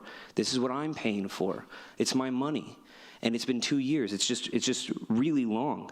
And like I've said last time, what we're asking for, the economic relief program for businesses that are losing money from construction, is not like an alien idea. It's normal in cities to have some sort of relief program. I messaged one of the council members. She was asking me, can you give me an example? I just Googled real quick, economic relief for construction in San Antonio. Boom, popped up right away. It's first thing on the list. And you could do it for every city. And we should have it here. You guys did bailouts for the people during the drought. I had a friend who had a water business. He had like a little side business where he did pressure washing. And you guys gave him $20,000. He didn't need the money. He just started the business. You guys gave him $20,000. He bought a new truck. And that was like an act of God, and this is an act from the city.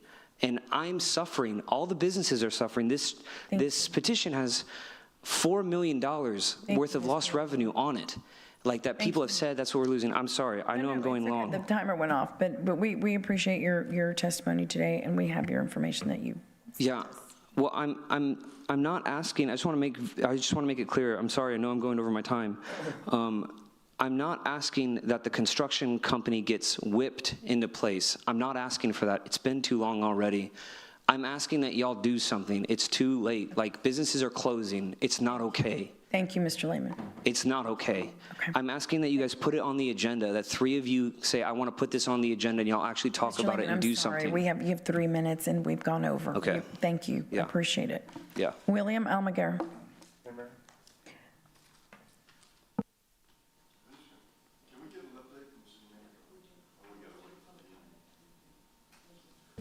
Okay.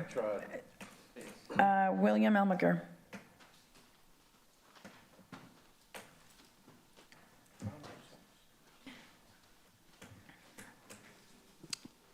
Hello, my name is William Almaguer. I'm with District 1 here in Corpus Christi.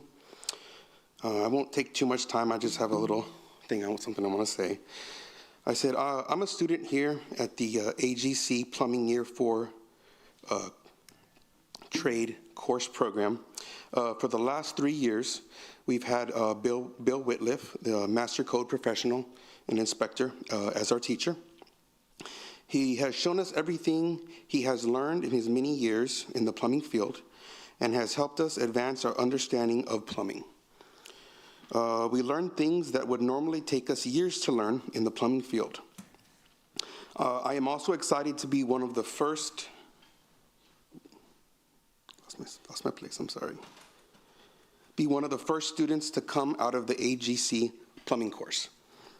I recently found out that Bill would no longer be able to be our teacher. I will not go into why he is no longer able to be our teacher, as I do not know the full extent of the situation. I just think that it's unfortunate that a person who wants to dedicate his time to better the future of our city's plumbing community and is not able to teach us, and it's clear that he has a passion and love for teaching, and to have that taken away from him is unfortunate. I'm here today to simply ask for the reinstatement of Bill Whitliff to his position as our teacher. Thank you for your time. Thank you, sir. Justin Bronall.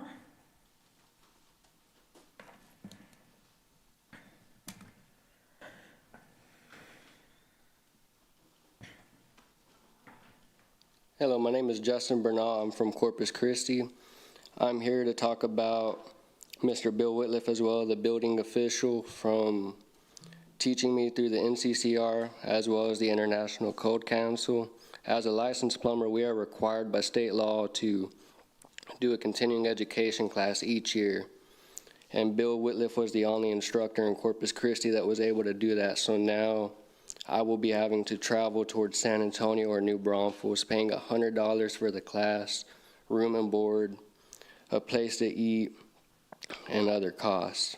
The financial strains are getting even worse because the water bills have recently gone up due to the city's lack of ability to implement a proper solution to the drought we are in. As a young man in the plumbing industry working towards my journeyman license, I am beginning to feel that the city of Corpus Christi does not have the best interest for workers like me in mind. Mr. Whitliff has always been an excellent teacher and an even better inspector on the job site. He evaluated my work fairly and without bias. That's all I have to say today. Thank you, sir. Thanks for being here. Matthew Morales Pena.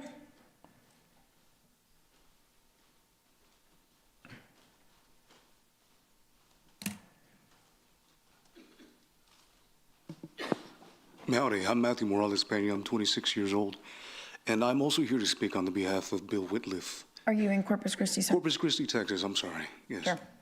I've known Bill for a little bit. I've known his son longer.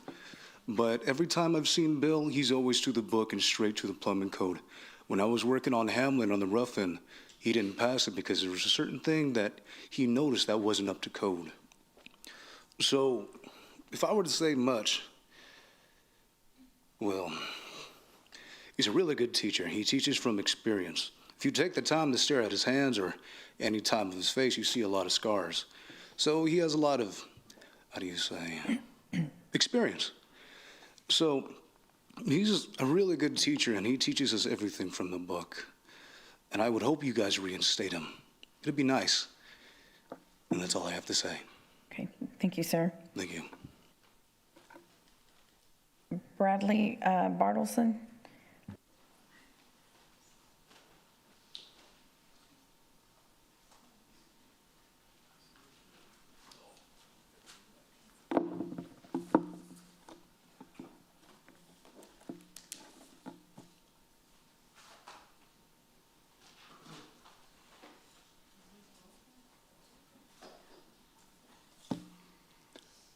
In the continuing series, I have a presentation.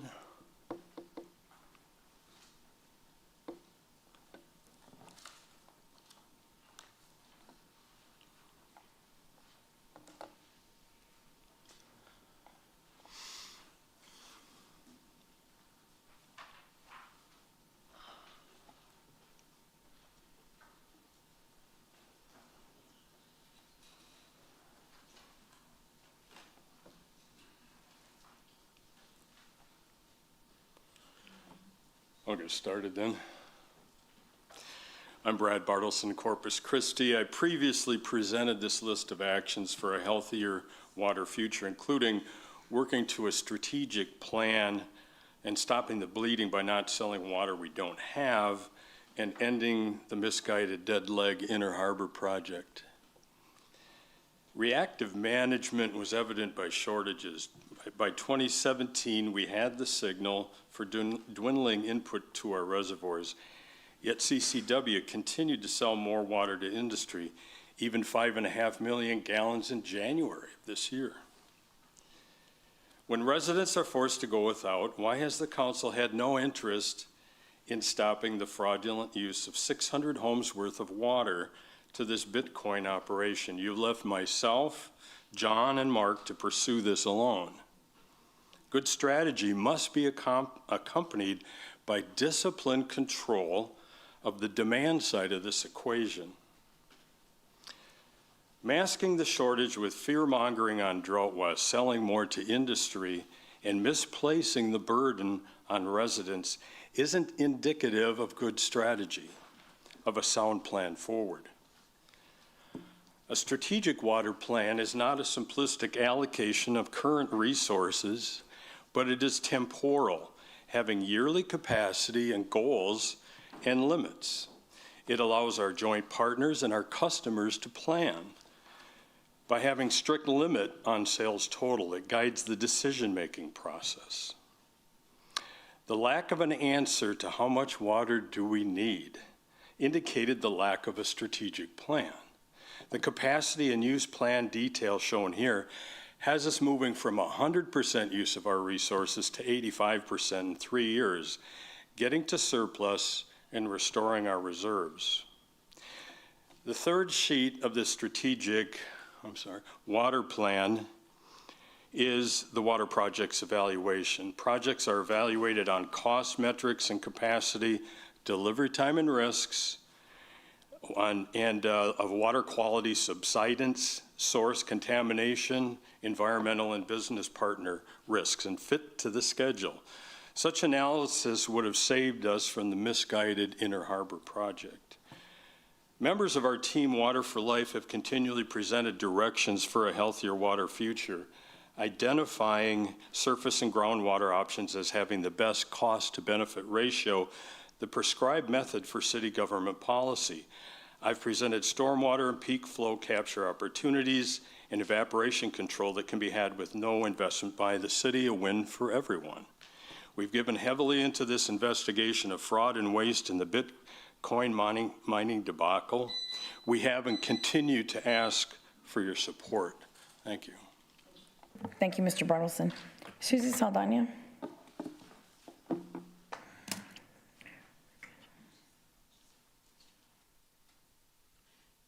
Susie Luna Saldana, Corpus Christi, Texas.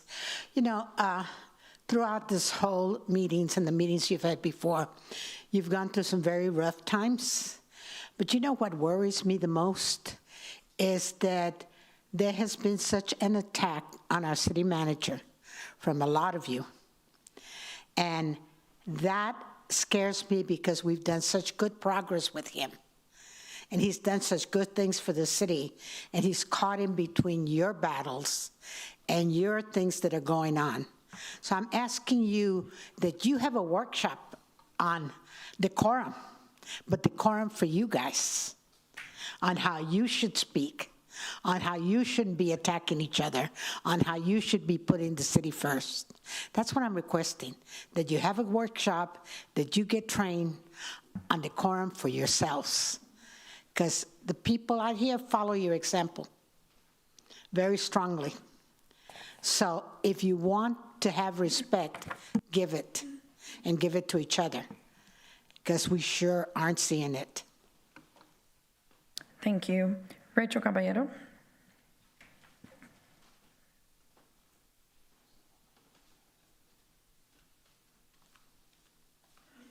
Rachel Caballero, D1. I just want to say a quick thank you. I already spoke on the things during the agenda item, but thank you to the Fab Five and the people that are actually representing our community, and we can see the difference. The community can see the difference, and we want to thank you guys for that because it's extremely important, especially during these trying times.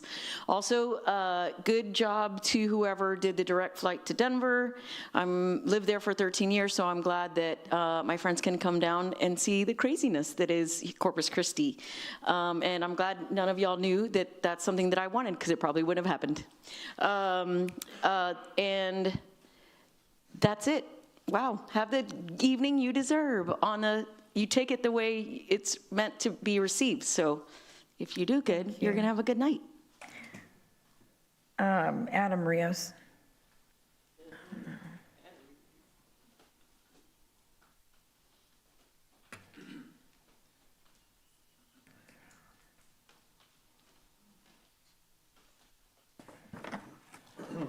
Good evening, Adam Rios, District 5.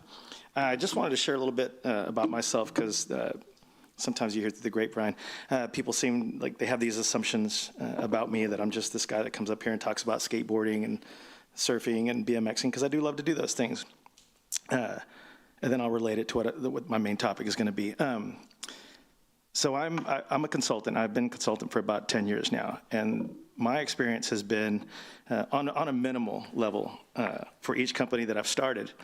I've been responsible for staffing and training over 120 employees at each designated site, which includes North Carolina, Indiana, New Mexico, various parts of Texas, and Hawaii.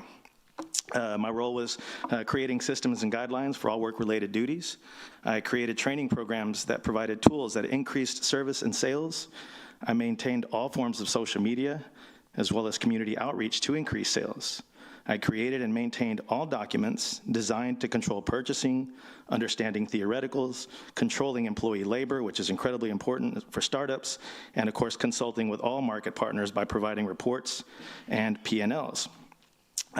This guy before you that comes up here and talks about skateboarding has actually, since 2015, started companies that have probably netted, not grossed, netted roughly about $400 million. So when I come up here with numbers and I talk about trying to promote things here, it comes with vast experience. I do more than just skateboarding, and I love this city, and I want to see things happen here. So that's what I wanted to lead into. I've come up here and I've talked about X Games, and I apologize. I apparently made a post that some people took as negative where I said, hey, guess what's not coming to Corpus Christi? X Games for the next 2 years. And so I decided to, and by the way, all that experience that I've spoken about, when I moved here, got me denied a low-level position with the city, and it's gotten 2 of my resumes denied with other city-related entities. Even with all that, I wanted to talk about Visit Corpus Christi and bringing them to the table. I'm hoping somebody from there will hear this and eventually want to sit down and speak with me about for those of you who don't know, a lot of people, when I've talked with them, I explained to them that they operate on the hotel occupancy tax. And if you look at, what the collection has been annually in the millions of dollars to promote events here in Corpus Christi. And I want to say, and if I'm wrong, they can reach out to me. I think about 35 to 40% of its budget goes towards marketing, promotions, and advertising campaigns. That's gone into the millions of dollars. There's a bunch of things that we could focus on with them. My time is running out. I'm hoping that they can reach out to me, because I'm not kidding when I say that the direct spending that has happened in cities that it's occurred in has been $40 to $60 million over a weekend, with visitor impact of about 100,000. Anyway, visit Corpus Christi. Give me a call. Thank you, Mr. Rios.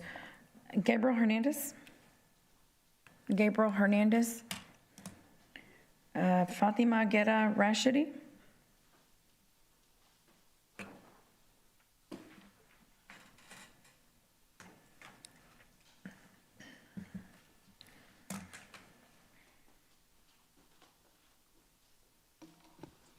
Fatima Shidi, District 1.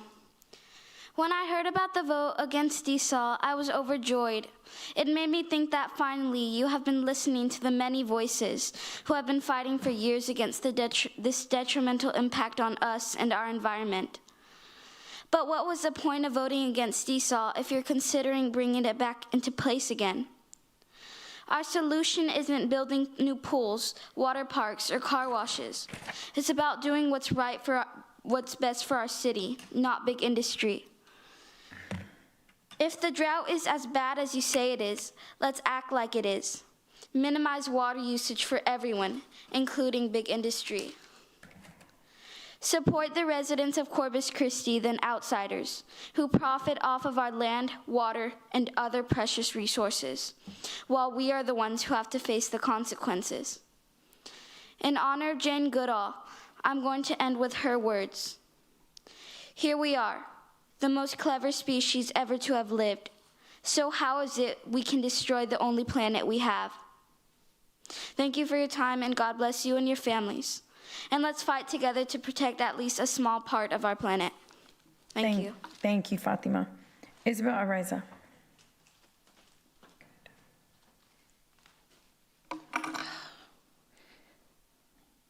People like her give me hope. Right? Isabel Araiza, District 2, co-founder of For the Greater Good. Earlier today, via the consent agenda on items 15 and 16, you voted to reimburse Brazelton Development Company $483,058.38 for what is basically more city sprawl. We really need to get rid of the trust fund system that the local developers in the city created in 1982. Practically speaking, it doesn't make sense to have our city grow physically when we're incapable of maintaining the infrastructure we already have. While it doesn't make sense practically, it does make sense politically. Real estate and development interests have been buying elected officials and policies for a really long time. For the Greater Good analyzed 2024 campaign donations for all elected council members, and what we found was that Brazeltons donated a total of $3,750 to Everett Roy, Roland Barrera, Mark Scott, and Kaylin Paxson. For every dollar they spent in 2024, they got back $128.81 on today's vote. The trust fund kickbacks are crumbs compared to what is happening with heavy industry. In December of 2023, Pape Dawson gave council a presentation where they anticipated we were going to need another 162 million gallons of water a day for future industry by 2036. Then, thank goodness, we're developing alliances and connections across the coastal bend, because through those we learned that San Pat County has an industrial growth plan where their executive summary reported that more than 100,000 acres of land are well positioned for industrial expansion. And I cannot begin to imagine how much water and electricity such expansion would need. I also learned the San Pat Economic Development Corporation, the Port, Corpus Christi's Regional Economic Development Corporation, and AEP were part of the formulation of this plan that was published in 2025. Now you're scrambling for water makes sense. I haven't had time to do the math for all the costs of all the new water resources, but I'm sure you haven't asked your constituents if we want all this investment in heavy industry. I bet they don't. And here's another thing that I noticed in the report. It showed that in 2017, when the city passed the drought exemption for industry, the value of goods moving through the port was about $10 billion. In 2023, the last full year for the report, the value of goods was now $65 billion. Our water and tax abatements and industrial industrial agreements have been making heavy industry mega rich, and what do we have to show for it? We have a region whose population has declined over the past 5 years, as industry's use of our water and profits have exploded.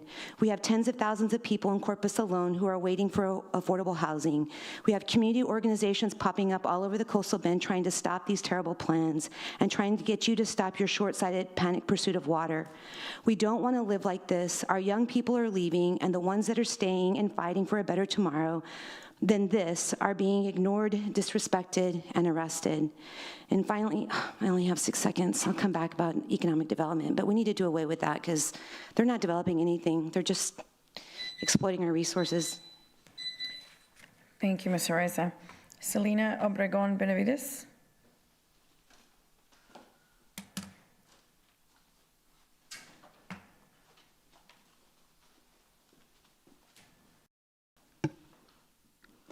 Selena Obregon Benavides, District 3. Sorry, Corpus Christi air.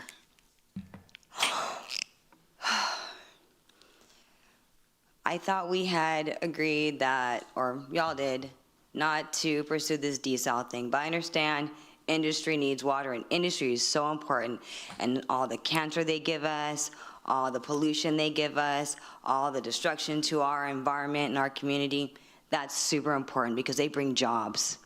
And with those jobs comes environmental exposure. Because when they leave their jobs in their cute little blue onesies, there's toxins on those.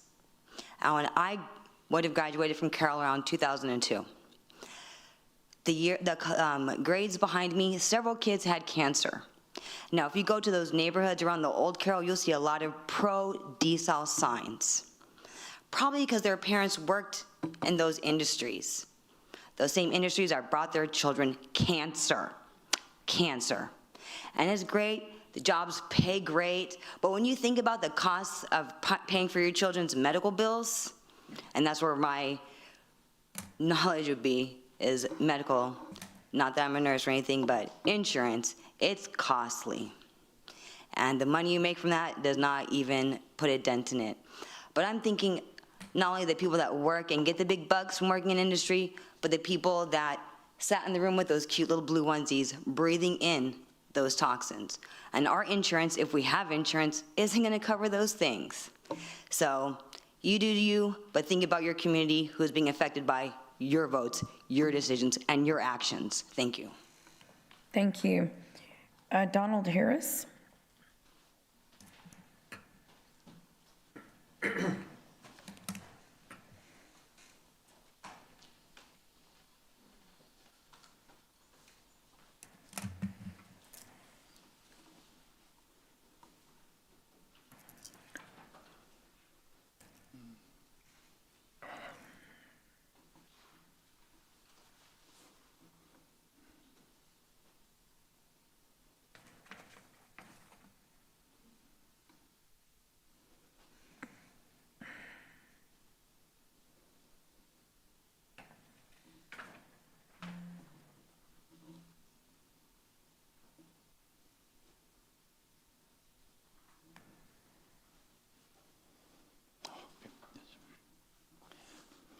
Good evening, Mayor and council members. My name is Donald Harris. I'm a Corpus Christi resident and taxpayer. Thank you for the opportunity to speak regarding Tax Increment Reinvestment Zone Number 3, the Downtown TERS. Downtown TERS plays an important role in revitalizing our city's core. I support responsible investment in public infrastructure and historic restoration, but I believe transparency and accountability are essential in maintaining public trust. Specifically, I'm asking the council to consider safeguards before approving or reimbursing private projects through the TERS program. These safeguards could include disclosure of vendors and contractors for reimbursement projects, along with simple local spend goals or a brief memo when no local vendor is available. Verification that public reimbursement funds are spent within Texas, consistent with the intent of state and local grant programs. Publication of public financial summaries after reimbursement so taxpayers can see how much was invested, what was achieved, and who benefited. These are straightforward measures that increase transparency without slowing progress. They also protect both city and private partners from any perception of favoritism or misuse of funds. My comments are particularly relevant to TERS 3, but the same principles could strengthen oversight across all TERS districts citywide. Consistency promotes fairness and public confidence in how development funds are used. For transparency, I will note that I am currently involved in separate federal litigation concerning fiduciary compliance issues within the Diocese of Corpus Christi. However, my purpose here is not to discuss the case.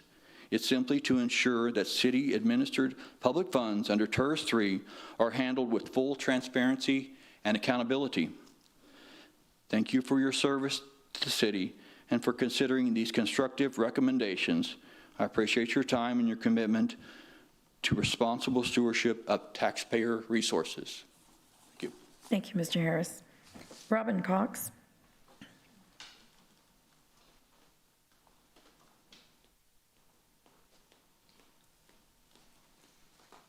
Hi, I'm Robin Cox, District 3. And once again, I've changed what I was going to say after listening to the guy that was talking about the BMX and bringing different things. I love this city.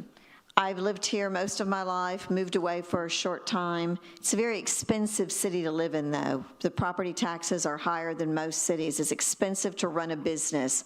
I know I'm a small landlord, and there's very few landlords that do this just for a business. By the time we pay property taxes, insurance, there's just not a lot left on the table. But I'm fighting to stay here. But the other thing I wanted to say about being here, when I grew up here in the 80s and the 70s, going back to the 70s, we had Bay Fest. We had something to do every weekend, surf contests, boxing matches, the bowling. Somehow this has gone away, and there's less and less things to do.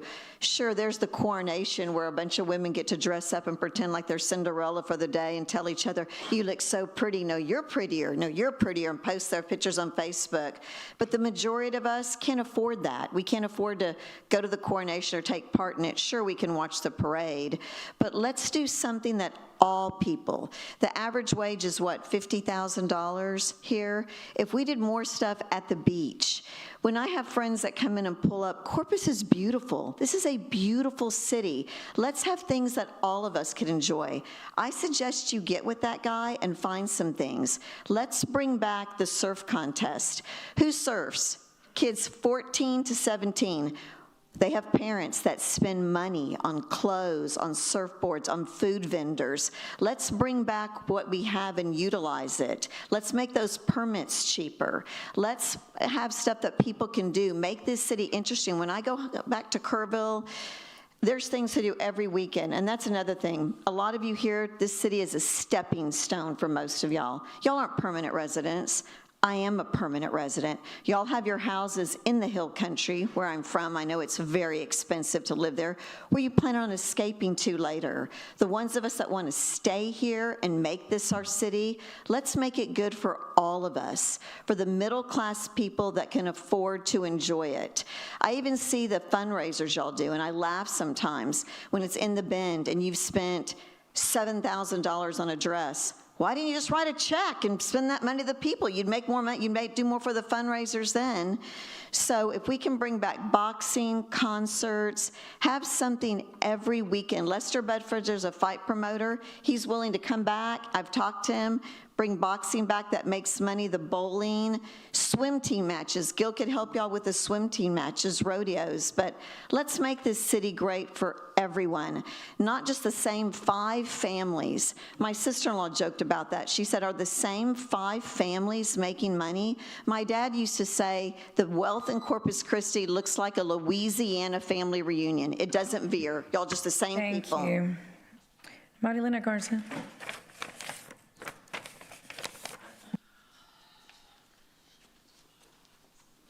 Okay.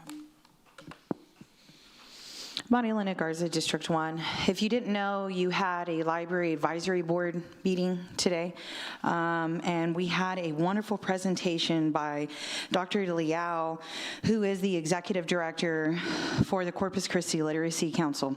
So many people ask me, why do you care about literacy, right? Did you know, as she was doing this report, she gave us so many great points of information, but basically, let me sum it up for you.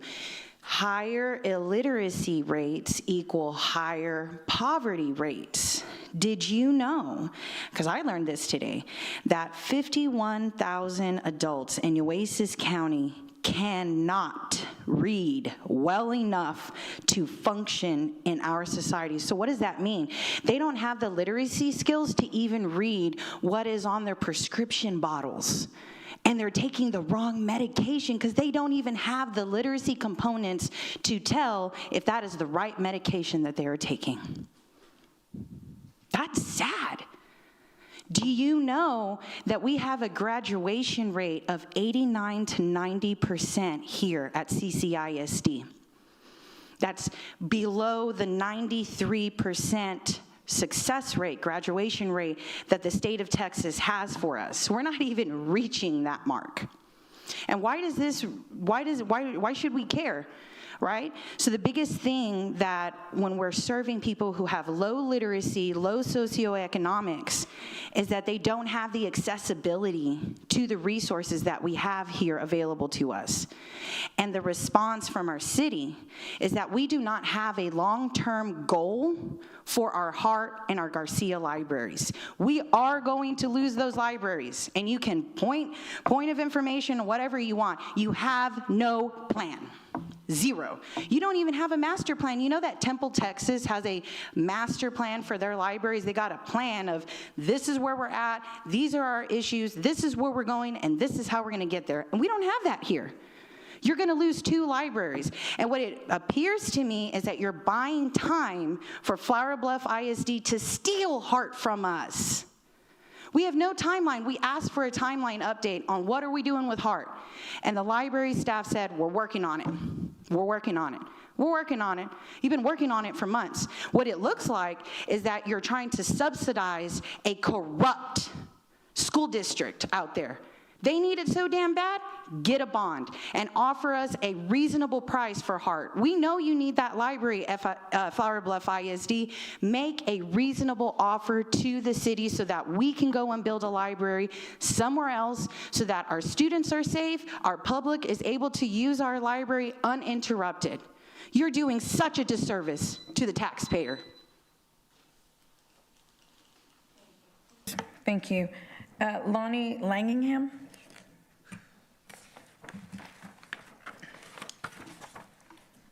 Hello, Mayor, City Council, City Manager. My name is Lonnie Lanningham. I live in District 1. I was born in Corpus Christi, graduated Ray High School in 1971. In 1976, I attended my first City Council meeting. Mayor Jason Luby was presiding. I subsequently attended 20 to 30 City Council meetings in the 70s, 80s, 90s, and 2000s. I came to these chambers today. I came to these chambers to get an education in city government. I consider myself an analytical type of guy who would analyze and reanalyze every topic, the cause and effect of each situation. Between now, October 2025, and sometime in 2027, open contact will occur between a human and an extraterrestrial on planet Earth. Why are extraterrestrials coming at this time? 3 reasons. Number 1, there are many civilizations in the universe cosmos. The aliens have nurtured this planet Earth for hundreds of thousands, if not millions of years. Their DNA is in our DNA. You can laugh, but when it all comes out, you understand. Their DNA is in our DNA. Number 2, the advancement of artificial intelligence AI is what destroyed some of their civilizations in the Cosmos universe. And number 3, and I think this is the most important one. A statement was made by a source, and I quote, "If Kamala Harris is elected president, there will be dialogue between Kamala, China, and Russia with no war." If Donald Trump is elected president in 2024, it will lead to World War III. Let that sink in. It will lead to World War III. Our alien ancestors will not let this happen. If North Korea, China, Russia, Pakistan, USA fire off nuclear missiles, the missiles will be destroyed. I would like to meet in executive session with the mayor, city council, city manager, and the Nueces County commissioners, whoever the city believes should be at the meeting. The aliens can see our future. They can go back in time. The aliens come in peace. They are not here to destroy us. They are here to protect us. Comet Lemon approaches Earth on October 20th, 2025 at a distance of 56 million miles. It comes from the constellation Ursula Major. Thank you, Mr. Landingham. Mr. Landingham, thank you very much. We allow 3 minutes per speaker. You're welcome to come back next week, though, sir. Are y'all having a meeting next week? We are, yes, sir.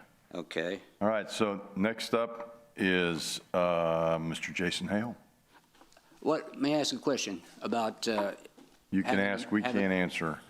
You can't answer? I'll tell you what, one of these folks off the side will answer any question you have. We're about done, so if you can just wait around another 10 minutes, Okay. there'll be people.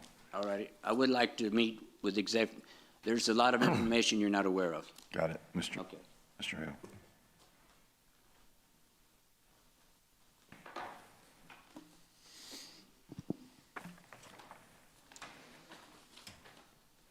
Hi, council members. Jason Hale, Corpus Christi.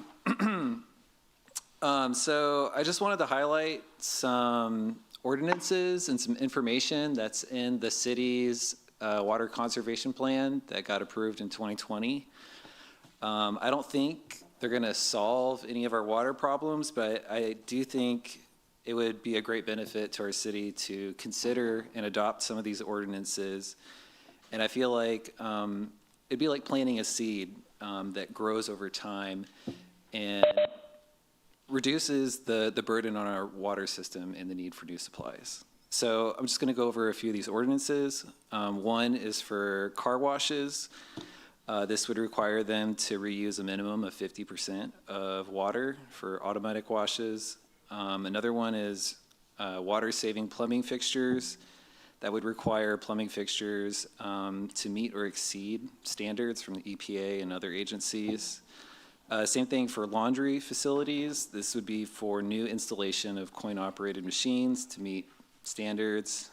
Cooling tower recycling, rainwater harvesting. This one's pretty interesting. This would be for any new building construction with a minimum roof surface of 10,000 square feet to install a rainwater collection system. I think that's reasonable. Condensate collection, this is something I do at home. I get about 10 gallons a day during the summer from just getting the water from my AC. It's kind of crazy. But this would require any new commercial building with an air conditioning system to divert and collect the condensate water. And it could be used for cooling tower or landscape irrigation. That's what I use my AC water for. And I also wanted to highlight something towards the end of the conservation plan. It's called Model Industrial Water Conservation Plan. Something people have been asking for is industrial water conservation, right? It's the goal is to reduce water consumption from a level that would prevail without conservation efforts, to reduce the loss and waste of water, and to improve the efficiency in the use of water. And to basically just kind of document everything, right? This is kind of just asking industrial partners to conduct water audits and identify ways that they could reduce water loss or identify areas where they could reuse or recycle water. It's not obligating anyone to do anything. It's just kind of formalizing a process of analysis, really. And honestly, based on the language and the plan, I'm not sure if this is being done right now or if this was something to be done later. It kind of sounds like it's being done right now. So I was wondering if this is happening. How has the participation been with industrial customers, and if these reports could be made publicly available? Thanks. Thank you, Mr. Hale. Next up, we're moving to WebEx. We have Christopher Phelan on WebEx. We have two people online by phone that we don't have their names for, so I'm not sure if he's one of them. So if he doesn't answer, we might want to go to the next one. All right. No, ma'am, I don't think I skipped anyone. Well, the mayor had Alejandro Benavides scratched out. Is Alejandro here? Did I miss you, sir? What? Are you He spoke speaking on already. something different than what you spoke on previously, sir? Yeah, sure. Cool. I want to speak kind of like Alex Benavides, District 3. I kind of want to speak on what everybody else has spoken on. So for like skate parks, I got a friend, he wants a skate park. Also,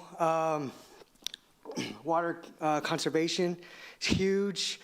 If we can definitely get more into that as a city, and also kind of like make more policies and requirements for industry to kind of come down, so at least maybe we can believe that there's a scarcity that's going to happen. But while they're using the same amount regardless, then it just kind of seems like maybe it's not so.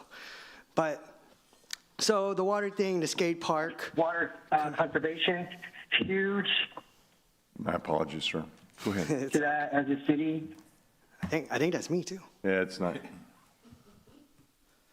All right, keep going. I am God. Okay, so yeah, sidewalks, streets, Everhart, these are all great ideas, and these are all ideas from our people, right? But we can't do those ideas, and we're just, just only voting for industry to get the resources that are for us to have and for the city residents to enjoy. We need to, we talk about getting parks, and we're actually doing, getting a couple new parks. But we aren't addressing the sidewalks for disabled Americans to be able to reach the new pool or other areas. There's been like a double increase in displacement and hunger and insecurities. So I think that as a city, we really, really needed to start kind of thinking about that. Plus, I believe we're still up for the layoffs and on the base, and that's still up in the air. And really, to be honest, we're all really like 3 months away from that same scenario of being good and then being on the other side of the table and needing food. So maybe as a preemptive thing, we should kind of like consider what's going to happen and how are we going to support those people who are not drug addicts and they're not, crazy wild people, but they're people who had jobs and now because of the government's insecurity or like because the government being unable to secure that for them, I think we're going to have like another additional increase within the next 2 years as well. And I think that's one thing we definitely need to look into because there's a lot of people out there that need a lot of help. And even all the help that the city can give them, we still need more. So if we can kind of start thinking about our residents, I know that we also mentioned reading, for example, literacy. We need plans for our libraries. I mean, if we want our poverty levels to decline and we want everybody to have the same chance to get on the chair like you and speak for their city, then they need to know how to read and how to speak. So that's my time. Thanks. Sorry, thank you, sir, and I apologize for going past you. All right, so Rebecca, you said I've got what, 4 people on WebEx? Correct, and we've confirmed Mr. Pena and Mr. Munster are online right now. So do we want to go to Mr. Pena? Yes. All right. Mr. Pena, Daniel Pena.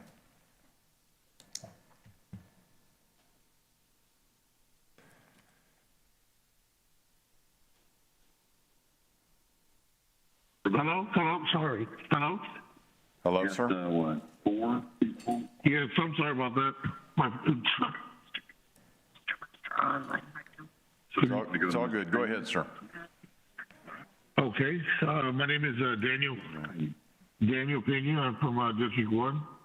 It's Thomas Hillcrest. I I've been coming every week, and unfortunately, I'm out of town at the time. So I was able to acquire. The memos that the city manager Peter Zeroni said that he received from Parks and Rec and the fire marshal, or fire chiefs, and I'm going to speak on the Parks and Rec because I don't have time to speak on both. So yes, what they provided is or are the actual rules that are posted on the website, which have changed, which have also changed. You also have the response to public comment. These are the actual things that they do, but their actions compared to what's being in writing are, say, two different things. When I spoke on them grandfathering people in, this was spoken to me by Breland Sanchez, which is through email, which I did provide to y'all at the very beginning when I gave you a list of emails with things highlighted. If y'all took the time to read through some of those, there was all the interactions of certain days that Mr. Dodd responds to in this memo, deadlines. Me asking, regarding to deadlines of applications, me asking for extra time because I was waiting for the city attorney to respond to certain questions in the application that I didn't understand. They didn't respond to me till after the deadline, so they never responded to accepting my application. So I assumed it was a yes, and I did turn in my application today. So when they received it, I got a response from them that following Monday because I did it over the weekend. They said they weren't going to accept it because it was late. And I told them, hey, this is what's going on. Those are in the emails. I have a track record. So they can't sit there and deny that they're hard to get a hold of. They're never in the office. I have email after email. I say thousands between, I would say in the hundreds of emails of correspondence with them for the past 3 years. We're constantly messaging, and all you get is, I'm out of the office to this day. Get a hold of this person. You email them, I'm out of the office to this day. If you need to get us hold back and forth on this whole time. In the applications, they also mentioned a number that I mentioned with 347 trucks for 2024. I misspoke that number, and I did that intentionally because I wanted to find out what numbers they were going to use. This is how you pretty much catch someone lying. There was 363 trucks. Thank you, Mr. Pena. Mr. Pena, I'm sorry? Your 3 minutes are up, sir. Thank you for your time, sir. Our next speaker is Mark Munster next. Mr. Munster, you're next.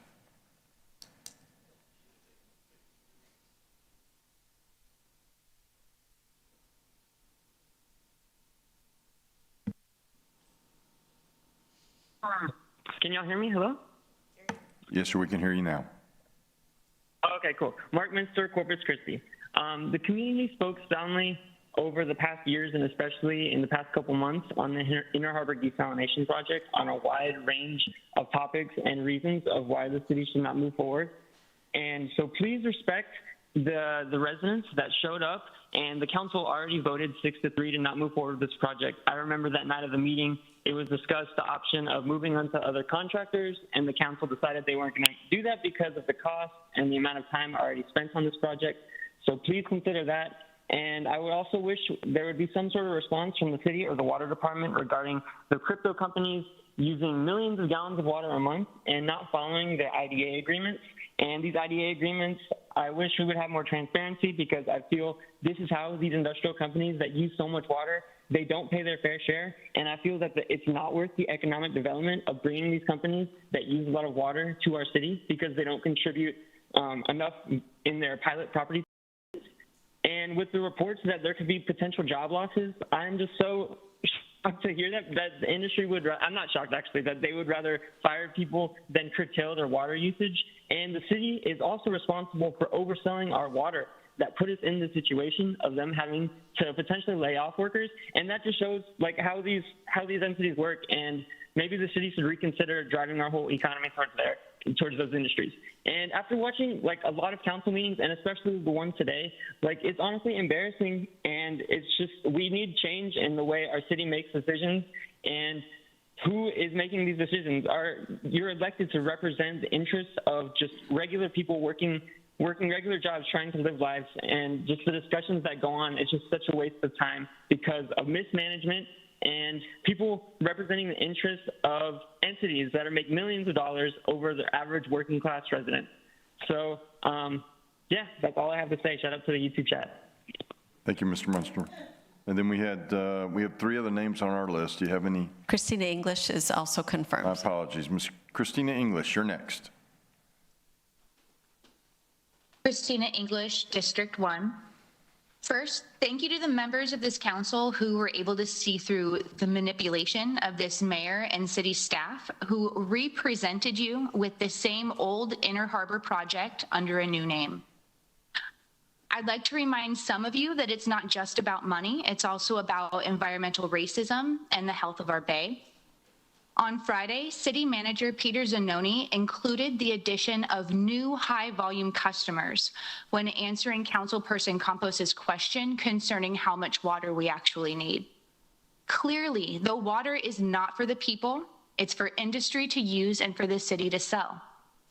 Please do not allow any desalination in the Inner Harbor and look to other more ethical options available to you. Concerning the city's public comment policy and quoting the Free Speech Center at Middle Tennessee State University.